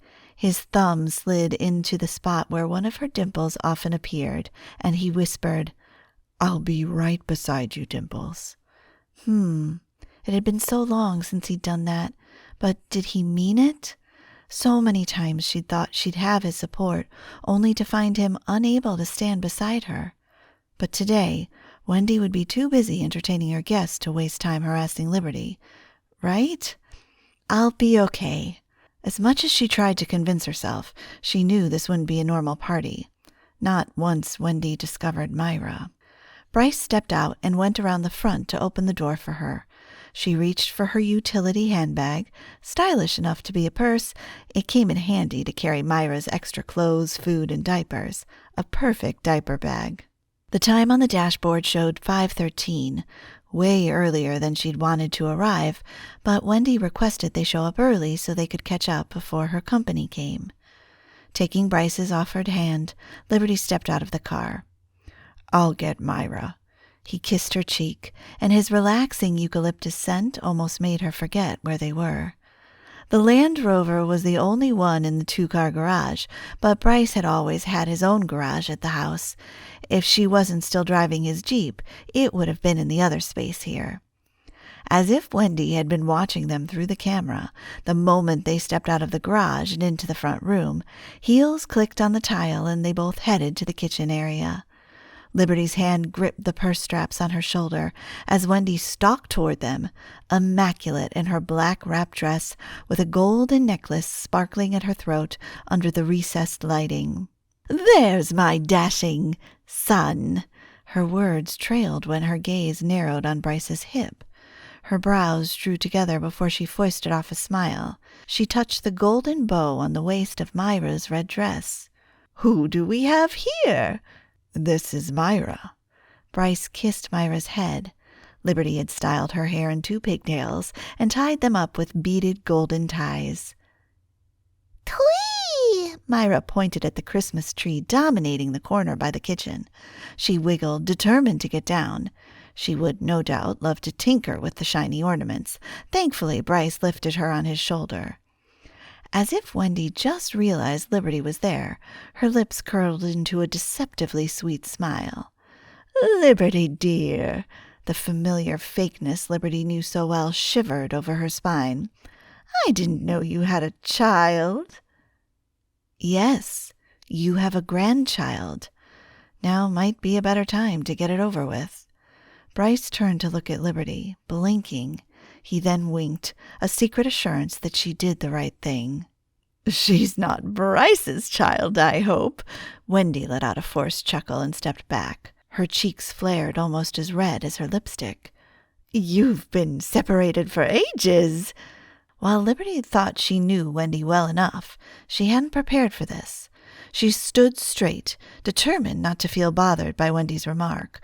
Before she could articulate her response, her husband spoke. "Mom." Bryce shifted Myra to his hip, then kissed the top of her head. "This is my daughter." "Did I just hear I have a granddaughter?" Charles came down the L-shaped stairs, adjusting his navy tie. "When did this happen? Did you know and not tell us?" Wendy's voice rose dangerously toward a shriek as she planted herself between Liberty and Bryce. "Do you have proof she's your daughter? Did you even bother to investigate if she dated other men?" Proof. Right. Why hadn't Liberty thought of getting a paternity test for Bryce? He'd believed her right off. Or did he not? "Merry Christmas, Liberty." Charles spread out his arms, oblivious to his wife's questions. Regardless of Liberty's racing heart, she managed to turn and keep her back to Wendy as she stepped into Charles's arms for a warm hug. "So good to see you again." "Good to see you too, Charles." His gentleness was always a calming presence. She stepped out of the embrace, wishing she'd seen him on a different day. More gray scattered through his shaggy brown hair, but he looked classy in his crisp white shirt tucked into dark dress pants. Although he'd always traveled for work and spent a lot of time away from his family, he was the kind of dad she would have liked to have had. "What's my granddaughter's name?" he asked, and Bryce sidestepped his mom to get to his dad. "Myra. Like her great-grandma." Charles touched one of Myra's piggy tails, his face radiating warmth. "Can I hold you, Myra?" Myra tucked her head in Bryce's neck, her fingers clinging to Bryce's collar. "You want to say hello to Grandpa?" Bryce lowered his chin, peering at Myra. "She has gray eyes, just like me and you." "I need to get ready for the party." Wendy's disinterested voice caused everyone to give her attention. "I'm glad to have a granddaughter." She sucked in a breath, then stood taller. "But I don't do well with surprises, and it was unfair to only tell us now." She then mumbled under her breath, "Make yourself at home, Liberty." Gripping her purse tightly, Liberty intended to make herself at home by making sure the purse stayed with her at all times. The last thing she needed was Wendy sneaking something in her handbag again, then suing her for it. Her chest rose and fell as she finally dared to breathe when Wendy vanished, and the clicking of her heels became muffled the further she went. Her gaze drifted to her family. Yes, she was proud to call Charles family. Wendy, not so much.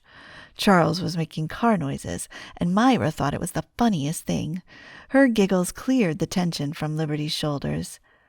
Charles's trick worked, and soon Myra was leaping for him. His smile spread wide as he took his granddaughter in his arms. After minutes of squeezing and loving on Myra, Charles eyed Liberty, looking her up and down in her navy dress. "I love the snowflakes on your dress." Liberty warmed to his compliment and fiddled with the vertical bar on the necklace Bryce had given her. "Thank you." She'd bought the long-sleeve dress last year for her employee Christmas party. No doubt she was underdressed for Wendy's guests, but she wasn't here to make an impression. As long as she was married to Bryce, she'd always be Wendy's enemy. A young man showed up to ask if they wanted something to drink, but they all didn't need anything. Since Myra kept pointing at the Christmas tree, the four of them walked toward it, and as they neared, Charles lifted her high where she plucked off a red ornament. "I don't want to cause any trouble if she breaks it." "She can break as many as she wants." Charles kissed Myra's cheek. "Grandpa will buy an entire box if he has to." After a while, Myra squirmed, so he set her down. The doorbell rang, and soon voices followed in the main entrance hallway. A middle-aged couple emerged as the maid directed them to where they were supposed to go. Charles greeted them by their names, introducing them to Liberty as family friends. Their warmth was a contrast to Wendy's barbed personality. Bryce and Liberty left Charles to walk with his guests to the banquet room where the party was taking place. "I need to change her diaper," Liberty said, noticing a bulge beneath Myra's gold tights. Bryce shuddered. He'd changed Myra's poopy diaper, and although he'd been brave about it, he'd insisted on wearing a mask the next time he changed a poopy diaper. "It's just wet," Liberty assured him, surprised he wasn't aware that if it was nasty, it would be reeking. Using the bathroom toward the front entrance, Bryce offered to change Myra. He laid her on the bathroom sofa, and as Liberty had guessed, it was just wet. "I want to take Myra on a tour of where I met her mom." Bryce eyed Liberty with a glow that rushed back all the memories of that summer. She would like that. Liberty held the bathroom door for him and Myra to walk through. The three of them passed the front room to the hallway, leading toward the back room's open French doors. Bryce flipped on the switch, and light filled the spacious room. Liberty set her handbag on the table before the sofa. Besides the now peacock blue wall and matching toned sofas, drapes, and area rug, the towering built-in bookshelves anchored the place in the familiar.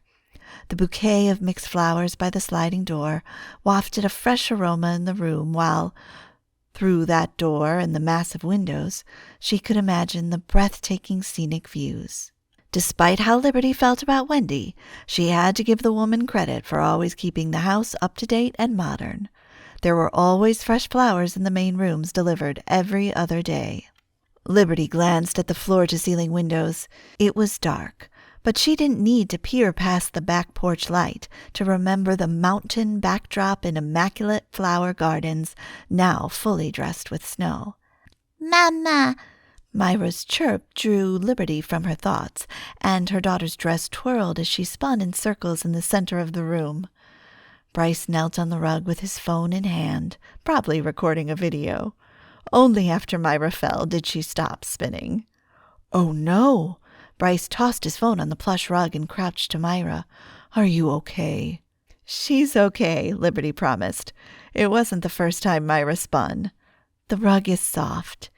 She then lowered herself next to Bryce, who was running his fingers on Myra's cheek. Myra's gaze flitted between her dada and mama, her lips twisting, before she erupted into sweet laughter as she flapped her hands. "You silly girl." Bryce scooped her up, but she squirmed out of his hold. "With such an empty room, she thinks it's a playground." And just like that, Myra was off to the bookshelf, opening the lower and apparently empty cabinets. She crawled into one and squealed nonsensical words Liberty assumed meant house. At least, she was out of reach from the decorative vase in one of the cubes in the books. Bryce interlaced his warm and firm fingers with Liberty's, leading her to the nearby sofa across the room. "I'm glad you told Mom about Myra." He sat and pulled her down on his lap. "I was nervous she'd find out before we told her." But Wendy didn't seem to believe Myra was Bryce's daughter. Well, that was Wendy's problem and not Liberty's. "Your dad took the news well." Bryce moved her to face him and cupped her chin. She was too big to be on his lap, but she loved how he treated her with such affection she'd missed during their years apart. When he leaned in and pressed his lips to hers, she kissed him back, but the cabinet slammed and they tore apart. Myra started dashing toward them, a smile bunching up her face when she stopped by the coffee table. "Ike!" She pointed to the handbag. "Ike!" "What language are you teaching our daughter?" Bryce laughed. So Liberty kept up with the teasing, wagging a finger at him. "Your fault for not taking gibberish lessons." "Dada, Ike!" At Myra's continued persistence, Liberty eased off Bryce's lap and stood to retrieve Myra's sippy cup. She all but snatched it out of Liberty's hand and tilted her head to drink. Someone was thirsty. Myra then yanked her blanket from the bag and ran back to the bookshelf with her cup and blanket in hand. "Ike is milk?" Bryce asked, shaking his head. "You better sign up for Myra's gibberish classes, you know." "Is that so?" He pinned her with his dark gray eyes, then stood and moved behind her, wrapping his arms around her waist. "You look beautiful tonight." Her skin tingled at the warm rumble close to her ear, just as he planted a kiss on her neck that squeezed her knees to jelly. A haughty voice polluted the air. "I believe you came here for a party." Liberty jumped, tearing apart from Bryce. "Oh," she said, forcing herself to find her composure. Wendy gave Liberty an unreadable, cursory glance before looking at Bryce, who was already reaching for the handbag from the table. "People are already here. Ashley is looking for you, darling." Ashley, that name was familiar. When she looked at Bryce for a hint, his face had gone hard, and it matched his response to his mom. "I'm here for Dimples and Myra." Liberty didn't miss how he used Dimples to his mom. Rarely did he use that when it wasn't just her and him. Wendy flitted her gaze to Liberty and gave a half-smile before sashaying toward the bookshelf and speaking over her shoulder. "You have to greet people, don't you?" Forgetting what she was supposed to do, Liberty turned for the door, then to Bryce, who ushered his chin toward the banging cabinet doors that were opening and closing. She needed to get their daughter, but Wendy was right next to Myra. "Myra, darling!" Wendy put out her hand for Myra. "Come on!" Myra eyed Wendy, then toddled a step backward and looked around as if needing an escape. "Come here, sweetie," Wendy urged. Liberty strode past Wendy, thankful she'd worn her silver flats, and scooped up her daughter. Bryce placed his hand on Liberty's shoulder, and they walked out of the room, leaving Wendy behind. The banquet room where Wendy hosted the party had taken on a cozy wintry glow, with the regular lighting off ribbons of twinkle lights entwined around the gossamer maroon and gold fabric strung across the high ceiling, while candles flickered from the tables and strings of white Christmas strummed from the piano before the tree. A pianist in a white shirt, black tie, and suit moved his head, clearly attuned to his music. Charles beamed and beckoned Bryce and Liberty as they wove past the tables and people occupying them. Maroon cloth napkins wrapped the silverware in a perfect complement to the white linens draping the round tables.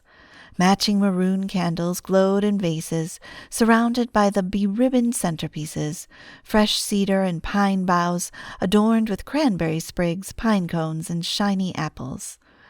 Myra shifted on Liberty's hip and pointed at the white Christmas tree, decorated with maroon, green, and gold ornaments, and swaddled in massive golden ribbons and delicate cranberry strings. Charles waved them over to his table.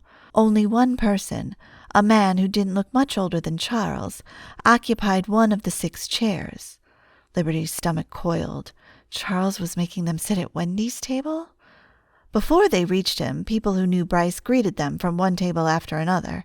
He had to introduce her each time, which made Liberty feel as if she was new to his world. Yet, since these people were in his mom's circle, Bryce hadn't had the opportunity to introduce them to Liberty earlier in their relationship. Another woman, with lips redder than Wendy's, gave Liberty a critical eye after Bryce introduced Liberty as his wife and Myra as his daughter. She then looked at Bryce. "Your mother said you were divorced." "You must have misunderstood." Bryce tapped the woman's shoulder, leaving no room for questions. "Good to see you again." He reached for Liberty's hand, clasping it in his as he led them to his father's table. Servers in maroon vests passed along appetizer trays and set fluted champagne glasses on most tables. Beyond a side door, another table stood as a makeshift bar. People chatted in line while others walked away with red or amber drinks. "Willie," Charles spoke as Bryce pulled out a chair for Liberty. "This is my daughter-in-law, Liberty." Liberty reached out to shake Willie's offered hand. "Nice to meet you." Willie's smile glowed in his eyes. "And who is this beautiful young lady?" "My granddaughter," Charles said, before Liberty could respond, pride and affection raising his voice and chest. "Myra." Food was served buffet style. A server approached their table and told them they would be the first to make their way to the buffet table, set on the opposite wall from the drinks. Not taking any chances, Liberty took her bag with her while Charles hoisted Myra to his hip. Myra's head was tilted the entire time as she took in the array of lights strung across the room. Liberty's stomach growled when they reached the food table, where servers were standing guard and ready to serve them. Tall vases lifted maroon candles well above the serving dishes, and steam carried the enticing promise of meat, garlic, sage, and other spices. Liberty offered to carry a plate for Charles, asking what he wanted to eat. "As long as I get a filet mignon, I'll let you decide the rest," he said. Bryce carried a plate for himself and one for Myra. "Is there anything here she can eat?" Liberty scanned the long table, with fancy meats, then a few banners down, where she had no idea what was offered. "I'll let you know when we get our sides." She'd packed a squeezable applesauce and 2 other squeezables for Myra in case there was no food Myra could eat. Liberty went for a salmon piccata and broccoli with mashed potatoes. The server cut a filet mignon onto Charles's plate, and Liberty added broccoli and garlic roasted potatoes. Bryce got the prime rib, penne pasta, and broccoli. Pasta was perfect for Myra. As soon as they sat, they were interrupted by a blonde with long hair falling to the side of her peach dress. It had the longest slit Liberty had ever seen. "Bryce!" Bryce's smile turned uneasy. "Hey." Liberty shifted her gaze to Myra, who sat on the empty chair between her and Charles. He was holding Myra's hand and keeping her from yanking the candles nestled in the wreath's centerpiece. "Myra," Liberty shook her head to indicate no with her face serious. "We're not messing around with the candles." Liberty slid the candles further away, off-centering the piece. Myra's lips folded. Then the lower one quivered. "No starlight, not now." "What happened?" Charles touched Myra's shoulder, and Liberty assured him she would be fine. She still sped up, chopping Myra's noodles into small pieces, and set the plate in front of her. Liberty pretended to feed Myra as she eavesdropped on Ashley's conversation with Bryce. "I've been divorced for 3 years." That could explain why Wendy invited Ashley. Despite Ashley's striking beauty making Liberty a bit insecure, she consoled herself that Bryce loved her. He was barely responding to Ashley, so that was a good thing. Charles's silverware clanked when he cut through his meat among the chatter of voices in the room. Liberty's mind spun as she finally remembered Ashley was Bryce's ex, back before he'd spent the summer with Liberty. If he hadn't pursued Ashley all those years, then he wasn't going to start now.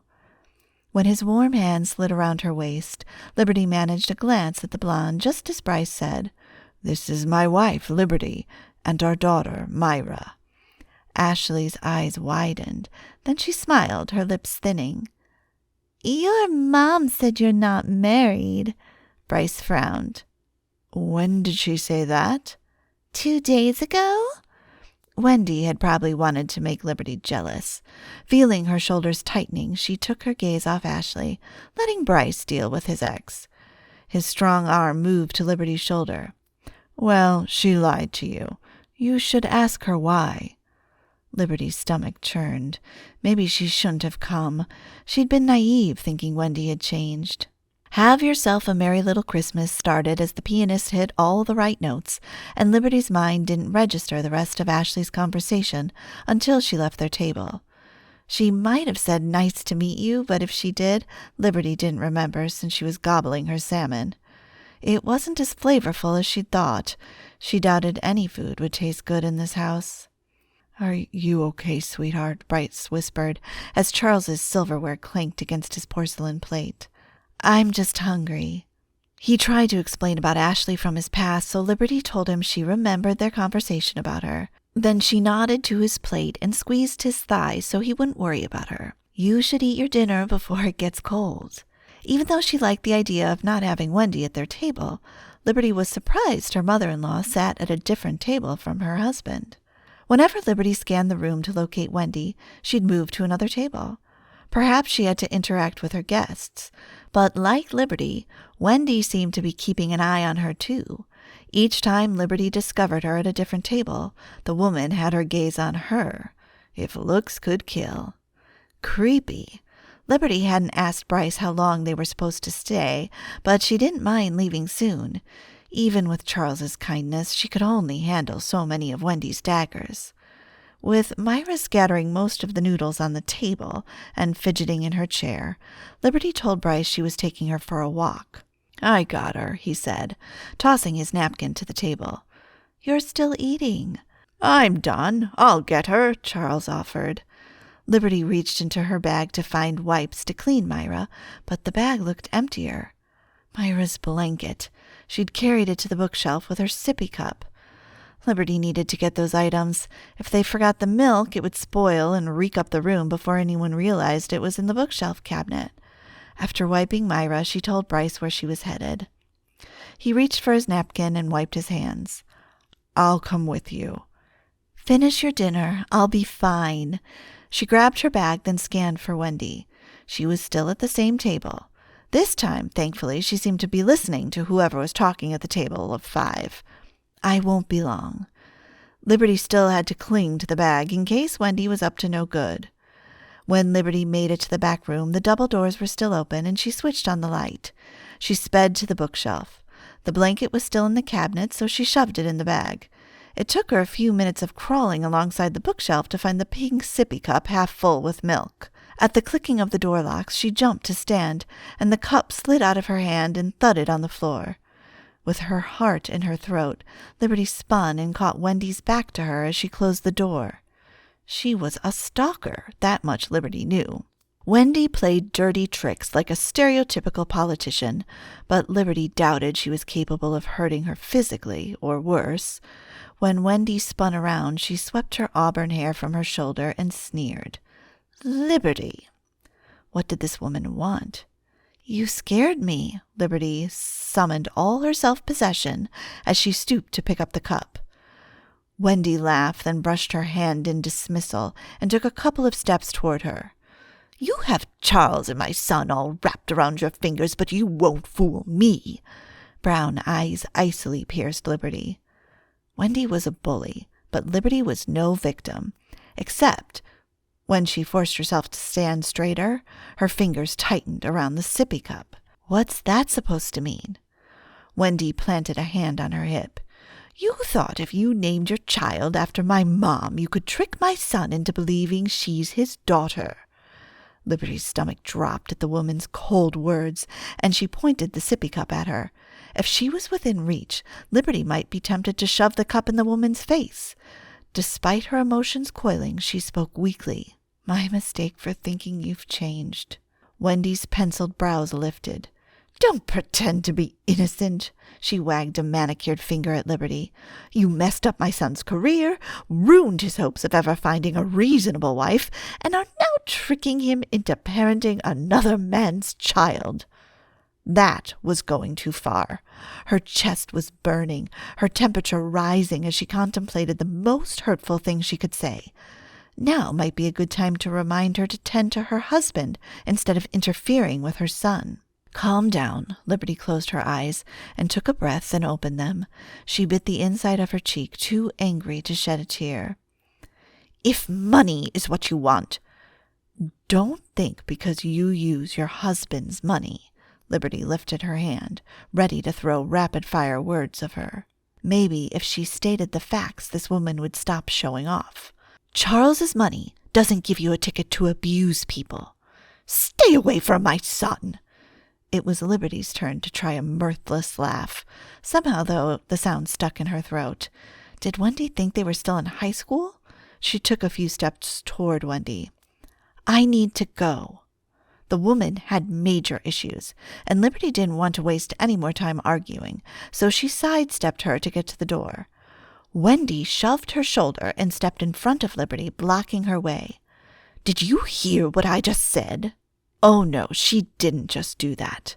Anger burned through Liberty until she could feel it erupting from her stomach and rising to her chest. She lifted Wendy's hand from her shoulder. Bryce is an adult. Wendy had no idea how she'd messed Bryce up in so many ways. Moments when Bryce felt inadequate to run a company on his own, when he doubted he was good enough, when he struggled to make his own decisions. You need to stop using excuses saying he's your only son. You'll never measure up. Narrowing her eyes to a glare, Wendy raised her chin. Liberty would have done the Christ-like thing and walked away, but Wendy's next words rolled off her spiteful tongue. You will always be a failure like your mom, raising another fatherless child. She'd had enough. Losing control was an understatement. That instant, Liberty felt the urge to grab Wendy's shoulders and shake her or even slap her.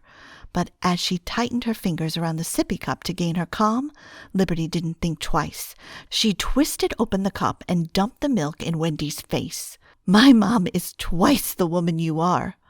Wendy gasped and scrambled as the milk flowed over her chest onto her black sequin dress. She swiped at her face. You're crazy!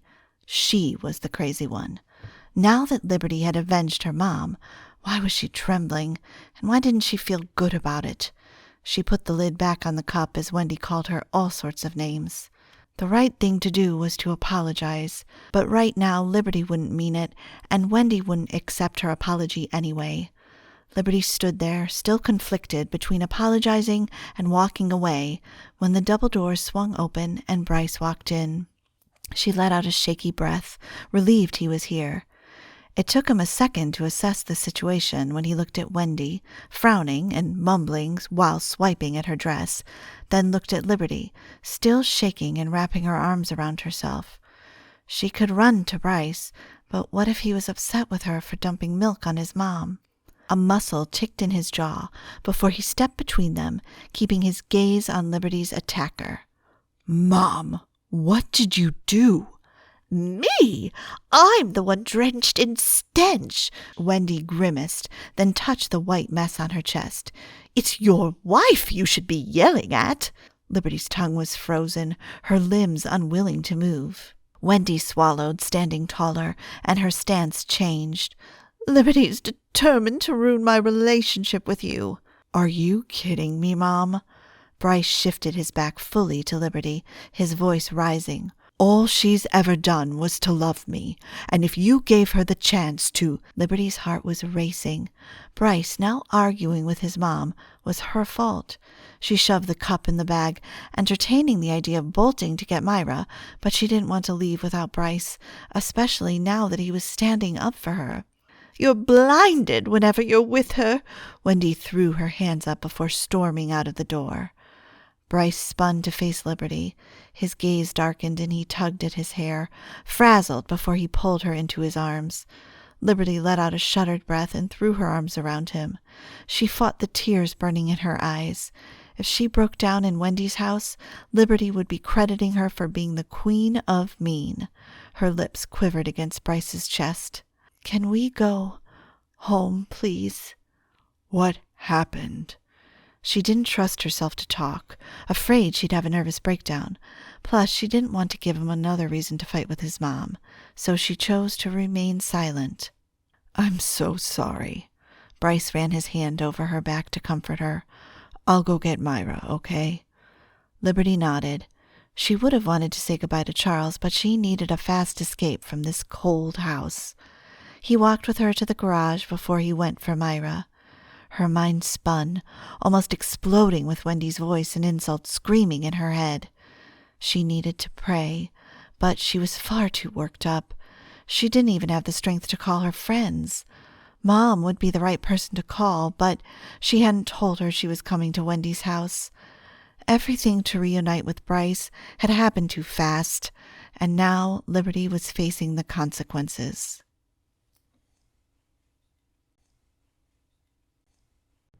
Chapter 15. Tension radiated through Bryce while Myra cried half of their drive back home, Liberty's home and now Bryce's, even if it was a temporary residence for them since she house sat and paid minimal rent. When Myra stopped crying, Bryce attempted to ask Liberty what Mom had said. Her refusal to answer left him uneasy. The uneasiness made him downright queasy when they walked into the house, and she kissed Myra on the cheek before asking him to put Myra to bed, saying she needed time to herself. Liberty was capable of throwing things when she was upset, but she'd only done that to him, not to anyone else, and especially not to Mom. Mom must have said or done something huge to compel Liberty to dump milk on her fancy dress.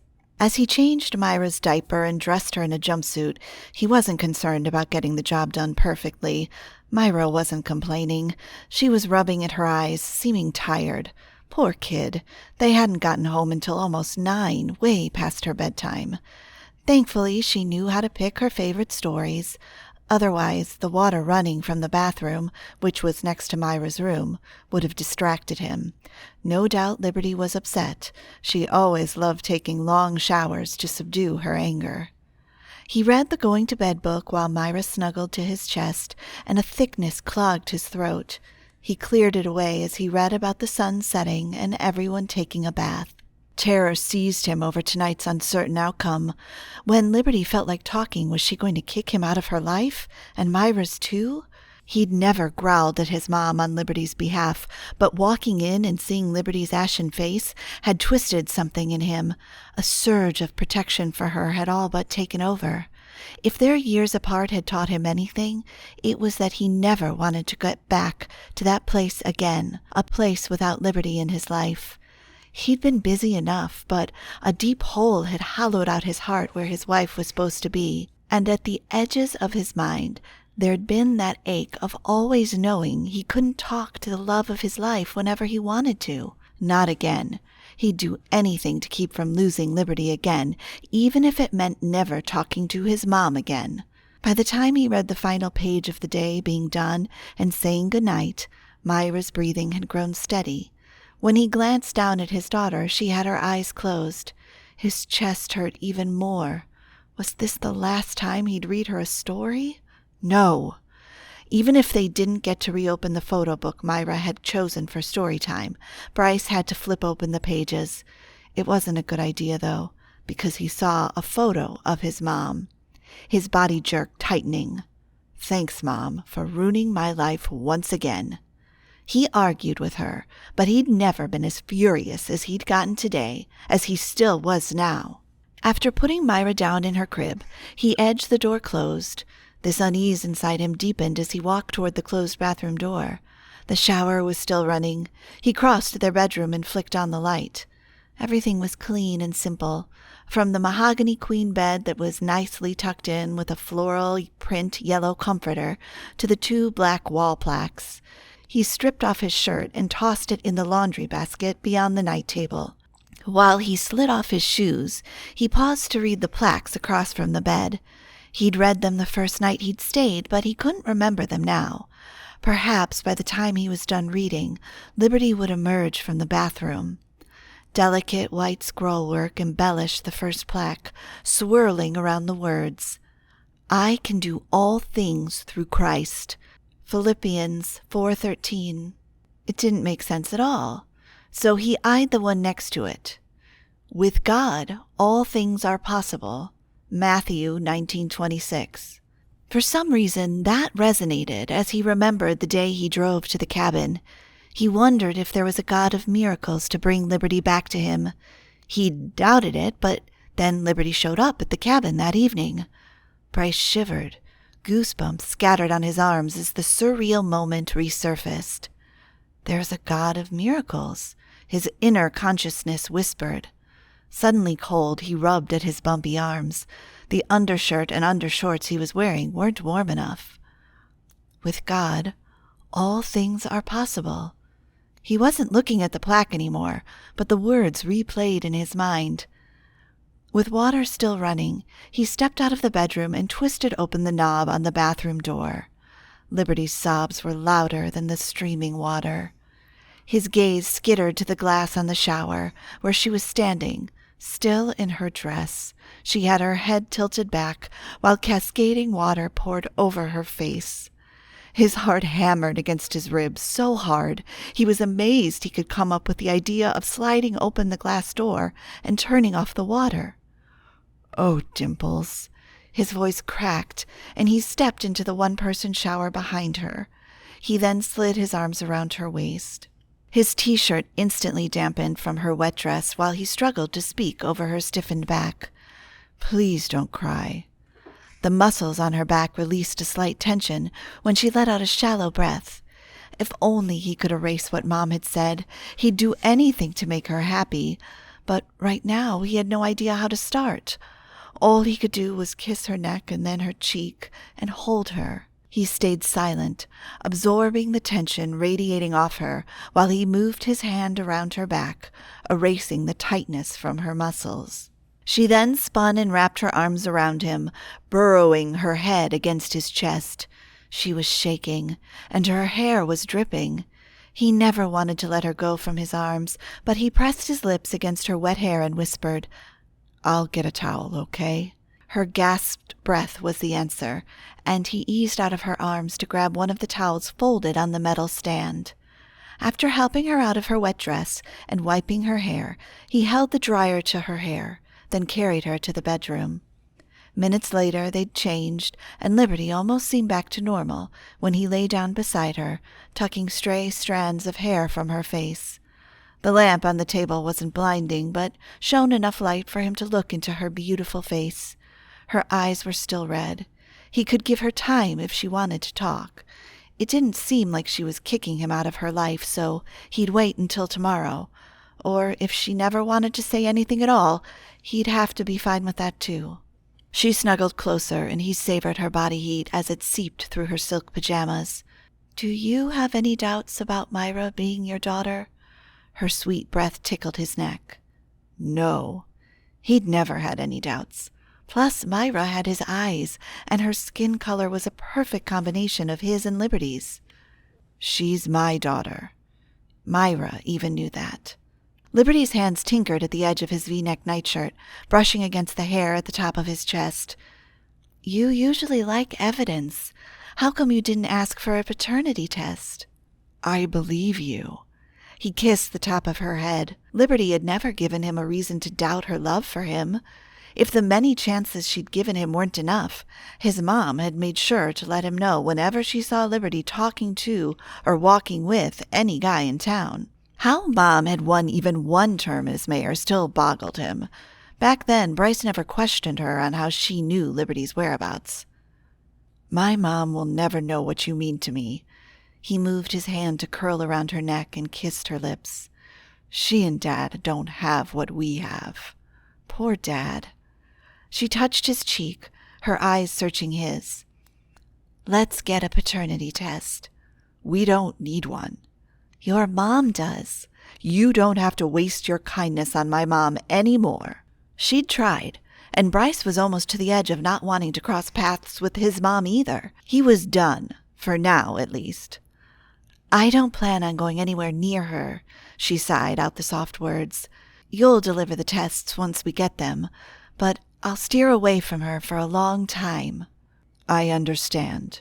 He gave his wife a fleeting kiss, grateful she was trying to prove it to his mom, even if she didn't need to. "I'm so proud of you." Her determination to get tested got Bryce thinking. Whatever Mom had against Liberty had everything to do with Mom's insecurity and nothing to do with her concern for his happiness. "I don't think God is happy with how I handled things tonight." Her brows pinched close, and regret trailed her words. "I'm sorry." "God understands. Mom had it coming. Next time, Mom will think twice before she corners you." Liberty laughed a little, and he felt lighter. She didn't need Mom's approval when she already had a mom, and he told her so. Curious to know what Mom had said to make Liberty lose her cool, he asked. She raked her hand through his hair. "It's best I don't tell you." He cupped her chin. "Why's that?" "I don't want you getting angry at your mom." That kind of selflessness made him fall more in love with her, the kind that tightened his chest and made him want to pursue the God she believed in. She moved her hand from his hair, her fingers trailing along his cheek. His throat burned with tears as he looked into her sincere eyes. "I love you, Bryce," she whispered. He could barely speak through the emotion tightening his chest, but oh, how he loved her so. He didn't know how to express it in a way she could understand. So he drew her closer and smothered her lips with his, losing himself in her warm embrace. Even if she didn't want him to hate his mom, he disliked Mom for doing this to her, to them. During the days leading up to Christmas Eve, Bryce loved waking up with Liberty next to him. Even if she woke up early to pray and read her Bible, he woke up much earlier to make her coffee and breakfast, if toast and store-bought muffins counted. He wanted her to eat before Myra woke and before Liberty made her morning work calls. Besides that, out of habit, he checked the stock market daily. It was always good to know the value of his stock investments, especially in the newer companies he backed. He'd also heard from the scheduler company and had hired one. She would start on the 27th, the day after he left town.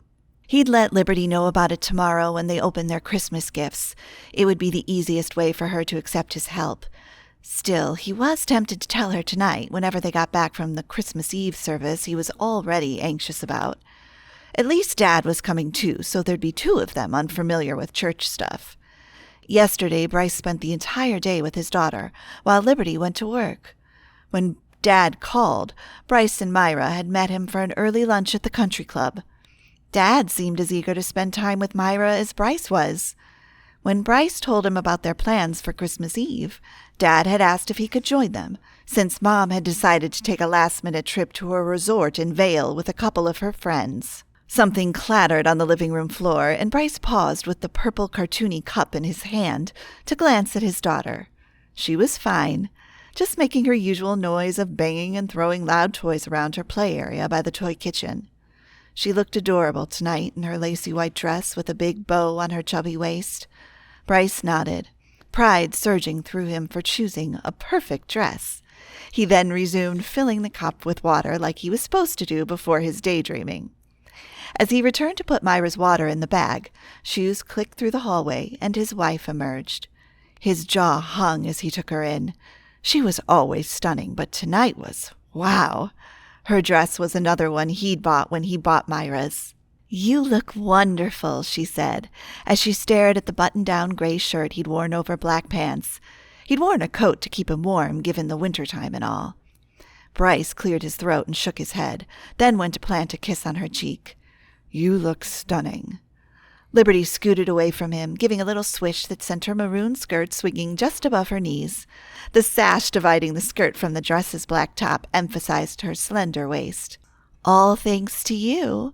She touched the diamond drop necklace and peered at Myra, who was getting busy taking down the ornaments in her reach. At least she knew how to put them back sometimes. "Ready to go?" Bryce asked, not wanting his dad to get there and wait in an unfamiliar place. "I'll just grab my Bible and we'll be ready." Good thing they'd left when they did. They'd arrived in the church lobby long enough to bask in pine and cinnamon from the baked goods before Dad called, letting Bryce know his driver was turning into the church parking lot. Bryce told him to have his driver drop him off at the front. That made it easy to spot him when he emerged in his dark suit, white shirt, and red tie. They walked over to meet him just as the same woman who welcomed them at the door shook Dad's hand. Her kind face aglow, she asked if it was Dad's first time to visit. Then, just like she told Bryce, she sent Dad to stop by the cookie and hot chocolate booth. Myra tugged at Bryce's coat and pointed to the table where people were gathered to have their cookies. Bryce ignored her, not ready to be covered in cookie crumbs if she ate one while he was holding her.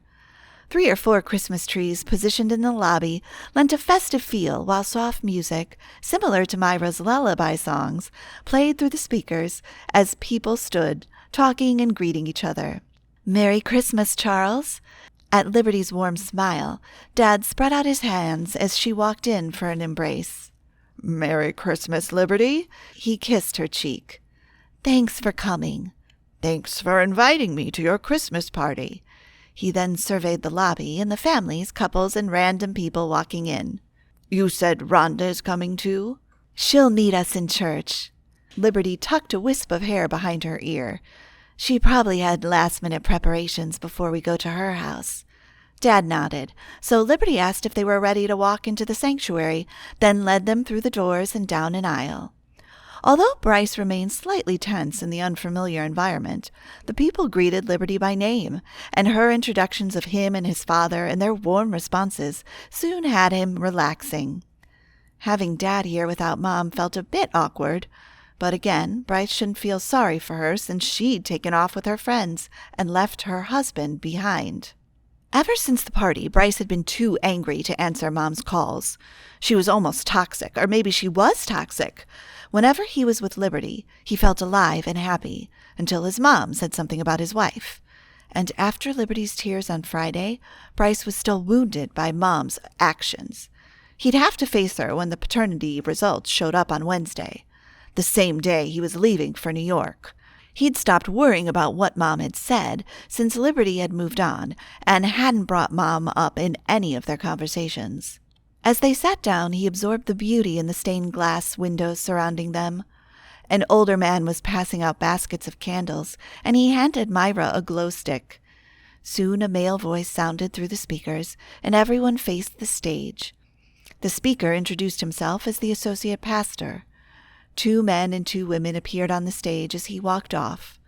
The worship leader asked everyone to stand and join in singing Joy to the World, as the words were displayed on the screen that was above the stage. Standing to his right, Liberty sang the words in a soft lullaby voice. To his left, Myra hummed the tune, nestled comfortably on Dad's chest. Meanwhile, he and Dad stood there like robots, mutely staring at the screen. Rhonda arrived as the song ended, and another one started. When she leaned in to greet Dad, Myra leaped from Dad to her. Although Bryce hadn't seen Rhonda since his reunion with Liberty, they talked on the phone one night when she called Liberty. "Hi, Bryce," Rhonda whispered, and he matched her hushed tone through the music. She then went to sit on the empty chair Liberty had reserved on her other side. When they sang the next song, Bryce read the words, not attempting to sing for fear of scaring people in the nearby seats with his croaky voice. "For unto us a child is born, unto us a son is given, unto us a son is given, and his name shall be called Wonderful Counselor, the Mighty God. If the song said, his name shall be called, did that mean the child wasn't born yet? The Prince of Peace, the Everlasting Father. As the song continued, Bryce's gaze flitted to the guitarist. His eyes were closed, but he wasn't missing a single note as he strummed and shook his head, clearly attuned to the song. By the time the song ended, Bryce's mind was buzzing with questions about the unborn child. When the pastor announced what to read, pages rustled and phones lit as people looked for whatever reading was required. Bryce found the man's accent interesting. He even leaned into Liberty when she extended her Bible toward him. The words were also written on the screen where Dad focused his gaze. With God, all things are possible. Matthew 19:26. Bryce blinked at the words from the plaque at home. The pastor pointed out another section of the book to go along with God's miracles. Bryce squinted, struggling to see the tiny print in Liberty's Bible. He wanted to follow along with the pastor's pace as he read, but he decided to listen instead. Something about a virgin visited by an angel. The Holy Spirit will come on you, and the power of the Most High will overshadow you. You are to call him Jesus, Son of the Most High. This was all confusing. No wonder Liberty said it took faith rather than trying to grasp each detail.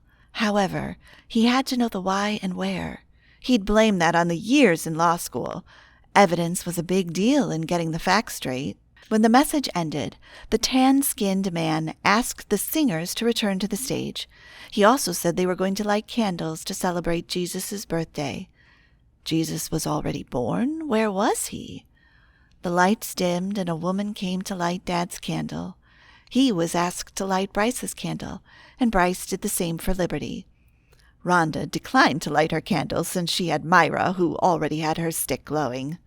Liberty reached over past her mom to light the candle for the man on Rhonda's other side. The chain kept going until everyone had their candles lit. The singers led them in Silent Night, a familiar lullaby and Myra's favorite. When they sang the part about sleeping in heavenly peace, it felt like a memorial. A rise of goosebumps prickled his skin as he took in the candles that sparkled light in the vast room, consuming the darkness.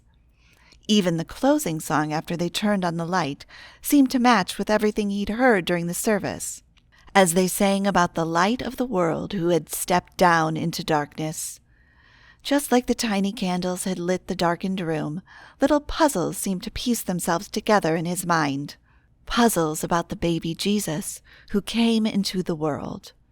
The song continued with the singers asking the light of the world to open their eyes and let them see. He wasn't blind, but his heart was closed off to all this religious stuff. When church was over and they made their way back to the lobby, Liberty introduced him and Dad to the pastor. Streaks of gray highlighted the man's dark hair along the edges. He was probably in his 40s. "Pedro!" His handshake was firm and his voice enthused. "I'm so glad you're here." "Me too." "How long are you in town?" While Bryce hadn't told him he was visiting, Liberty had mentioned emailing the pastor to set up a counseling session. "Not for long, but I'll be back." He hadn't even had time to talk to his business partners about his intentions to move back home to his wife. "You and Liberty should write to me whenever you want to meet."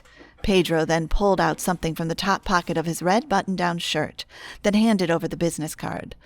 "Liberty has my number, but in case you need it too." "Thanks." Bryce pocketed the card and stepped aside for Dad to take his turn. He might need to call if he couldn't find answers to the topics Pedro taught about during church. A few people hovered behind them, and all likely wanted a turn to ask Pedro questions. Not far from them, Rhonda shook hands and chatted with people who seemed to be her friends. Their smiles and fondness for Myra hinted they knew his daughter well. Liberty tugged on his arm. "Let's take our photo in front of one of the Christmas trees." "Abe!" Liberty interrupted the men standing in a loose circle. A tall man with a clean-shaven head stepped out of the circle and smiled at Liberty. "Merry Christmas!" "Merry Christmas to you, too." Abe scratched at his salt and pepper beard, and when his gaze turned behind Liberty, he waved at Bryce. Liberty twisted her neck, her hair swooshing to one side as she introduced Bryce. I don't think you've met my husband before. While Bryce shook Abe's hand, she also introduced Dad. Then she asked Abe to help take their photo. It's my pleasure. While she handed Abe the phone, her gaze swept to the group of women where Rhonda and Myra were. She cupped her mouth. Mom! When Rhonda turned, Liberty told her to join them for picture time. Rhonda scooped Myra from one of the women. What tree would you like behind you in your photo? Abe tugged at his tie. They all look spectacular, Dad said, and they all followed him to the nearest Christmas tree, since people were taking their photos in front of the other trees. When Rhonda joined them and greeted Abe, the man's hand shook. It got even worse when he lifted the phone to snap their group photo. Abe could very well have a tremor in his hands, which might make their photo blurry, but Bryce didn't want to make the man uncomfortable by pointing it out, in case it was a serious problem for him. Can you try to take another one? Liberty asked, squeezing Bryce's waist. He wanted to whisper into her ear that their photos would no doubt be blurry. Thanks, Abe. Liberty scooted forward and rescued her phone. What are your plans tonight? He fidgeted with his tie, and his gaze dragged down to Rhonda, who was busying herself with Myra's lacy hairband. I was hoping to drive and see some lights. You should join us for dinner. Rhonda stifled a cough and lowered her lips to Myra's head, planting a kiss. This is interesting. Liberty continued to talk up Rhonda's roast and all the food they needed to eat. Abe swallowed and stared at Rhonda. Then finally Rhonda puffed out a breath and lifted her chin to stare back. Her lips parted. Something definitely was between them. Bryce steered his gaze back to Abe. The man's chest rose and fell, and his forehead almost appeared to be breaking out in a sweat. They both seemed to forget they had an audience until Liberty spoke. I'll text you Mom's address. Without giving Abe and her mom time to figure out their responses, Liberty walked to her mom and took Myra. She then whispered in her ear, producing a shy smile from her mother. Clearly embarrassed, Rhonda moved to Dad and touched his arm. Charles, I hope you can still join us for dinner? Dad gave a subtle nod, his lips curling into a smile. I wouldn't miss the best roast in town. Bryce winked at his dad. They were going to have a wonderful evening of fun and matchmaking. Chapter 16. Later that night, Liberty curled up on the couch with her sweet husband. Bryce was dressed in red reindeer print pajamas similar to hers. Myra, now in bed, had the matching pajamas Liberty had bought 2 days ago as their Christmas Eve presents. They'd opened their gifts as soon as they returned from Mom's house. Once they put Myra to bed, they then called their friends, Tessa, Iris, and Logan, to wish them a Merry Christmas. Like Bryce, Logan was leaving on the 26th, while Iris was going on the 29th. As soon as they showered and changed into their new pajamas, Bryce was eager to ask questions from the message at church. He was now scrolling through a Bible app on his phone.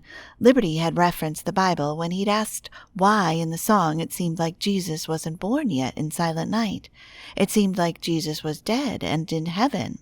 I found Isaiah 7:14, he said, his brows drawn together, so she leaned in, their heads almost touching, as she encouraged him to read the prophecy about Jesus' birth. Therefore the Lord himself will give you a sign. He paused and glanced at her, then back to the screen. The virgin will conceive. He lowered the phone. This is almost similar to what Pedro read earlier. The light from the tree next to him sent an extra spark in his eyes. The virgin. Yes, Liberty wasn't too sure of all her facts. She believed in God because she just knew he was God and sovereign, so she shared the few facts she knew, further explaining what the pastor taught about the angel visiting Mary. Bryce leaned back on the edge of the couch. How many years in between the time Isaiah prophesied Jesus and Jesus' birth? Uh-oh. She blew out a breath and whispered a silent prayer. Maybe she should have asked all these questions a long time ago. Right now, she had no idea, but she couldn't just say, deal with it and believe like I do. So she tucked the puffiest part of her hair beneath her left ear and a foot underneath her on the couch, then admitted she didn't know all the facts nor have all the answers. Let's research on the internet and see if we can find something. His fingers moved on the screen as he typed in his question. 700 years, he said, seconds later, his eyes widening. Whoa! Liberty's jaw dropped. She hadn't known the prophecy and its fulfillment were so many years apart. Over the next several minutes, Bryce looked up the prophecies about Jesus' birth, and Liberty admired him for trying to find out more about what he may want to believe. Having faith was always the best thing to do, but Bryce's curiosity was helping prepare her with answers for people like him in the future, people who needed evidence on why they should believe what she believed. They read John 1:1-3, a perfect reminder of how it all started, with God's Word, and without Him, nothing would be in existence. He was the light that shone into the darkness, like the light from the candles that lit the dark church. Bryce's brows unfurrowed, as his face lit as if a spark within him ignited. When they stopped and she prayed with him before bed, a verse popped into her mind. You will seek me and find me when you seek me with all your heart. She prayed God would reveal himself to Bryce as he genuinely sought for God. She whispered amen, and Bryce pulled her to his side, embracing her fiercely. She squeezed him, and she felt his racing heart. Thank you for not giving up on me. Guilt pricked her heart. She'd given up on him when she'd walked out of their marriage. Thank you for not giving up on me, too. She breathed in his subtle eucalyptus scent. She would miss him when he was gone, but he was only leaving temporarily. He intended to talk to his business partners about the details of his departure from New York. In the meantime, she and Myra could fly every so often to see him. She had plenty of miles saved up from the business card she used. The night ended up being short when Myra woke up much earlier than usual.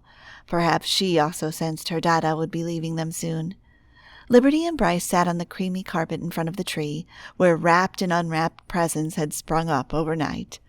Myra's eyes lit up when she saw the small stand-up piano eating up the space by the tree. She darted for it and started pounding the keyboard. Liberty turned to her husband, questioning all the extra toys he got for Myra. Liberty had already wrapped presents for their daughter under the tree. I don't want her to get spoiled. Bryce squished his face. Sorry, I just couldn't help myself, and I do have last Christmas to make up for. Myra noticed a mini chair tucked at the back of the tree. Tia! Merry Christmas, Starlight. Bryce reached for Myra's hand and drew her toward him, hugging her. You want to help me get the chair?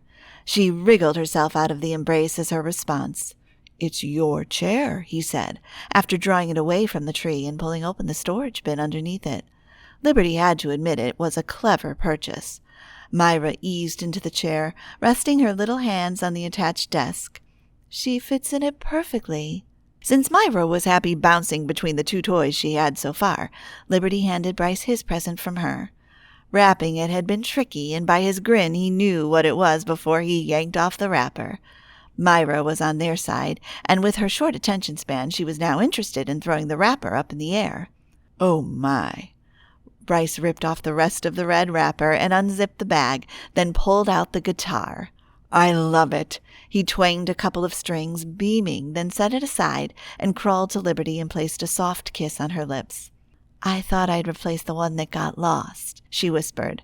Not wanting to dwell on the guitar she still assumed his mom had maliciously stolen from under their Christmas tree.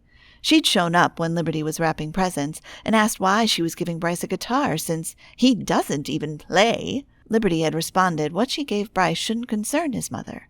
Then 2 days before Christmas the guitar went missing. It had bothered her so much that she'd broken down and told him a week after Christmas. My turn. He handed her a manila envelope. What on earth? Raising a brow, she broke the seal and removed the papers. A resume and contact information for a scheduling company in town, to be precise. She flipped to the next paper. The name of a candidate who would be scheduling her employees. Her heartbeat escalated as her mouth slid open. One just for her? I've already paid. Liberty's mouth froze. Overwhelmed by his thoughtfulness, she couldn't form a response. After moments passed and she thought she could speak, she raised her gaze to his, and her hand flew to her warmed heart. You got me a scheduler? One less thing for you to juggle. He shrugged as if it were no big deal, but it was a huge deal to her. Scheduling employees and finding replacements was the hardest part of her job. She'd known she needed a scheduler, but she couldn't afford to hire one. She set the papers down and crawled to his spot, lunged into him and threw her arms around him. He fell back, but thankfully the squishy faux leather couch kept him from toppling all the way down. "It's not a very romantic gift, but it's perfect." She scrambled off him and back to her spot on the carpet. Bryce reached for a big box and handed it to her. She smiled when she pulled out the lace-up knee-high winter boots. While stylish, the rubber feet and fuzzy insides would keep her warm and dry. "I love them." His sheepish smiles tugged at one corner of his mouth. "Again, not so romantic, but practical." "Who needs romantic things when I have you?" She waved a hand, but even before she could return it to her lap, Bryce slid a tan box tied with a red ribbon onto her lap. She fingered the softest silk ribbon, then untied the box. Her brows inched up when she lifted the lid to a bunch of confetti. He merely grinned and shrugged, so she rooted through the fancy paper for the present until her fingers connected with a thicker paper. She unearthed it and unfolded a notification of a car that would be delivered in a few days. A gasp slid free before she clamped her hand over her mouth. An Audi SUV? He'd spent too much money on her. "I already have a car." "You need one to sustain you in the winter." "I don't plan on going back to the cabin, not in the winter." His knowing look raised the temperature as he'd submerged her in a hot tub. "I plan to. You'll be coming with me." "Oh, my." She returned his sly smile with a coy one of her own. "Where am I going to park all these cars? And when the house owner shows up in January, he'll need a place to park." Bryce tinkered with some guitar chords, tuning it. "I'll leave the Jeep at the garage tomorrow when I bring Mom the paternity tests." He paused as if thinking about something better. "Of course, I could just email her the results." She didn't want him avoiding his mom. It wasn't right. So she clasped his hand and squeezed. "Regardless of some friction I have with her, you should talk to her before you leave." He tilted his head, frowning. "Some friction?" She shrugged in winks, and she wanted to downplay her relationship with Wendy. "Some friction is the understatement of the century." The longer it took, the harder it would be for him to get back to normal with his mom. That had been the case when she'd walked away from Bryce.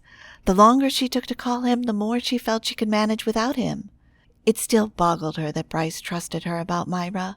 What if the clinic made mistakes and the results ended up wrong? Panic snuck into her heart, and she tried to shove it away while Myra bounced on Bryce's lap. He then presented some New Year's Eve plans. "I asked your mom to watch Myra." He squeezed Myra close to him and kissed her plump cheek. "If that's okay with you. I want you to come to New York on the 29th until the 1st. "Okay." She liked the idea of having a date with her husband, but would Myra be okay with them gone that long? She needed to work out flight deals and connect with the new scheduler he'd hired. "We'll video call your mom any time of day or night to check on Myra." Liberty smiled at that, but she couldn't make her excitement last without Wendy popping into her mind. "Are we staying at your Hampton home?" "Their family vacation home." "No." He shook his head too fast. "Not even at my penthouse." She let out a breath, relieved. Wendy even had a room at his penthouse, so she could show up there any time unannounced. If they weren't staying at the family house in the Hamptons or his penthouse, then where are we staying? "It's a surprise." Anticipation coursed through her as Bryce grinned and handed Myra another one of his presents to open. He then reached for his guitar and settled it on his lap. "I have this song." He started strumming, and a few measures later Liberty recognized the tune. "The Best Day" by Taylor Swift. He continued picking with his fingertips. The melody floated through the room, the strains soothing and peaceful. Bryce was a gifted player, and although Liberty had played the guitar with her boyfriend before Bryce, she had to admit he knew how to hit all the right chords. Even Myra stopped tinkering with her toys and decided to jump up and down, dancing and humming off tune. Love shone in his eyes when he gave the final strum that took Liberty back to her 20s and to the man she'd fallen in love with, the man she still loved and would love always.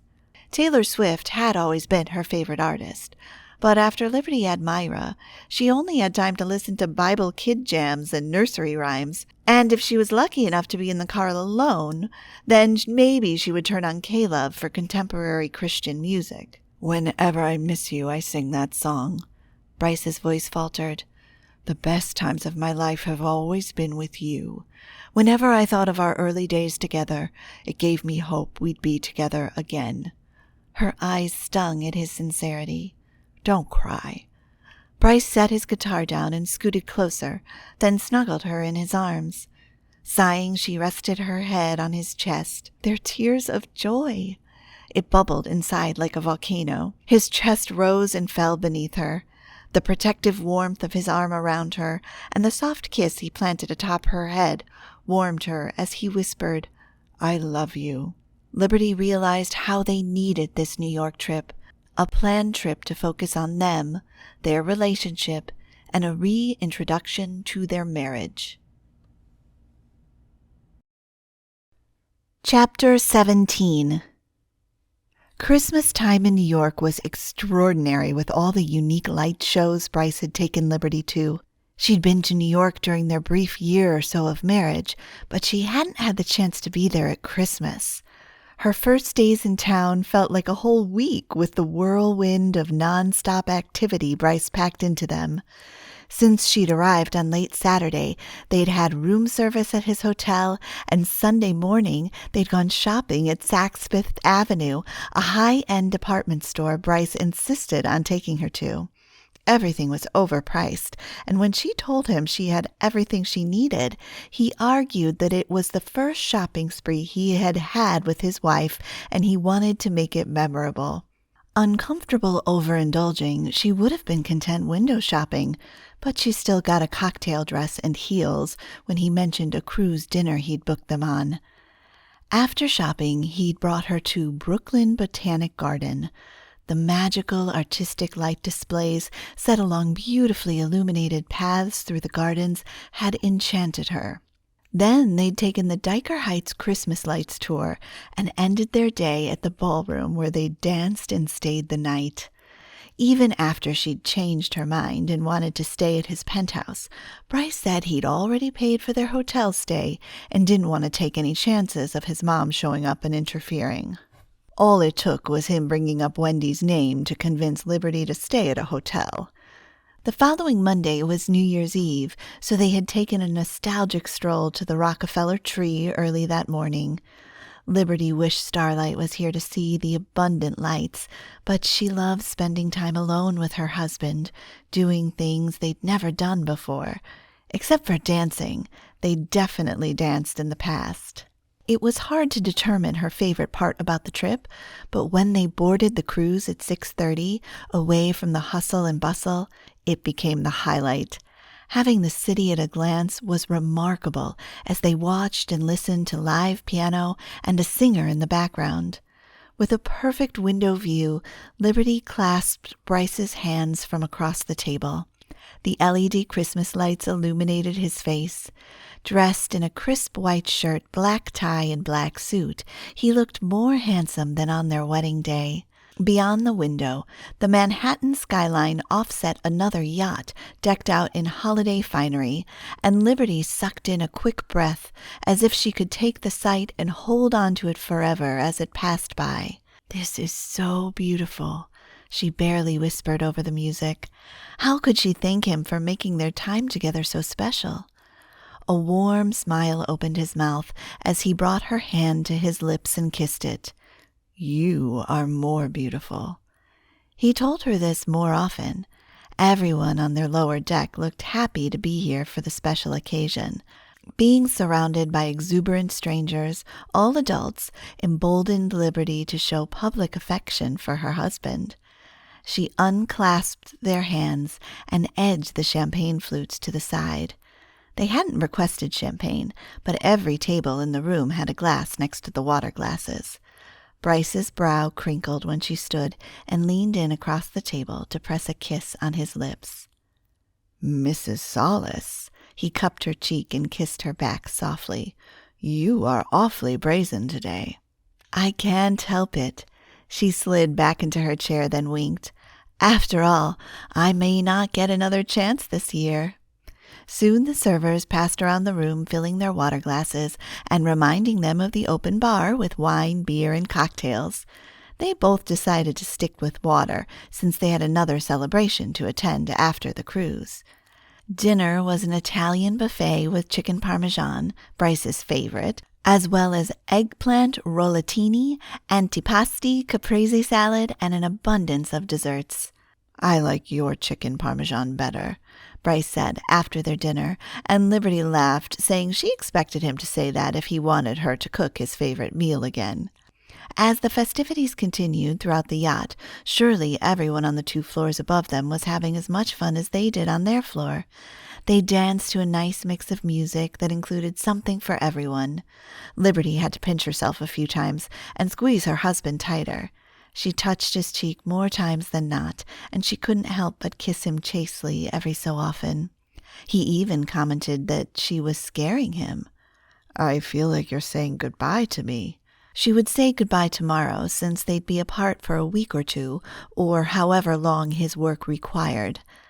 I want to make sure I'm not dreaming, she responded, feeling like she was on cloud 9. How many people had the chance to dance on a yacht while enjoying views of New York? When the yacht stopped, they went outside. In the crisp night air, Bryce stripped off his coat, then draped it on her shoulders. I am real, he said, pulling her closer and leading her toward the deck railing. Our love is real. She couldn't agree more. The 360-degree views from the water towered around them, while reflections from the city lights and tall buildings shimmered on the water. Seeing the Statue of Liberty lit up as close as they did, she had to take a picture. She patted herself, but felt Bryce's phone in the pocket of his jacket she was wearing. My handbag. We left it at our table, he said. I can go and get it. I don't need it. I just wanted to take a photo of the scenery. And us. How can we not get a photo with the statue behind us? Bryce said, his tone light. It's named after you. Although Mom had freedom on her mind when she named her Liberty. After that, she retrieved the phone.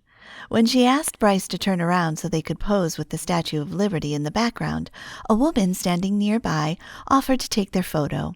The woman then handed her handbag to the man she was with.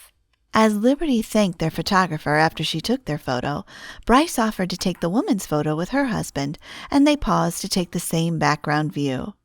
The evening went too fast since the cruise fun ended at 9:30. It was just the perfect time for them to head back to their hotel. As she and Bryce sat in the back of the yellow taxi, driving past Times Square to their hotel became a challenge. With the place lit up from the festivities, traffic backed up as if every person in New York was headed down to catch a bit of the action. Would you like to FaceTime now? Bryce's warm arm brushed against her neck as they sat right next to each other, as if the seatbelts hadn't done their job separating them. They'd intended to make the call from the hotel, but at this pace, they might reach their hotel at midnight. I think you're right. Liberty pulled her phone from her handbag. It was 10:15. It's 8:15 in Colorado. You think Starlight is still awake? Bryce asked as Liberty punched the video icon on her phone. We'll find out soon. Last night, Myra had been in bed by 8 since she skipped her nap. It's Mama and Dada. Mom's face appeared on the screen, but she had her neck turned, obviously talking to Myra. How's everything going, Mom? Liberty moved the phone between hers and Bryce's face. Bryce draped his arm on her shoulder, his cheek touching hers. Hey there, Rhonda. I hope you two are having fun instead of worrying about your daughter. Mom waved a finger between them. Myra hasn't even missed you for a second. Things clattered in the background, no doubt, Myra busy scattering books and blocks all over Mom's living room. That Myra didn't run to the phone when her grandma told her it was Mama and Dada left Liberty more relaxed about being away with Bryce. Instead of talking about Myra like she would while away from her daughter, Liberty asked Mom if she'd talked to Abe since the Christmas Eve dinner. Abe had laughed and teased Mom a few times during their dinner. He and Mom even shared some inside jokes. He'd felt comfortable enough to follow Mom to the kitchen and help her slice the pies, which had given him time alone with Mom. "Don't you two have enough love in your lives? Why should you want to hear about my love life?" "We do, but we're married," Bryce squeezed Liberty's arm, "so we want reminders of how to feel when you're newly in love." Mom smiled shyly. "He's taking me out to dinner on Saturday." Then the screen went blurry before Myra's face appeared. Something white dusted her cheeks and forehead. "Starlight," Bryce whispered with a gentle fondness. A few days before he'd flown to New York, he'd started calling her Starlight. "What happened to your face?" Myra lifted a toy phone while babbling her nonsensical words. Yep, she was fine without them. "We tried to make some cookies," Mom explained, her attempt to involve Myra in the making of the cookie dough she intended to freeze. Memories of Bryce's attempt to cook at the cabin rushed into Liberty's mind, and she chuckled. "She cooks like her dada." "There's nothing wrong with that." Bryce poked her ribcage, and she jumped, feeling ticklish. "I have to cook for you sometimes." They didn't chat much longer. Mom needed to give Myra a bath and get her to bed. Just before 11, they reached the Chatwall Hotel. Happily, they didn't have to leave their hotel to be a part of tonight's festivities. Their suite offered amazing views of the Times Square ball drop, so they'd watch it from their private terrace. After showering and changing into comfortable clothes, they sat on the cozy sofa by the window. The massive bouquet of mixed flowers on the table in front of them wafted its soft fragrance into the room, the scent of roses reminding her of those first days with Bryce. It didn't feel like it was just the two of them. With their windows slightly open, the noise in the party room downstairs joined them. Then the butler showed up twice to deliver a tray of decadent appetizers and Pepsi, Liberty's favorite. After the cruise buffet, they weren't hungry. He also served them champagne, as was the hotel's tradition for all their guests. Liberty had champagne before and didn't find it tasty. However, it would be great to toast in the new year. She snuggled her head against her husband's chest, savoring his nearness as he kept a protective arm draped on her shoulder. She didn't want this night to end, but she had to return to Pleasantview tomorrow. Myra needed her, and Liberty had to work too. As if reading her thoughts, Bryce asked her about her plans for the week. "Thanks to you, I get to enjoy my job even more. Scheduling employees, taking last-minute calls for absentees, and rescheduling the no-shows was going to be someone else's responsibility. I'll try to put away the Christmas tree." She told him of the landlord's visit to Pleasantview in the second week of January. "I don't want you and Myra staying with some strange guy." Bryce stiffened his chest, so she shifted to look at him. "He's a harmless old man who moved to a warmer climate after his wife died. He's coming to town to visit a couple of his buddies." Liberty had met him through one of her clients. "He's like Myra's other grandpa." Bryce's jaw clenched, and he pulled her back to rest her head on his chest. He then kissed her hair. "I'll try to wrap things up here as soon as I can. I want to be home before his visit." He then admitted his fear to transition to a small town, the fear of missing out on regularly interacting with clients. There were still hurdles with the companies where he was a board member, and he was unsure how that would play out with his absence from New York. "I'm still convincing my partners I can handle things remotely." His heart raced below her cheek as he shared his thoughts on investing in a starter company that could further benefit the blind. "I know you can do it, even without your partner's help." Her chest swelled, and she let out a contented sigh, proud of his willingness to step forward on his own. Something out of his nature. "That's a leap of faith," she said, remembering their conversation about faith, hoping it would make sense when used in a point of view he could relate to. "A leap of faith." He nodded, his chin brushing the top of her head. "I like that." She hadn't entertained the idea of making changes herself, but since he made more money than she did, perhaps she and Myra needed to move to New York. Liberty could focus on raising their daughter from home. Then Bryce wouldn't stress over transitioning and no doubt taking a pay cut. She shared her thoughts. Myra needs to stay close to Rhonda. His hand moved over her back, the gentle caress of his fingers soothing. We still need to have our house built in Pleasant View. It's our home. They talked about plans to schedule counseling sessions for the new year, and Bryce's desire to buy land to build a home, since they still had their plans from years ago. We don't need to build a house. Property had gone way up within the last few years. We might have to add a couple of rooms in case Myra gets a little brother or sister someday, he said, seeming deep in thought as he ignored her statement. I know property is more expensive nowadays, but I have more money than I did back then. We never talked about how many kids we wanted to have.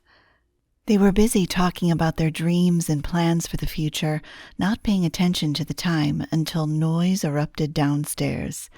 6, 5, 4, 3, Bryce said, then slid his arm around her middle to hoist her onto his lap.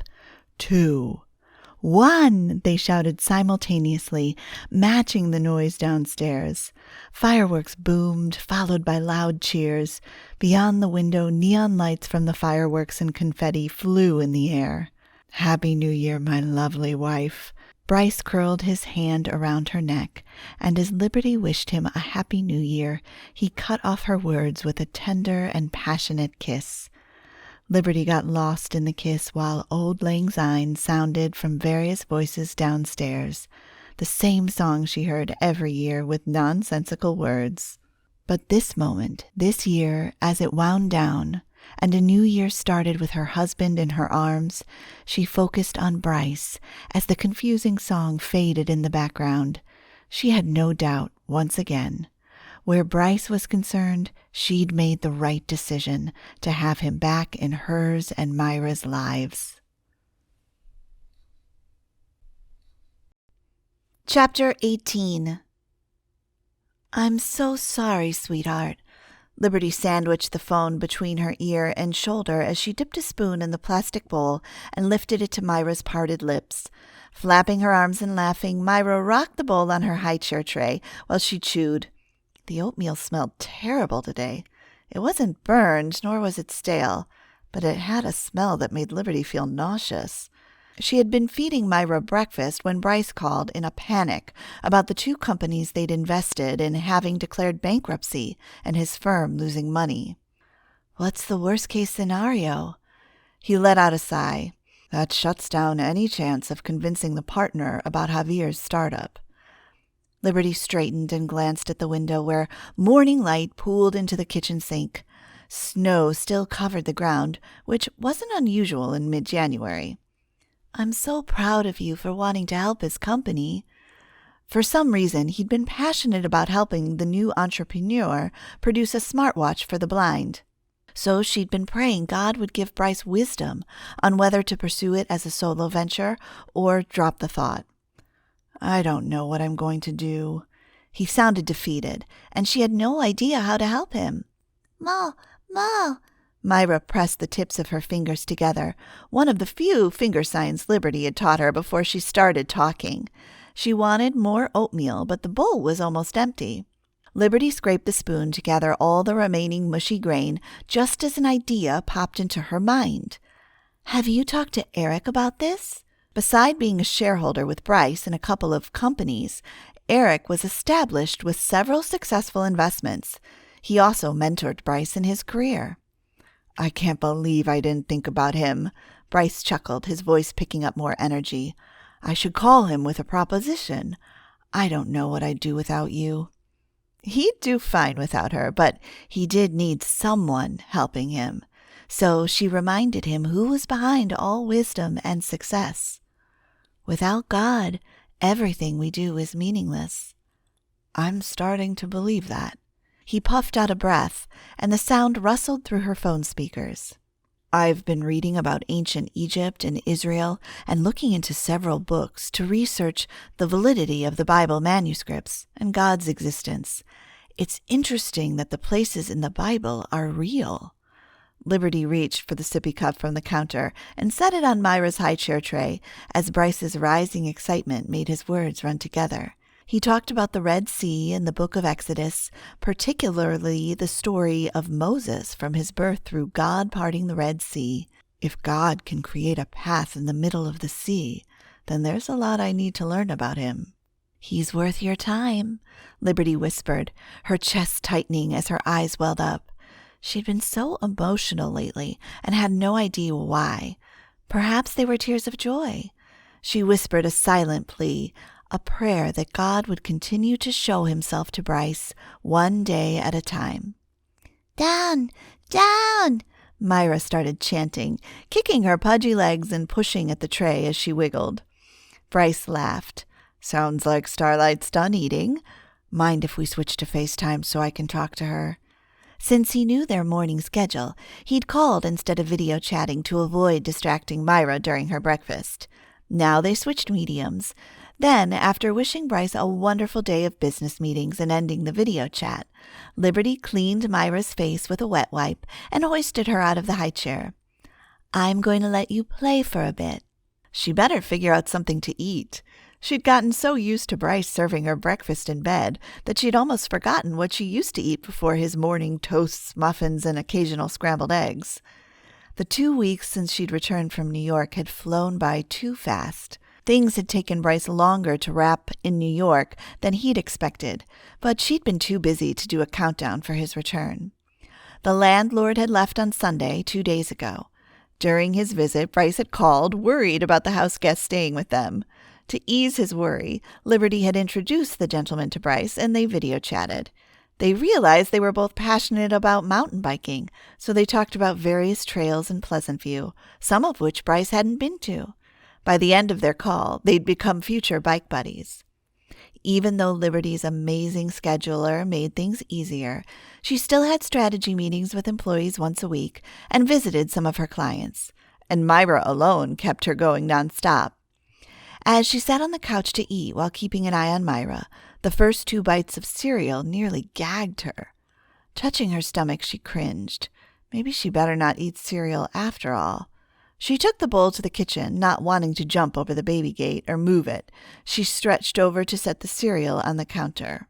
With Myra content putting toy animals in the farmhouse next to her kitchen, Liberty fired off a group text to Iris and Tessa to update her prayer partners on Bryce's research. Seconds after she clicked send, her phone rang, and Tessa's face popped up on the screen. Then so did Iris's shortly after. "Hey!" After pressing to answer, Liberty turned her back to the couch. The lime green, usually cheery, seemed too bright this morning, and she couldn't imagine sitting there. Let's keep it quick, girls. Iris held up a hand, pink manicure flashing against her blue blazer. I want to know the details, but I have a meeting in 20 minutes. With it almost 9 here, it'd be nearly 11 in Boston. What exactly did he say? Tessa's dark ponytail bounced as she passed rolled-up exercise mats, medium balls, and colorful dumbbell sets. Liberty, having been in Tessa's home studio a few times, easily recognized the room. It's not much different from what we said last time. Liberty nudged aside the tricycle as she moved to sit next to Myra and handed her the cow that hadn't made it into the farmhouse yet. He's been reading the Bible. While Liberty relayed what Bryce had shared, Iris fanned herself. I don't need to start crying before meeting with a client. Tessa tilted her head to the side, beaming. Isn't God so wonderful? I know, Liberty whispered, as emotion clogged up her throat. No tears. Let's stay focused. Iris blew out a breath. Yeah, let's not give Liberty another reason to cry. Sitting up straighter, Liberty frowned at Tessa. What do you mean by that? She means you've been emotional ever since Bryce came back into your life, Iris clarified. And when Liberty tried to argue, Iris rolled her eyes. You cried when telling us about the cruise and when you described that silly calf you saw on the farm beside the road. But he was so cute. Let's not forget the streamline of Cheaper by the Dozen last week. Holding up a hand and arching her brows, Tessa cut Liberty off. They kept Iris in the loop when they watched a movie online together by pausing and chatting during the movie. That movie is not sad at all. It's hilarious, Iris said, while Liberty tried to recall the family movie with all those kids. She couldn't remember which scene made her cry. I'm a mom, she defended. Anything with kids makes me cry. Myra wandered to the other side of the room, leaving a trail of farm animals on the floor before she toddled to her tricycle, climbed on, then scooted around. Trying to redirect their conversation, Liberty asked for prayers for Bryce, his decision to invest in Javier's company, and his motivation to search for spiritual answers. Then she asked about Tessa's soldier, Chad, but Tessa ignored the question and commented about Myra sounding like she was having fun. Put Starlight on the phone, Iris said, probably getting the hint that discussing Chad was out. Liberty was sauntering toward Myra when the doorbell rang. Let me see who's at the door first. Liberty sidestepped the farm animals on her way to the door, then peeked through the peephole, and her stomach dropped. Wendy stood there in a black blazer and sleek pants that matched her tan blouse. The woman didn't have a job, but she dressed as if she were headed to an office. Liberty was her job, her mission, she had to assume. Liberty tiptoed away from the door, afraid her mother-in-law would hear her say her name when she told her friends about the unwanted guest. That's odd that she's at your house. Iris's brows squeezed together, the questions in her expression exactly how Liberty felt. Especially this early, Tessa added. How does she even know where you live? Liberty let out a slight snort. Wendy never has trouble finding me whenever she feels like it. Myra hummed as she swung her little arms, waddling back to her toy kitchen in the living room. I'll call you guys back, okay? Don't hang up. We want to hear everything, Tessa said, but Iris needed to get ready for her meeting. Toys clanked as Myra fidgeted with the plastic dishes. Liberty walked toward the door with shaky limbs, and the bell rang again as she touched the doorknob. Her hands trembled when she turned it. Liberty? Inclining her head in a regal gesture that showed off her French twist, Wendy offered a deceptive smile. Wendy, Liberty said, her voice shakier and less confident than she wanted to appear. Her gaze darted to the driveway as she composed herself. A driver waited behind the wheel of a black Lexus parked there. At least Wendy didn't have police with her today. Liberty gripped the phone tighter in her hand, moisture building up in her palms. How can I help you? I came to see my granddaughter. Wendy raised a flashy purple gift bag. Her other hand clasped a silver clutch bag. Then she sidestepped Liberty to enter the house. Can I come in? Can I say no? Wendy's heels clicked on the hardwood floor as she walked toward the kitchen, scanning the main area and living room. She steadied on Myra, absorbed in a loud ABC house learning pad she kept sliding in and out of her kitchen oven. Liberty cleared her throat. She did owe Wendy an apology, didn't she? I'm sorry for pouring— Spare me the apologies. Wendy jiggled the flashy bag in Liberty's face, then marched toward Myra. I'm here to give my granddaughter a present. Wow. A distant voice sounded from the phone, reminding Liberty that Tessa was still online. Liberty ended the video call, even though Tessa did have a point about witnessing whatever Wendy had come to say. With Wendy's back to her, Liberty hit record on her phone so she'd have evidence of some sort should Wendy make up a story about her. Moving toward Wendy and Myra, Liberty set the phone on the table upside down. I thought you said she wasn't your granddaughter. Ignoring Liberty, Wendy ruffled Myra's hair. Hello, Myra. Myra lifted her head and frowned as she took Wendy in. I've got something for you, darling. Instead of taking the offered bag, Myra unfurled her brows and seemed to accept Wendy's smile. She then reached for the green and white ABC pad and handed it to Wendy. Papa. Wendy tucked her clutch bag in her armpit and accepted the pad. Her face softened, and her smile seemed warm as she pressed the toy and it erupted with an ABC tune. I can tell you are very smart. Wendy's voice rose over the toy noise. Just like your daddy. Bryce was intelligent, no doubt, but Liberty tried not to assume the words contained a dig at her, while Wendy knelt on the floor, picked up one of the plastic cups, and handed it to Myra. One of these days, Nana will take you to high tea." "Tea," Myra smiled, putting the cup to her mouth. Liberty's heart warmed slightly. She'd come to terms with the fact that Wendy would never accept her, but if Wendy loved her granddaughter, Liberty would let Wendy be a part of Myra's life. But having her come here without notice sure was awkward. When Myra's attention wavered and she waddled to Liberty to be carried, she scooped her up and hoisted her to her hip, then asked Wendy, "How did you find out where I live?" Wendy stood with a mirthless laugh as she brushed imaginary dust from her hands. "As long as you've clawed back into my son's life, it's my business to know where you live." Then she reached for the bag on the floor and pulled out a white box. Liberty strained to see what was on the box. Was that an iPad and the Apple logo? "This is for Myra." Like Myra needed an iPad. What was the catch? The last thing Liberty needed was to accept the gadget, only to be accused of stealing it from her house. She leaned against the TV cupboard to support herself from Myra's weight as she eyed the box like it was about to suck the blood out of her. "We don't need your gifts. She's not ready for an iPad." The fact that the box wasn't enticing enough for Myra to reach for it should be an indication. Okay, Myra loved tinkering with Liberty's phone, but only when she expected a video chat. Wendy set the box on the floor, then assessed her manicured fingers, thinking of something before she spoke her mind. "You were smart to send me the paternity results." She looked at Liberty, then Myra. Thankfully, Myra has Bryce's eyes and calm temperament. What's that supposed to mean? Liberty tightened her arms around Myra, feeling the tension radiate in her body. Even when Myra wiggled to get down, Liberty feared if she let go, Wendy might snatch her away and take off. That could be the only reason she was here. Wendy's plucked eyebrows lifted as she crossed her arms. "My granddaughter is not going to be raised by someone with such a temper." She pursed the lips she loaded with lipstick. Then she traipsed toward the kitchen. Her heels clicked, and each step jabbed like a sharp pin piercing through Liberty's heated body. "This house doesn't look safe for my granddaughter."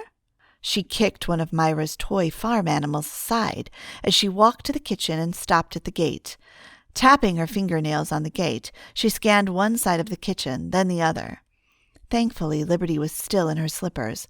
Otherwise, she would have tripped as she wobbled toward Wendy while struggling to keep Myra tight in her arms. Wendy moved down the hallway and peeked into Myra's bedroom. Liberty should be screaming and commanding her to leave. She was trespassing as she assessed the other two rooms and the bathroom before she emerged toward the hall where Liberty had remained standing. Chilled to the bone, Liberty shivered as her fears resurfaced. This was why she'd kept Myra a secret from Bryce. "What do you want, Wendy?" Wendy stood straight, those two red lips spreading out. "All the open outlets in the kitchen and your bedroom?" She nodded toward the tricycle and the farm animals Myra had scattered on the floor. "So many tripping hazards. You'll be hearing from my lawyer." Liberty's body heated, and a burning sensation ignited inside. She opened her mouth to call her out on the creep she was, the villain of her story. But then she remembered Wendy's comment about her having a temper. Her body shook, and she needed to collapse on the floor.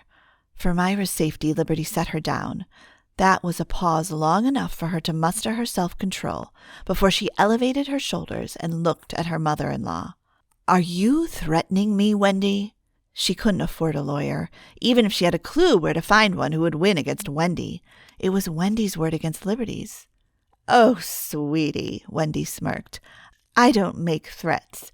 If you stayed away from Bryce like you should have, none of this would be happening." She took a step toward her, and Liberty lurched a step backward. While Wendy radiated confidence, Liberty was crumbling and clasping her hands so she didn't show their instability. "I'll make sure you never get to see Myra again." Those words lit a match on the gasoline welling up inside her, and as if sparked to life by reality, Liberty's boldness flared from wherever it had lain dormant. With Wendy, Liberty was way past earning affection. As usual, her only hope was to call her on her manipulation. I thought it would be nice for you to be in my daughter's life." Shaking her head, Liberty clenched her fisted hands at her side, then loosened her grip and raised her chin. Perhaps Wendy would understand if she appealed to her from the perspective of a mother, so keeping her voice even, Liberty touched her mother-in-law's hand and whispered, "How would you have felt if someone had threatened to take Bryce away from you? If someone had said you'd never see your son again?" "That," Wendy jerked her hand away, her lips flattening and her face hardening to a degree Liberty had never seen, "that is what you did to me." Feeling as if her heart was in her mouth made it easy to lose control. Shaking again, Liberty pointed a finger at her mother-in-law. "I don't want you in our lives ever. Stay away from me and from my daughter. You should have thought about that before you brainwashed my son into marrying you." Wendy's neck blotched red as she called Liberty all sorts of offensive names, making Liberty dizzy as one after another vile verbal assault pummeled her until her mind started to spin. "Leave," Liberty spoke through a lump of threatening tears.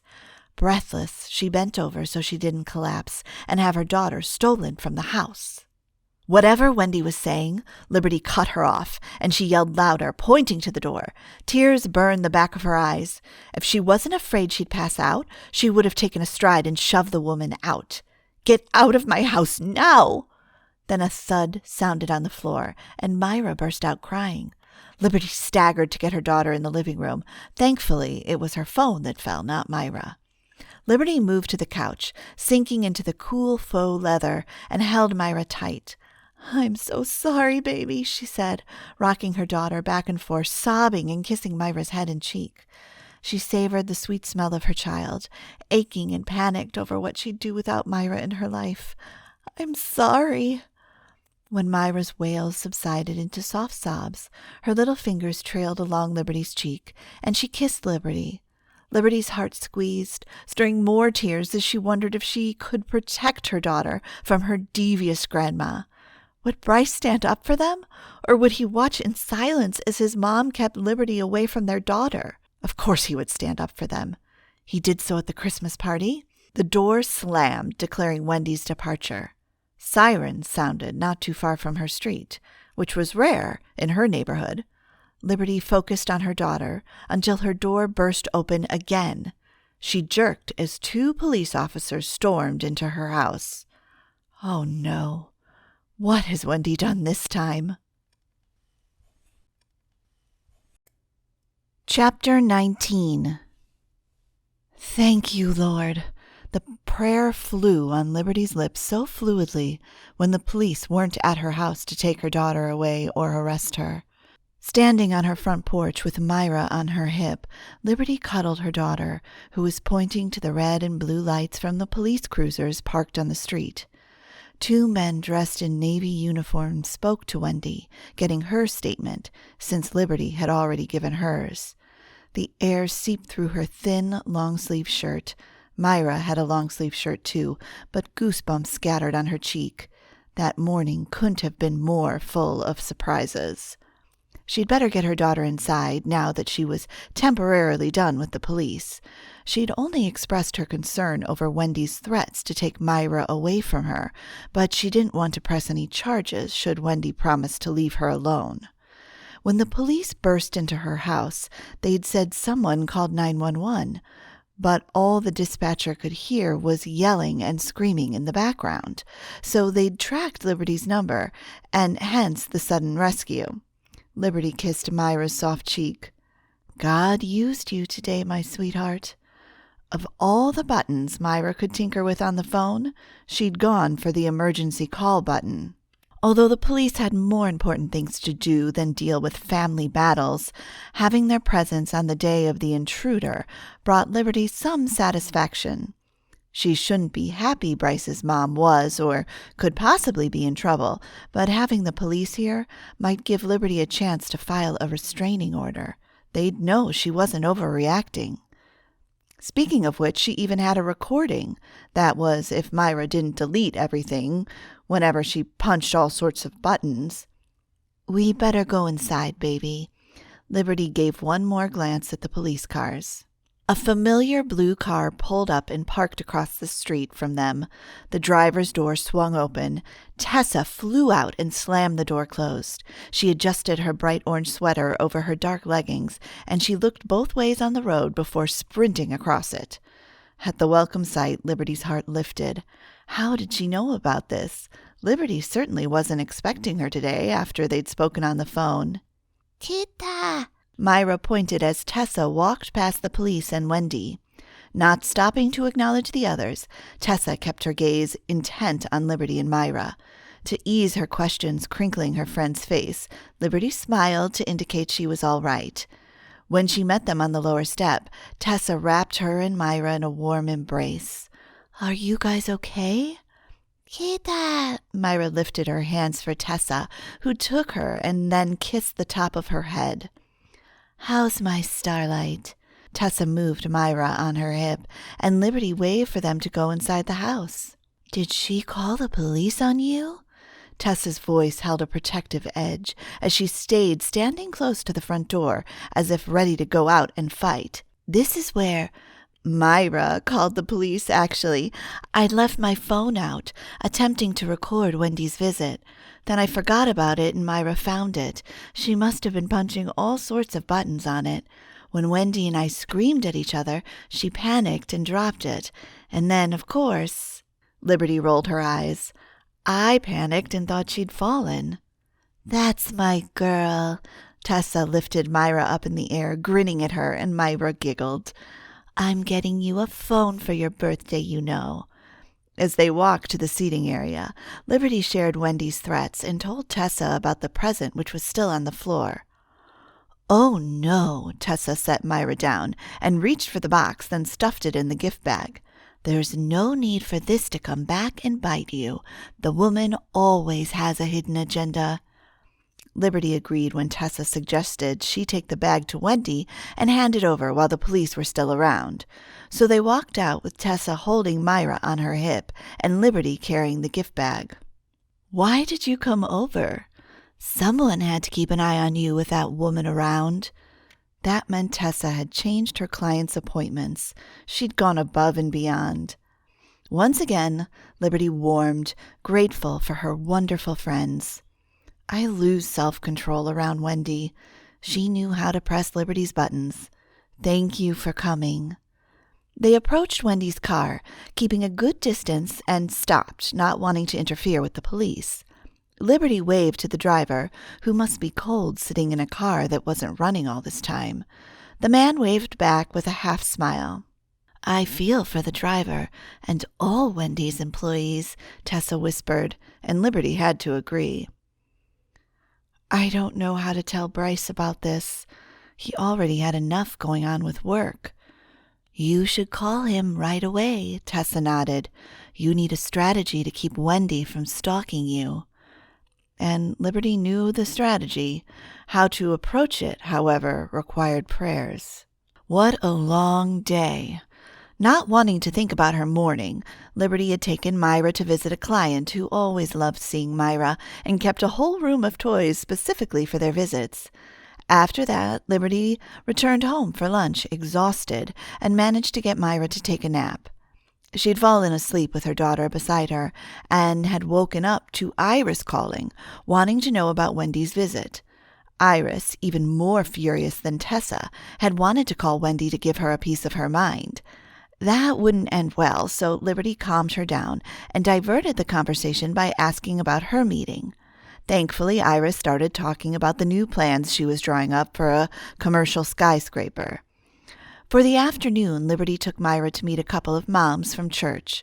Since their kids were almost the same age as Myra, they all swam together in the recreation center's kiddie pool. Liberty had held off on calling Bryce since he'd had meetings. Tonight, after getting Myra to bed, would be a good time to talk without interference. That conversation required concentration. Still, Liberty dreaded replaying her morning. Just thinking Wendy was entertaining the idea of taking Myra away from her still made her sick to her stomach. As they exited the recreation center, the dim sun was sinking lower on the horizon. With the center closing in an hour, only a few cars remained in the parking lot. It was almost 6 when she started the car and turned on Bible jams for Myra. Just then her phone rang, and she reached for it from the bag. She responded to Bryce's call by pressing the earpiece as opposed to video. She'd just let him know she'd call him back as soon as she got home. But he spoke first. "Why did you call the police on my mom?"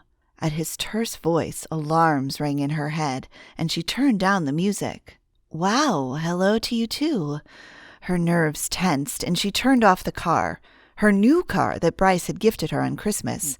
Apparently, now was a better time to talk about his mom after all. "I take it Wendy called you." "She was very upset. I've never heard her cry like that, not the way she was on the phone." Liberty bit the insides of her cheeks, tempted to remind him of Wendy's fake tears and the conversation he'd shared of her crying when he refused to remove his wedding ring after Liberty left him. But now was not the time. "Why are you putting a restraining order on her? Don't you see how complicated that would be?" Who was this man speaking right now? His accusatory tone chilled her. She glanced in her rearview mirror at Myra, sitting quietly, tugging on one of the toys dangling from her car seat. Swimming always relaxed and calmed her, so Liberty might manage this conversation without Myra wanting out of the car seat. "What Wendy didn't tell you is that she ambushed my house this morning. Were you, by any chance, the one who told her where I live?" "I have no idea how she found out, but a restraining order?" Wendy must have guessed a restraining order was Liberty's only hope to keep her off their case, save for the fact that Wendy had no clue how the police had shown up. If Wendy was in her position, she'd get a restraining order on Liberty. "I didn't tell her I was going to get a restraining order, but I'm considering it." Grinding her teeth, Liberty shared Wendy's threats. "Liberty, there are other ways you could handle this than leaping for restraining orders." The muscles in her back tightened and her heart rate kicked up, but Myra was in the car. Not wanting to upset her daughter by raising her voice, Liberty closed her eyes and counted backwards from 3 to 1 before talking. "If she keeps stalking me and threatening to take Myra, I'll protect my daughter," whether Bryce was with her or not. He exhaled heavily. "I understand that." "You're doing it again." "Doing what?" She felt her blood pump, sensing the enemy who came to steal and destroy sneaking into her marriage once again. She ached as she rested her head on the steering wheel, then whispered, "You're taking your mom's side," accusing her like he did years ago when Wendy gave him the local paper with the photo of Liberty and her uncle. Instead of asking her about it, Bryce had accused her of cheating on him. So many other times he'd sided with Wendy. "She just told you her side of the story." Liberty rocked her forehead against the steering wheel, shaking her head as if surrendering, even when he couldn't see her. She was so tired and spent over Wendy's games. Why did Wendy's tears matter to Bryce when Liberty's didn't? Wendy faked a few and added a false story, and Bryce believed her every single time. "You made your conclusions before you called to hear my side." That's if he wanted to hear her side at all. "That's not what it is." "Then what is it you're trying to say, Bryce?" she snapped, grinding her teeth while ignoring the song in the background, warning the little tongue to be careful of what it said. She was so done with this conversation. "I never told you to choose a side, but we're going back to where your mom always comes first. Does it even matter what I say?" "A restraining order is something you might regret." What was it with him about the restraining order? "I'm done." "No, don't hang up. Please talk to me. What exactly happened?" "Seriously?" She massaged her temples, wincing at the onset of a headache. She wasn't in the mood to explain anything, not when he'd started off accusing her. Whether she was wrong or right, she'd expected consolation from him, not accusation, or at least him starting the call by asking her side. Instead, they'd circled back to the past she didn't want to revisit. "You're not a child anymore. If you can't see that your mom will always work to tear us apart, then I don't need you to drag me into that." Her voice was now shaking, her headache intensifying with each word that sounded like she was ending things.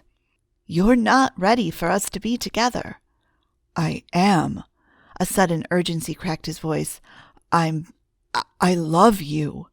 How foolish she was not to understand what love was. We need to take a break.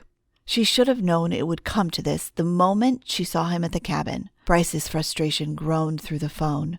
No, Dimples. It was too late for his panic to sway her. They weren't teenagers anymore. I have a child to take care of. She sat up straight and pressed the button to end the call. Could this day get any worse? As she peered through the window to the darkening sky, a real cloud of darkness took residence in her heart. Her phone rang. It pained her to ignore him, but she put the phone in the bag. Thankfully, Myra was humming whatever song was playing. Something about being happy, but Liberty was far from it. She started the car again and kicked up the volume. Perhaps the brightest sunshine music would dry up the melancholy now drowning her. Tears blinded her view of the road, and she didn't feel like going to her house, not with Bryce's conversation and Wendy's visit and threat still raw on her mind. She wanted to call Mom, but she felt too unstable driving, let alone making a call while driving. She'd just show up at Mom's house, perhaps stay the night and sleep off today's events. Her phone rang a few times during the drive, but it had to be Bryce, and he was the last person she needed to hear from right now. She felt like laughing at her foolishness as she navigated the interstate. She loved and trusted him with her life, while, more than once, he'd proved a stranger she should never trust. Yet the thought of not having him in her life brought an actual stab of pain to the center of her chest. Oh no, did I just break up with him? A wave of nausea hit her so intensely she felt her body weakening as her head throbbed. She needed to pull over and throw up. So confused with everything. Of course she was playing a role once again in ending her marriage. Lord, what have I done?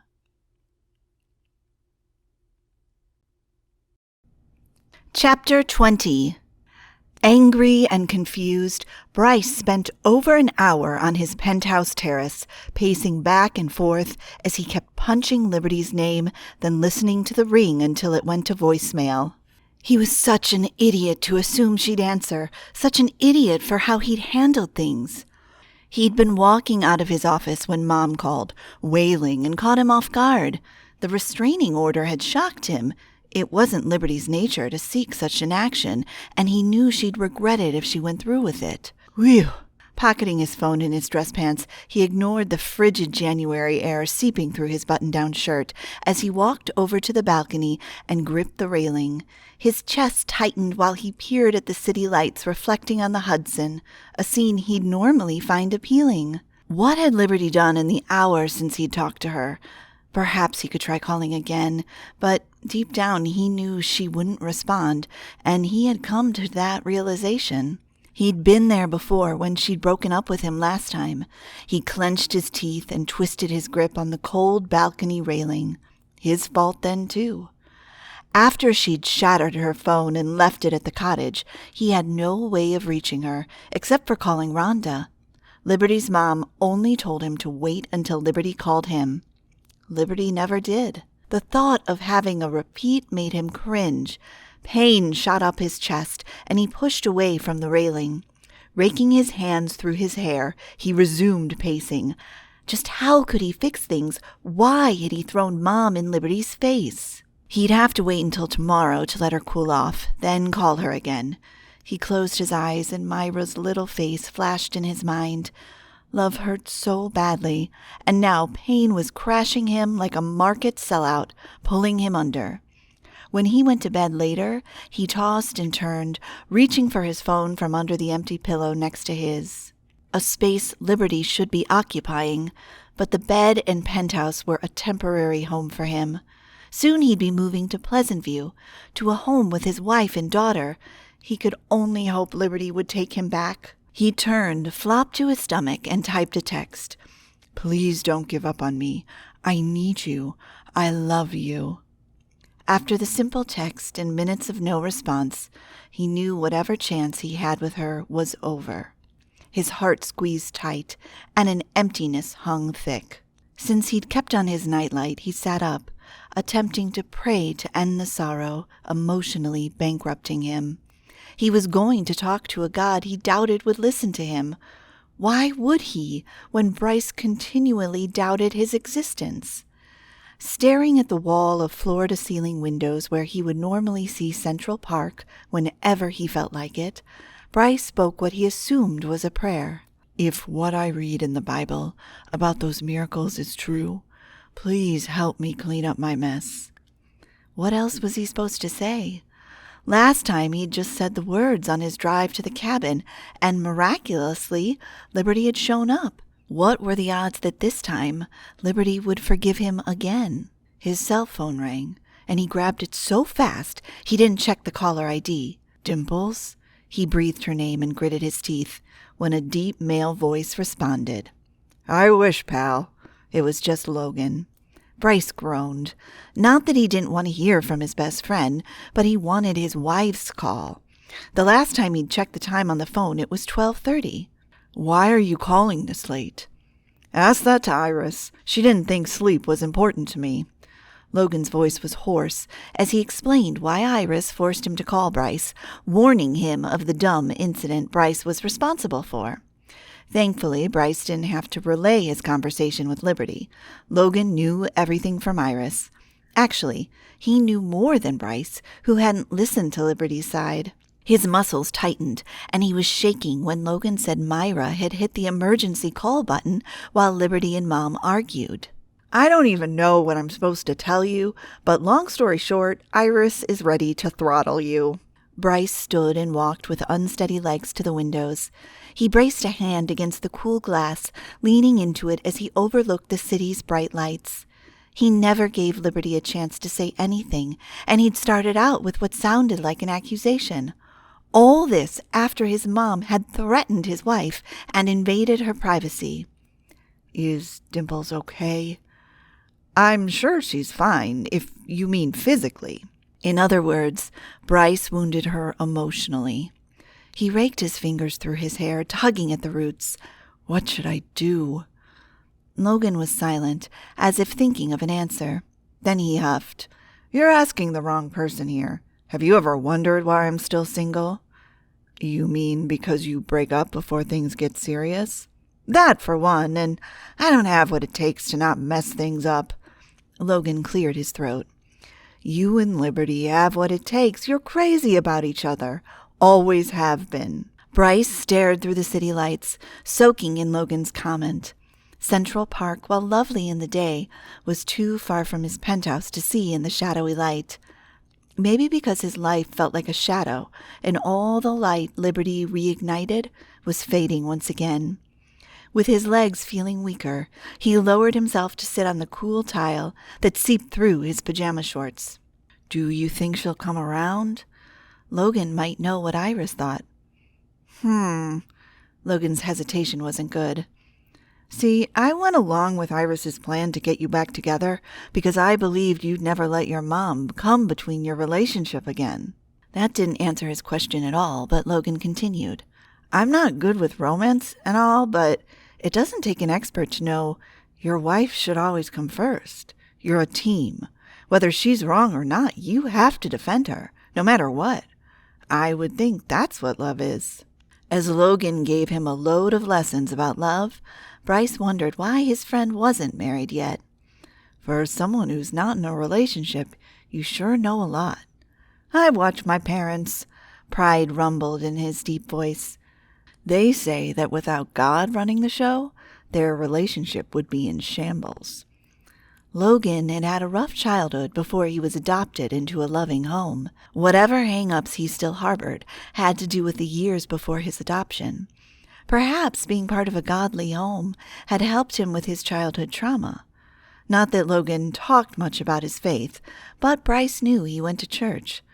Resting one forearm on his knee and his back against the glass, Bryce asked about his friend's relationship with God, a conversation they'd never had before. Finally, we talk about faith, Logan chuckled through the phone. The hardest people to talk about your faith in God are the ones closest to you. Why's that? If you get into a deep argument, that relationship could end up in flames. Bryce had never thought about an argument interfering with a friendship or any relationship. Could that be why Liberty didn't talk much about her newfound faith unless he asked? He told Logan about the spiritual books he'd been reading and his research about faith and truth. "Did you know the Bible is the most read book in the world?" "Because so many people are using it," Logan said. "If it's of any comfort, I don't have all the answers. I think that's why I'm always terrified to talk about my faith. I'm afraid I won't deliver the facts well enough." The more Logan shared about his faith and his doubts at times, the lighter Bryce's heart felt, and the smaller his inability to have all the answers where God was concerned seemed. Bottom line, we're all sinners.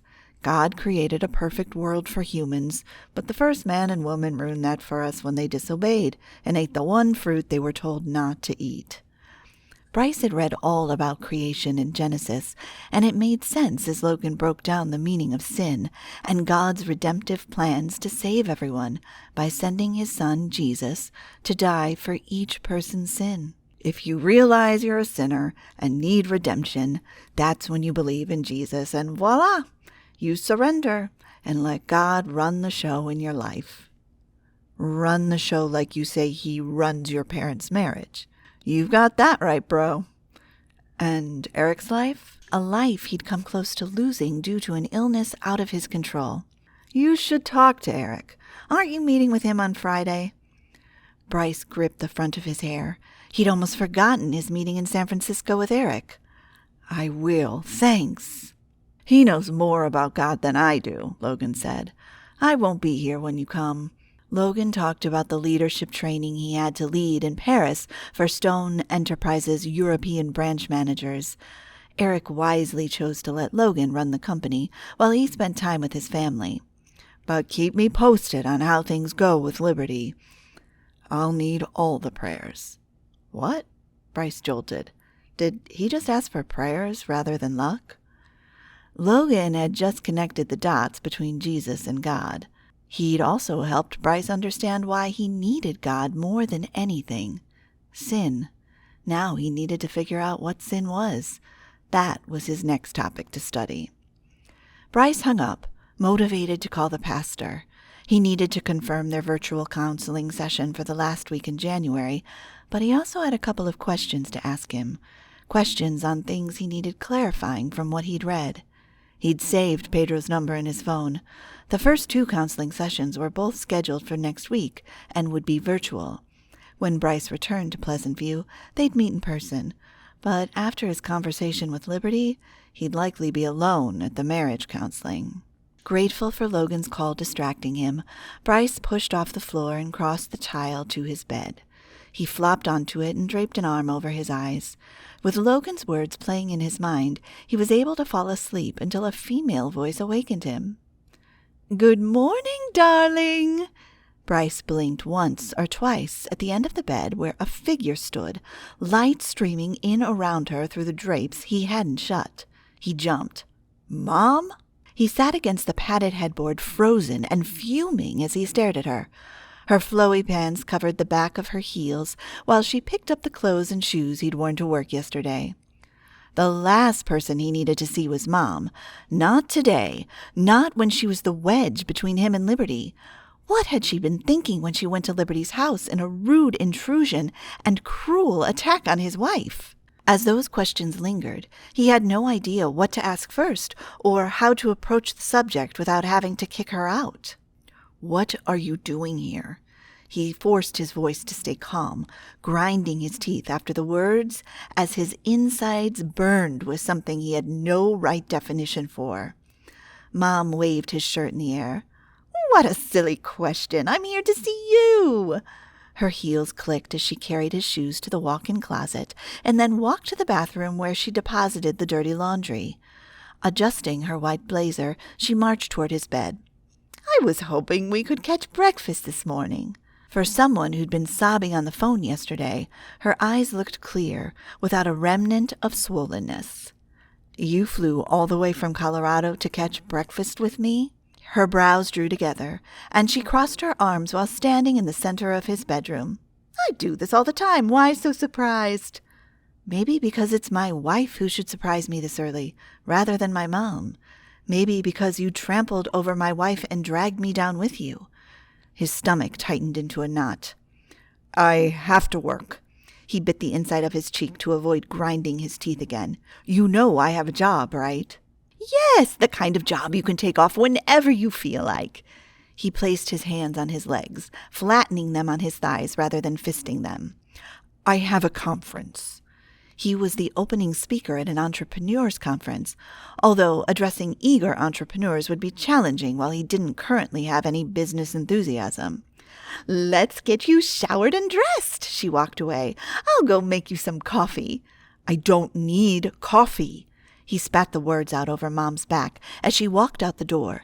He desperately needed the coffee, but only with Liberty. He'd been okay with Mom's intrusions for years, and she had the code to let herself in, so it would be awkward if he asked security not to let her in. She'd chosen the luxurious condominium for him, even though he insisted on paying the rent without her help for the last 2 years. He now realized how far from resourceful he was. All that money could be going toward building a house for his family. After showering and dressing in a button-down shirt and khaki pants, he met his mom in the kitchen. The smell of coffee wafted through the house. Seated on the bar stool with her back to him, she sipped her coffee. Her gaze seemed intent on the marble waterfall behind the sink, or maybe she was staring at the gleaming skyscrapers beyond the window. Either way, she seemed lost in thought. Despite his argument against coffee, he poured himself a cup and pulled out one of the 6 bar stools from the island to sit across from her. She peered at him, opening her mouth, then closing it as if she wanted to say something, so he pushed his coffee along the white marble counter and leaned on his forearms, peering at her so he could address what needed to be said. "You forgot to tell me you waltzed into Liberty's home." Mom tapped her red manicured fingernails against the mug, her face not giving anything away. "I wanted to give my granddaughter a present." "And you thought showing up unannounced was the best way to do it?" Clasping his hands together, he kept steady eye contact, wanting to grasp her motives once and for all. "Then you threatened to take Myra from her." Mom's ears flared red, and she sat taller. "You're not going to believe her lies, are you?" Heat burned his chest. "Mom!" He pounded his fist on the counter. "You're the liar!" She gasped, her eyes widening, and her hand flew to her gold necklace. Yes, they both didn't see that coming, but Bryce didn't feel sorry at all, not now. He didn't hear the recorded interaction of Mom's visit, but Logan relayed what Iris told him. It was time to say it. "After what happened at the Christmas party, I didn't want to talk to you again." Mom shook her head, her eyes shining, but who could say if they were real tears or the fake ones again? "Liberty insisted I needed to talk to you because you're my mother." Bryce told her about all the times Liberty insisted she didn't want to come between him and his mom. He told her about Myra's photo book Liberty made and how she included Mom, even when she didn't have a reason to. The more he spoke, the harder his heart for his mom got. His jaw tightened and he spoke through gritted teeth. "From now on, if you come near me or my wife or my daughter, I'll be the one to get that restraining order." Her gaze narrowed on him. Her face was drained of color. Her voice sounded so cold. "Surely you don't mean that." "You'll never accept Liberty, but she is my wife." Or at least she was until Mom ruined everything again. "I don't want to see you for a long time." For good measure, he explained her role in ruining his marriage. Perhaps Liberty was right. Perhaps Mom needed counseling to get over whatever she had. "I'm going to get counseling. You should too." Mom was sniffling and swiping at the blackened tears that mixed with her eyeliner.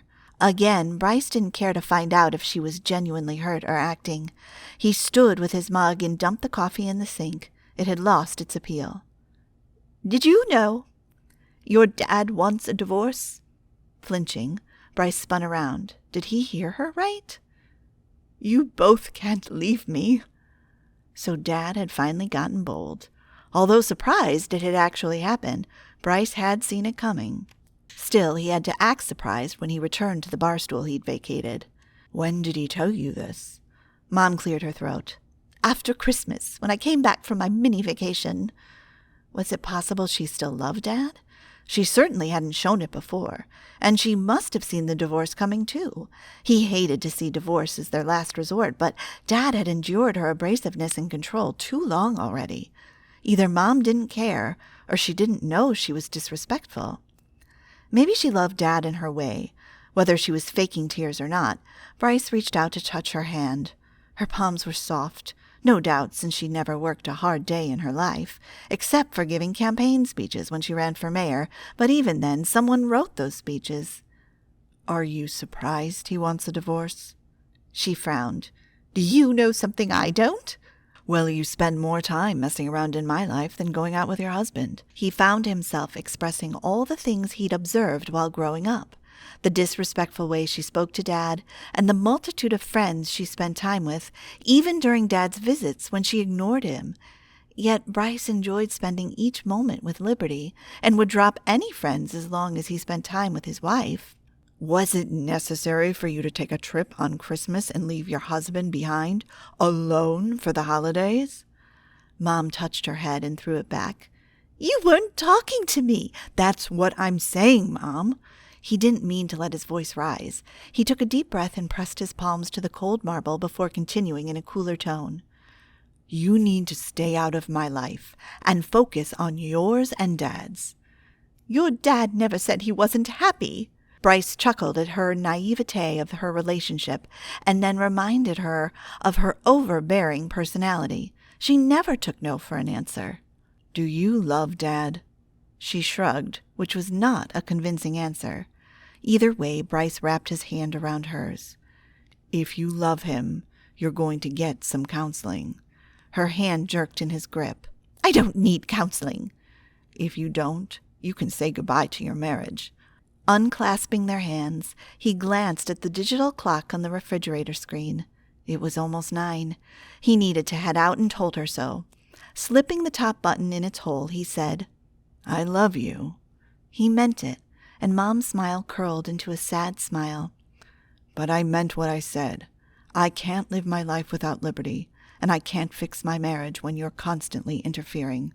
Please, I need space from you."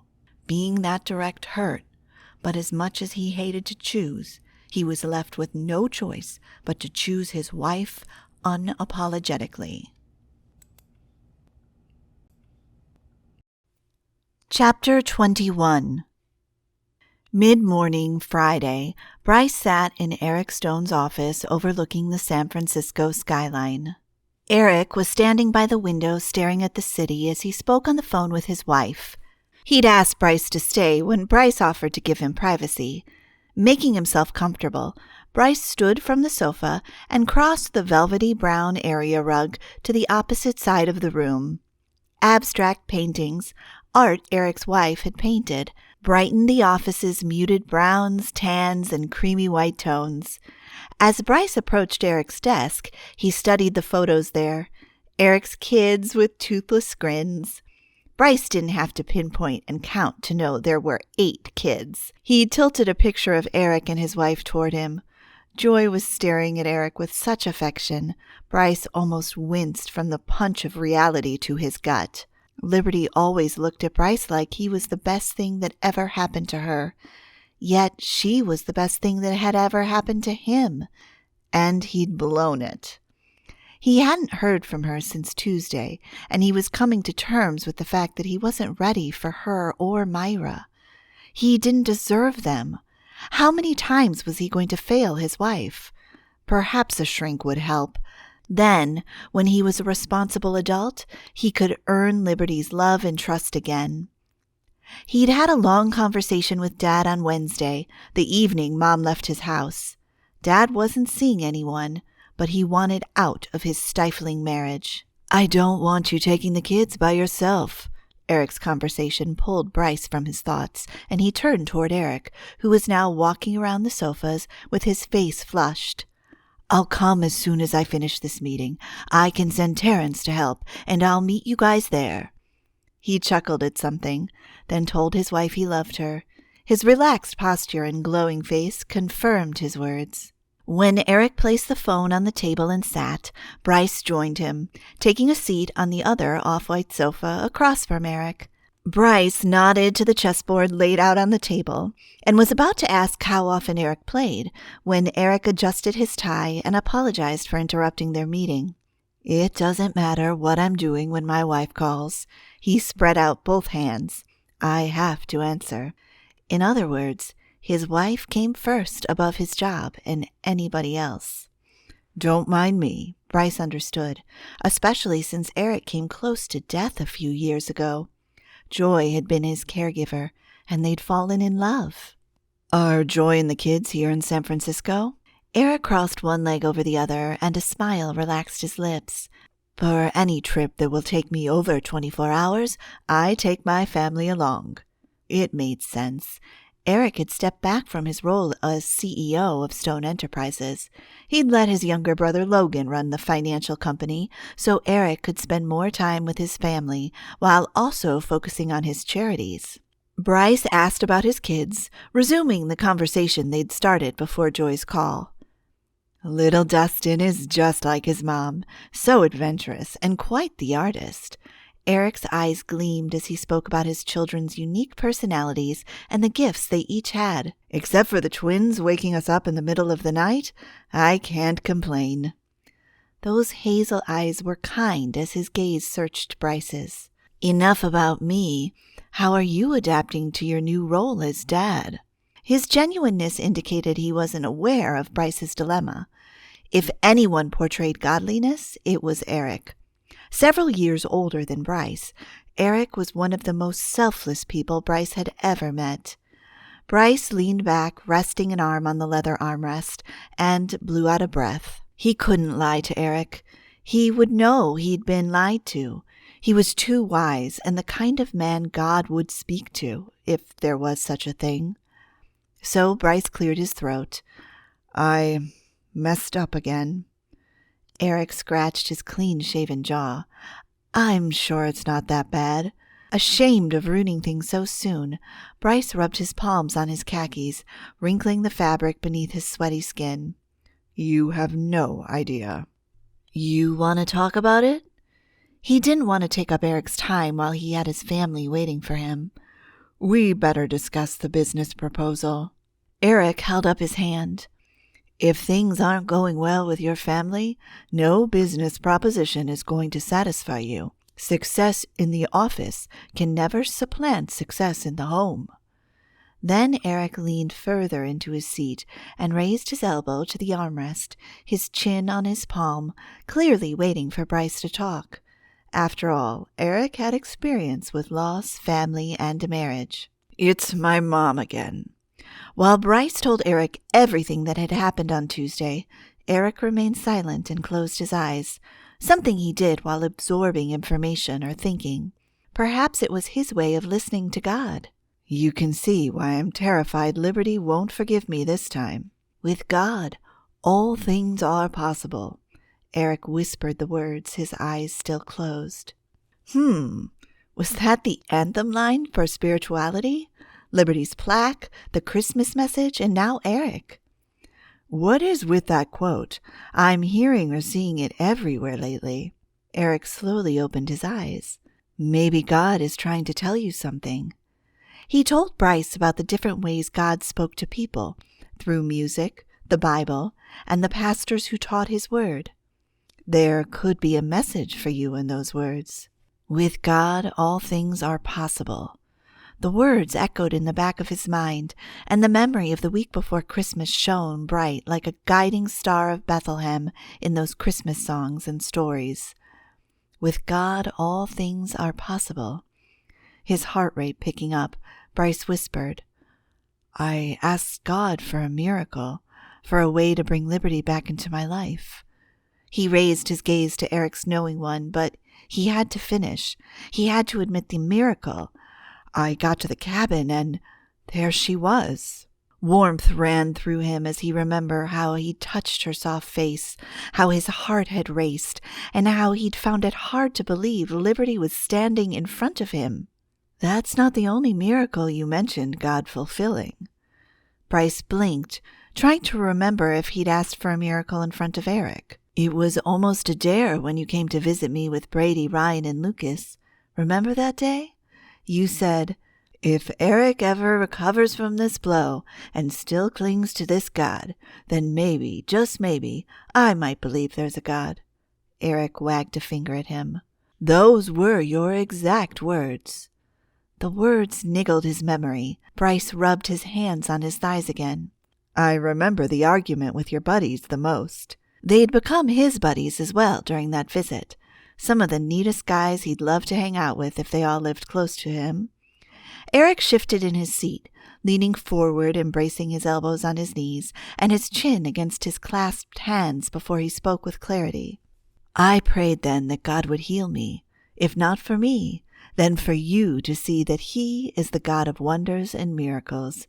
He could do anything because He created the universe and everything in it." As Eric spoke, everything became surreal, fading beneath the words, "All things are possible." The miracles God had made, the sin Logan had talked about, and the need for redemption. Bryce had looked at the meaning of sin, and he didn't think he was evil or immoral until he read the 10 Commandments in Exodus. Coveting, not loving God, swearing, and you name it. God had a standard, and Bryce was far from it. "I've been looking for evidence." Perhaps Eric could shed more light on his research. Bryce shared the books he'd read recently in the Bible. "It seems to make sense." God always makes sense. When Bryce talked about the laws complicating things, Eric told him how simple God's ways were, but how it was in human nature to assume everything had to be hard and complicated. The 10 Commandments are there not only to be our moral compass, but also to show us how righteous God is, and how much we need Him to purify us daily. Eric continued highlighting the need for God. When we allow God to work in us and through us, our abilities to sense, to learn, and to understand, to create, and to manage life's resources are powerfully expanded. So, in other words, when I give God control of my life, He will deal with my problems? Yes. That also means you step back and pray and wait. Eric was specific in reminding Bryce that his life wouldn't be easy or perfect just because God had his problems, but Bryce would be freed from his burdens, knowing God was responsible for the end results of every circumstance in his life. "Since you're searching, you're already there." Eric spoke about faith being like a mustard seed. Even the little bit of faith you have is all God wants. He doesn't want you to be perfect, but He wants you to try. Eric used an example of investing that resonated with Bryce. Sometimes we take a chance and invest in entrepreneurs without knowing if their company will take off or not, but through taking risks, we learn what works and what doesn't, Bryce said, as if it all made sense now, since he was compelled to invest in Javier. Liberty's words flashed in his mind. "But it takes a leap of faith." Exactly. It's the same way with faith and trusting God. Eric nodded, a ghost of a smile lifting his face. You believe in what you can't see. Believing in God or not, it still takes a leap of faith. Even in our disbelief, we take a leap by having faith that God does not exist. Just like Liberty had said when she spoke about faith. When God forgives your sins, you're securing your eternal home. As Eric talked about death and the world being a temporary home, Bryce realized he hadn't ever thought about what would happen to him after he died. A burning sensation consumed him as conviction flared in his chest. He wasn't sure of his next words, but they flew off his tongue and felt right. I wanted to give this God a chance. How can I ask for forgiveness? He'd promised to believe in God if Eric ever recovered, and if Liberty returned to his life. She wasn't at the moment, but Bryce was to blame for that. There was no harm in believing or trying, as long as God didn't expect him to be perfect. I want to be a good dad and husband. How can I do that? Oh, Bryce, Eric beamed as he stood and walked to Bryce's side, slapping him on the shoulder. Since you're seeking God first, talk to God. Even if we can't see him, he can see us and can hear everything. Bryce had no doubt about God hearing everything. Love God with all you've got and leave the rest to him. Eric offered to leave in case Bryce needed a moment to talk with God, but Bryce asked him to stay and pray with him and for him. When Eric clamped a hand on his shoulder, Bryce's mouth opened, and he spoke instead, praying, if that was what it was. Please forgive me, God. Come into my heart. The more he prayed, the more emotional he became. Now his throat felt like he swallowed glass. He was shaking and sobbing, yet his heart felt light as if he were flying. He felt free of guilt. He felt loved and forgiven. It was as if a light shone into his soul for the first time. Eric's hand squeezed his shoulder. Bryce had almost forgotten someone else was in the room. Somehow, everything was going to be okay. He couldn't control or undo the damage he'd done, but God, who had healed Eric, God, who had brought Liberty back into his life once again, he'd do it again somehow. Bryce had no choice but to believe all things would work out the way they were meant to be. By the time they talked about the startup investment, Bryce understood where he wanted to put his investment from there on, in learning more about God, praying hard, and doing whatever it took to be ready for whenever his family came back into his life. Chapter 22. Even as Liberty tried to talk to her mom about the revelation from her tests, Myra's toy piano drowned her out. Standing by the coffee table, not too far from the couch where Liberty and Mom sat, Myra hummed Who Built the Ark as she slapped her fingers on the toy. The thing was too loud, and Liberty reached for it and turned down the volume before facing Mom again. The afternoon light streaming through the window lit Mom's brown eyes as she waited. Like I was saying, Liberty pulled out a Ziploc bag from her purse to display the evidence. 3 plastic strips she'd used over the last 3 days. She'd missed her January menstrual period, and it was already the 2nd week of February, far too late to expect her period to show up. Mom snatched the bag out of her hand, her focus intent on the strip where 2 colored lines were still visible. I'm going to have another grandchild. Wonder whispered through Mom's odd words, and Liberty wished she'd felt the same excitement. Even now she was still indifferent. Mom frowned as she touched Liberty's shoulder. You should be happy. I know. Liberty scooted further onto the couch and leaned her head back, closing her eyes. She would love her child like she loved Myra, but why do I always have to be pregnant whenever I end things with Bryce? Maybe the pregnancy hormones get the best of you, and you leave your husband as soon as you have an argument. She blinked to peer at Mom, basking in those eyes, so kind and full of wisdom. Even though she knew the answer to her question, Liberty still asked, Do you think I overreacted? Mom's gentle face relaxed with her smile. You already know the answer to that.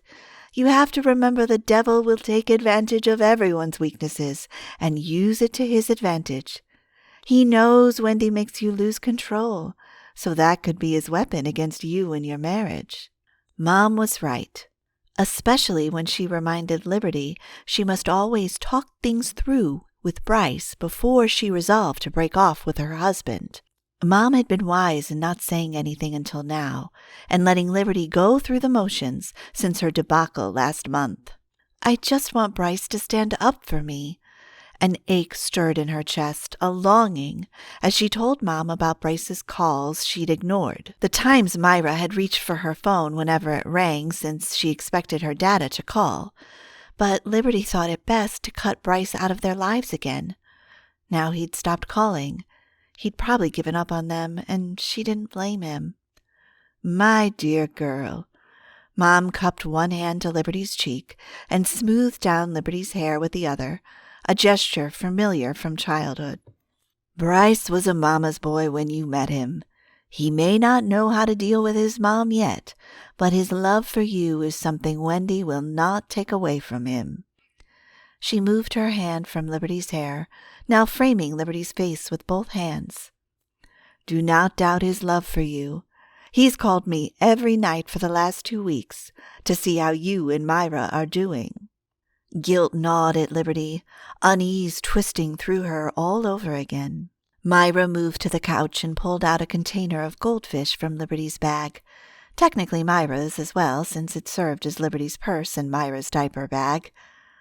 "I guess it's a good thing I've decided to go to counseling." Mom nodded. She'd come over to watch Myra while Liberty went to meet with Pastor Pedro. She'd already figured out she needed to work on herself before she blamed Bryce each time Wendy came between them. Although it was supposed to be marital sessions, Liberty planned to ask the pastor what was expected of her as a godly wife. She had to chuckle about her usual reaction. "I'm the Christian in this, yet I'm acting like the one who doesn't know God. You're showing Bryce that being a Christian doesn't make you perfect." Mom opened her mouth when Myra shoved a handful of goldfish toward her face. Most of them fell on Mom's lap. As Liberty drove to church for her meeting with Pastor Pedro, her mind worked on ways to make things right once again with Bryce. If he hadn't changed his mind about moving to Pleasant View, he should have moved back to town last week for their first 2 in-person sessions with the pastor. She had canceled their 2 online sessions and the first in-person sessions, but when she'd called the pastor requesting a meeting, he was still available to meet at 3 on Wednesday as planned. She pulled into the church parking lot and parked. Since the white steepled building wasn't large, the church had 3 services on Sundays to accommodate its growing congregation. When she walked inside the building, she wrinkled her nose at the smell of coffee. Once pleasant, now it didn't smell so good. She turned to the left and walked down the hallway to the receptionist's desk. "Liberty!" White hair wisping over her forehead, Dorothy moved her wire glasses down to her nose as she looked away from her computer. Her smile was always kind. Liberty greeted her. "I have an appointment with Pastor Pedro." "Of course, he's expecting you." Dorothy picked up the phone and informed the pastor that Liberty had arrived. She then gestured for Liberty to head on in. Liberty walked past 2 doors down the hall. To the right was the pastor's office. The door was wide open. He usually kept it that way whenever he was doing his counseling sessions. What made her pause was the familiar figure propped in the chair before the pastor's big maple desk, with his back to her.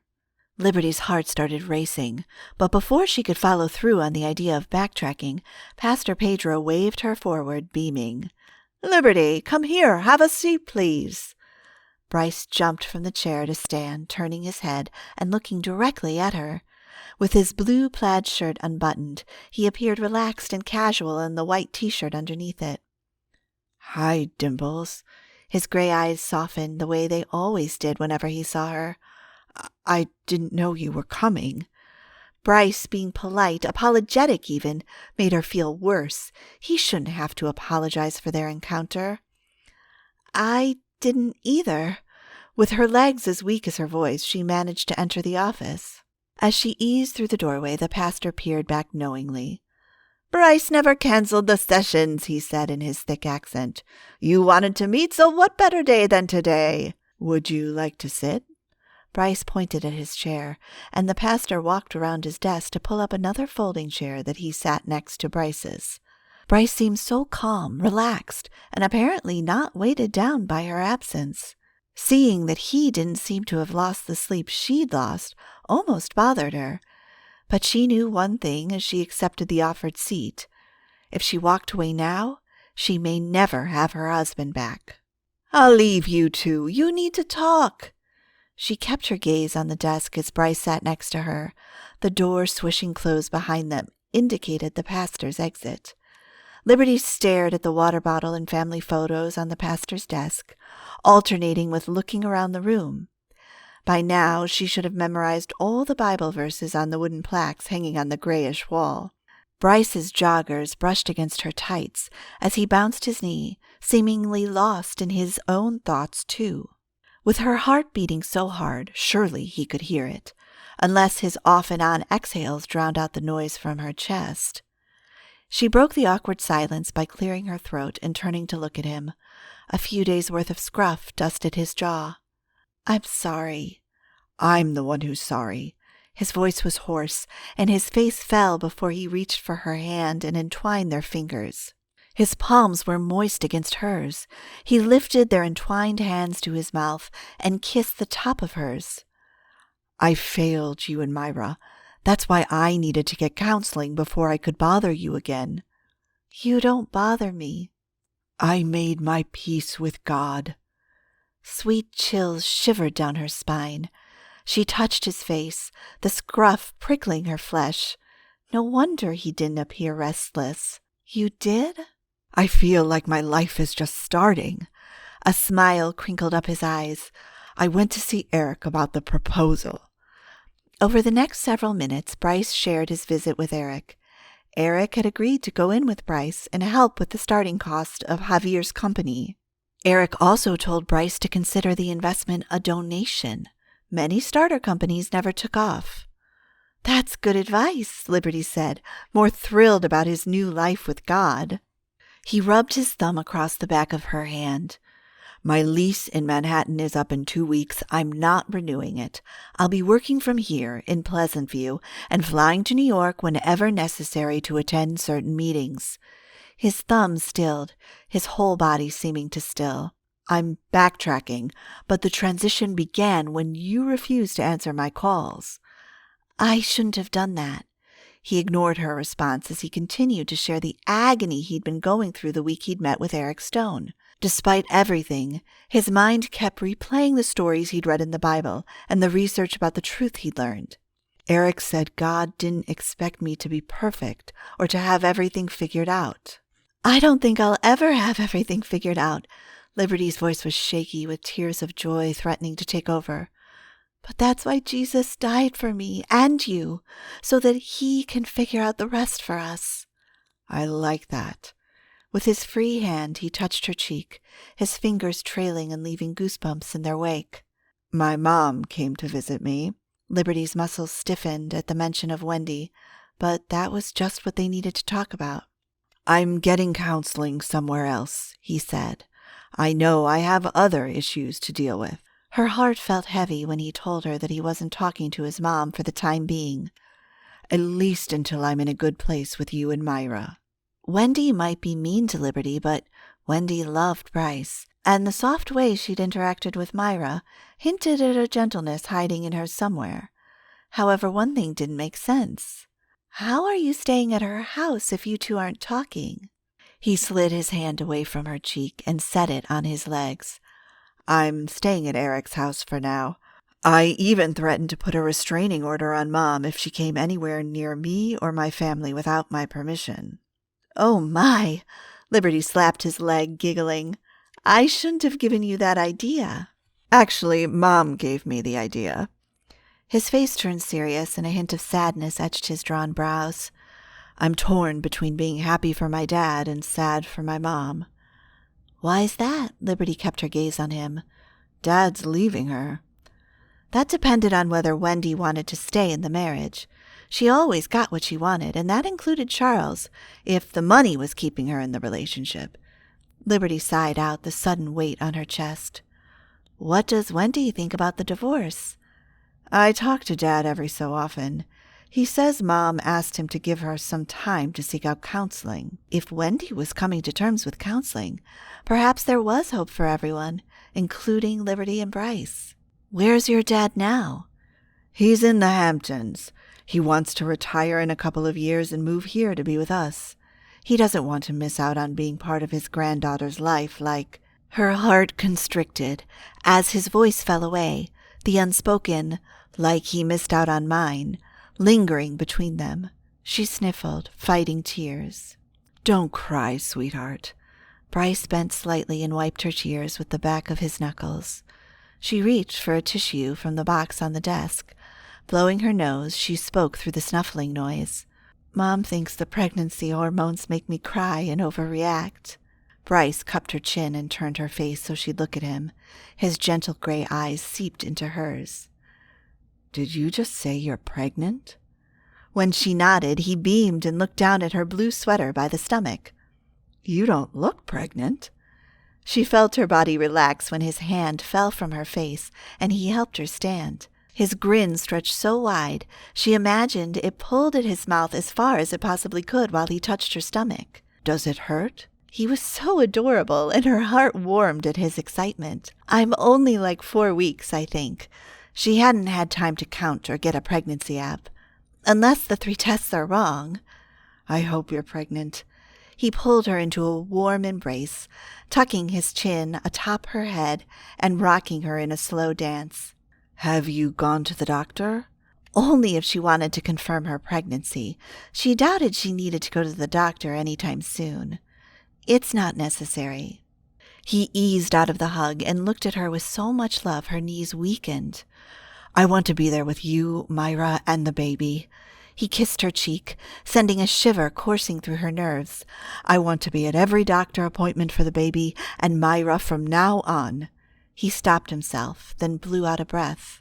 "After you forgive me?" Taking his hands in hers, she said, "God has forgiven you." That was the most important part. "I don't have anything to forgive.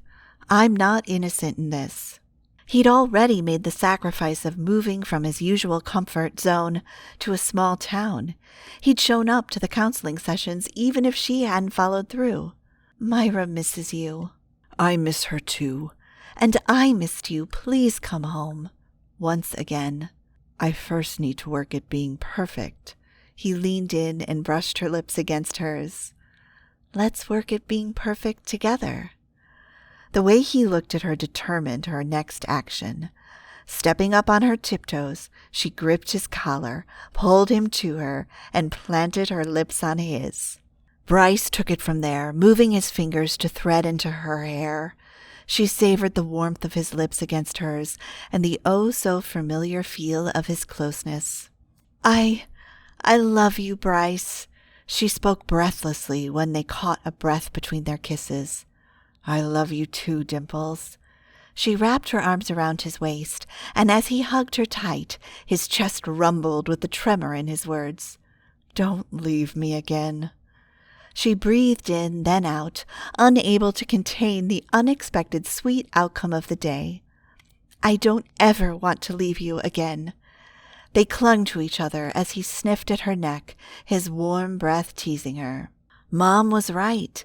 They'd almost let an enemy destroy their marriage twice, but they wouldn't let it happen again.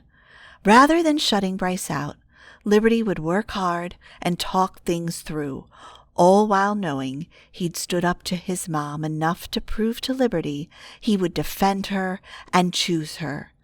Bryce being here today and seeking counseling proved he was just as committed. They'd both matured. And unlike before, they could now build a marriage with God as their foundation, taking their troubles to Him in prayer.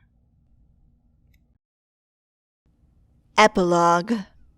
Tessa Richardson stood by the kitchen window, staring at the gently falling rain as she listened to Liberty's instructions to care for her 21-month-old. "Bedtime is at 7, your husband already told me." Turning around, Tessa leaned against the counter to face Liberty, who was snapping open the lid of a glass container. Tessa had met Liberty when they worked together in a mutual client's home. Liberty had been pregnant with Myra then and starting her business, while Tessa was also starting as a physical therapist. "She can stay up later if you want, but she's not been napping lately." Liberty closed the container and opened the fridge to put it back. "She's not too fond of peas these days, but that's all the veggies I had." "She can eat the pasta. We'll be fine." Knowing how her friend emphasized her daughter eating only healthy meals, Tessa nudged her with an elbow. "On second thought, she might prefer the Hershey's I brought her for dessert." Liberty closed the fridge too fast. "No, having sugar this late will disrupt her sleep." She then pushed her hair to the side. Styled in waves, it fell over her elegant belted long-sleeve dress. Tessa had no experience with little ones except for Myra, whom she watched now and then for no more than 2 hours at a time. "As long as Myra won't tell you what we eat in your absence." Tessa reached to adjust the drop pendant on Liberty's diamond necklace. "You look stunning, by the way." Liberty's dimples deepened when she smiled. "Thank you." And Tessa's chest warmed, seeing her friend having her family back, and knowing she and Iris had a hand in their reunion, cheered her every time. "Where's Bryce taking you tonight?" "It's a surprise." Liberty peered through the kitchen doorway to the living room, where Bryce had plopped in Myra's little chair. Dressed in a blue button-down shirt and dress pants, he beamed as his daughter put a princess crown on his head. "He might change his mind and cancel this date." Liberty smiled, her hand touching her stomach. Although she was pregnant, the baby bump wasn't visible yet. As if aware of his wife's gaze, Bryce lifted his head, and a secret smile just for Liberty crinkled up his eyes. "He won't change his mind, I can assure you of that." It was as if they were newlyweds. Tessa doubted Liberty heard any of what she said, since her friend was biting her lower lip before she touched her cheek with both hands and turned to Tessa. Tisking, Tessa laughed and shook a finger at her friend. "You should leave before I change my mind." Liberty walked over and embraced her. "Thank you so much for watching her." "I'm getting free practice if I ever have a family someday." Or never, if she kept her hopes on the military guy, who may not even be alive. "You're tense." Liberty moved out of their hug and gripped Tessa's shoulder. Warm brown eyes, the same color as Tessa's, searched her. "You haven't talked about Chad in a while." Tessa drew out a breath, and as much as she'd wanted to keep her concerns from Liberty and Iris, perhaps it was time to say something. "We haven't talked yet this year. They were supposed to have a video call on New Year's Eve, but he didn't call. He hasn't even responded to my emails." Liberty's brows lowered. "There has to be a reason he hasn't called." "That's what scares me." Panic roared in Tessa's brain, and she tried to shake her head to brush away any fears. Just because her dad died in the army, it didn't mean Chad had the same fate. "He probably just got bored with me." That should be a consolation, but it wasn't at all. "That's not true." Liberty tightened her grip on Tessa's shoulders, more confident than Tessa. "You guys have been friends and stayed in touch for almost a year. He can't just ghost you." She hoped so, but talking about him dying or not wanting her dampened her spirits. So she put on her best smile to assure her friend she was okay. The evening light streaming through the window was getting darker. "You should get going." Liberty dropped her hands and kissed Tessa's cheek. "God's got this." Tessa knew God had it, the same way God had decided it was Dad's time to die. Bryce and Liberty hugged their daughter and kissed her goodnight before heading to the garage. Bryce slipped his arm around his wife and kissed her on the neck. Then Liberty kissed him back on the cheek. The journey of their love life was bumpy, but they were insanely in love with each other. The gentle curve of Liberty's baby bump had just started to show. Tessa longed to have that kind of love someday. Not only had Bryce moved back to Pleasant View, but he'd also set tight boundaries with his mom. Last Tessa had heard, Wendy was getting counseling to save her own marriage. Charles, on the other hand, FaceTimed often to talk to his granddaughter. Although Bryce feared he would lose money by moving to Pleasant View, he had a steady enough stream of income from the companies he'd invested in, and he surprisingly volunteered to teach trading at the Business Institute twice a week, his way of giving back to the community. "Princess!" Myra's little voice reminded Tessa of her duty, and she snapped from her thoughts to look at the crown Myra had been putting on Bryce's head. Tessa's heart squeezed at the cuteness. Myra looked so adorable, so beautiful in her fluffy purple dress with her hair and pigtails. "Would you like to dress up like a princess?" "Yes!" She flashed her tiny bright teeth. She had another upcoming tooth on the lower row. As Myra waddled to her room, Tessa followed her to the basket overflowing with dress-up clothes. They were all recycled clothes Liberty had bought at the community garage sale last summer. As soon as Tessa finished dressing up Myra, her phone rang from the kitchen. She hoisted Myra up from the floor and set her on her hip. She couldn't ignore the call because the ringtone sounded different, and her heart was racing. Okay, her heart raced whenever the phone rang lately. so she was grateful she'd not let the call go to voicemail. Her fingers shook as she slid her hand on the screen to answer. "Hey!" said a number of voices, and it took her a few seconds to locate Chad from the group of guys on the screen. Most of them were dressed in white t-shirts, except for the one guy in camo, and the man lying on the bed with a bandage wrapped around his head. She gasped and dropped the phone on the floor. Setting Myra down, Tessa murmured, "Sorry, sweetheart. Let's go and sit." She scooped up the phone, thankful she hadn't lost the call yet. "What happened?" On weak legs, she walked to Liberty's lime green couch and dropped onto the faux leather cushion. With Myra now eager to get the phone from her, Tessa held onto it tight. "My buddies wanted to say hello." Chad's voice was hoarse as he attempted a smile. "Okay, guys, say hello to Tessa." They hadn't defined the nature of their friendship. In fact, they were friends, but she felt drawn to him and wanted more. Her cheeks warmed while she imagined the handsome man behind the bruised face, and her chest tightened with an ache. "It's me, George," said the man with the bandage on his left eye. "I love the jerky you sent us." "Next time, can you send some goldfish?" asked another soldier.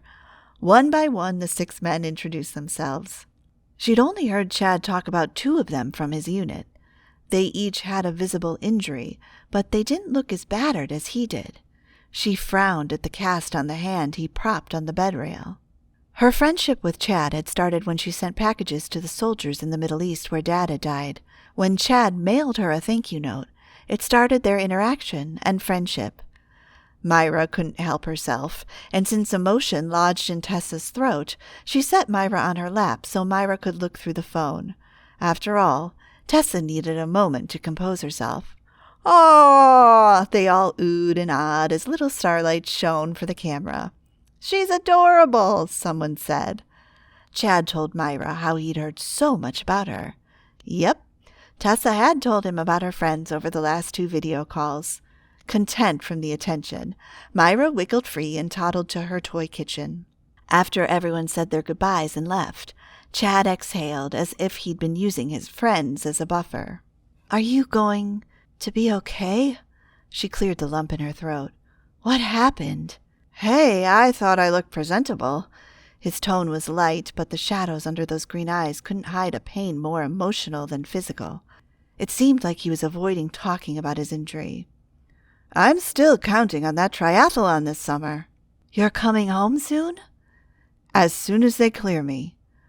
Once he'd learned she was a physical therapist and trainer, he'd wanted her to train him whenever he returned home. Although born in Virginia, he wanted to start in a new place when he left the Army. Tessa just needed to know when he was returning so she could schedule a week off for his arrival and plan when he needed to start his training. Except he didn't look in any shape for a triathlon. "When do you think you might return?" His response was muffled, and the screen went dead. Just like that. She was left with a multitude of unanswered questions. What were the extent of his injuries? Was he getting physical therapy? Would he be coming soon? All those questions left her wishing she'd minded her own business when Chad sent the thank you note. But no, she had to write him back. Sending packages and praying for the men and women in service was safe as long as she didn't hear about their injuries and deaths. Setting the phone on the couch, she braced her elbows on her knees, fighting a sense of unease while she stared at Myra.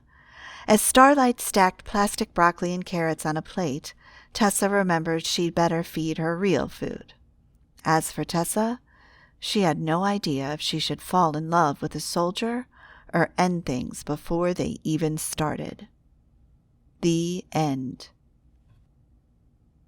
If you've enjoyed The Investor's Wife, please leave your review on Amazon, Goodreads, and BookHub.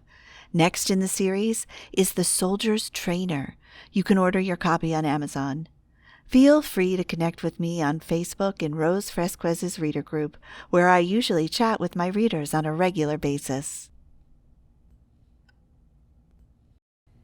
This has been The Investor's Wife, written by Rose Fresquez, narrated by Joanne Joyce.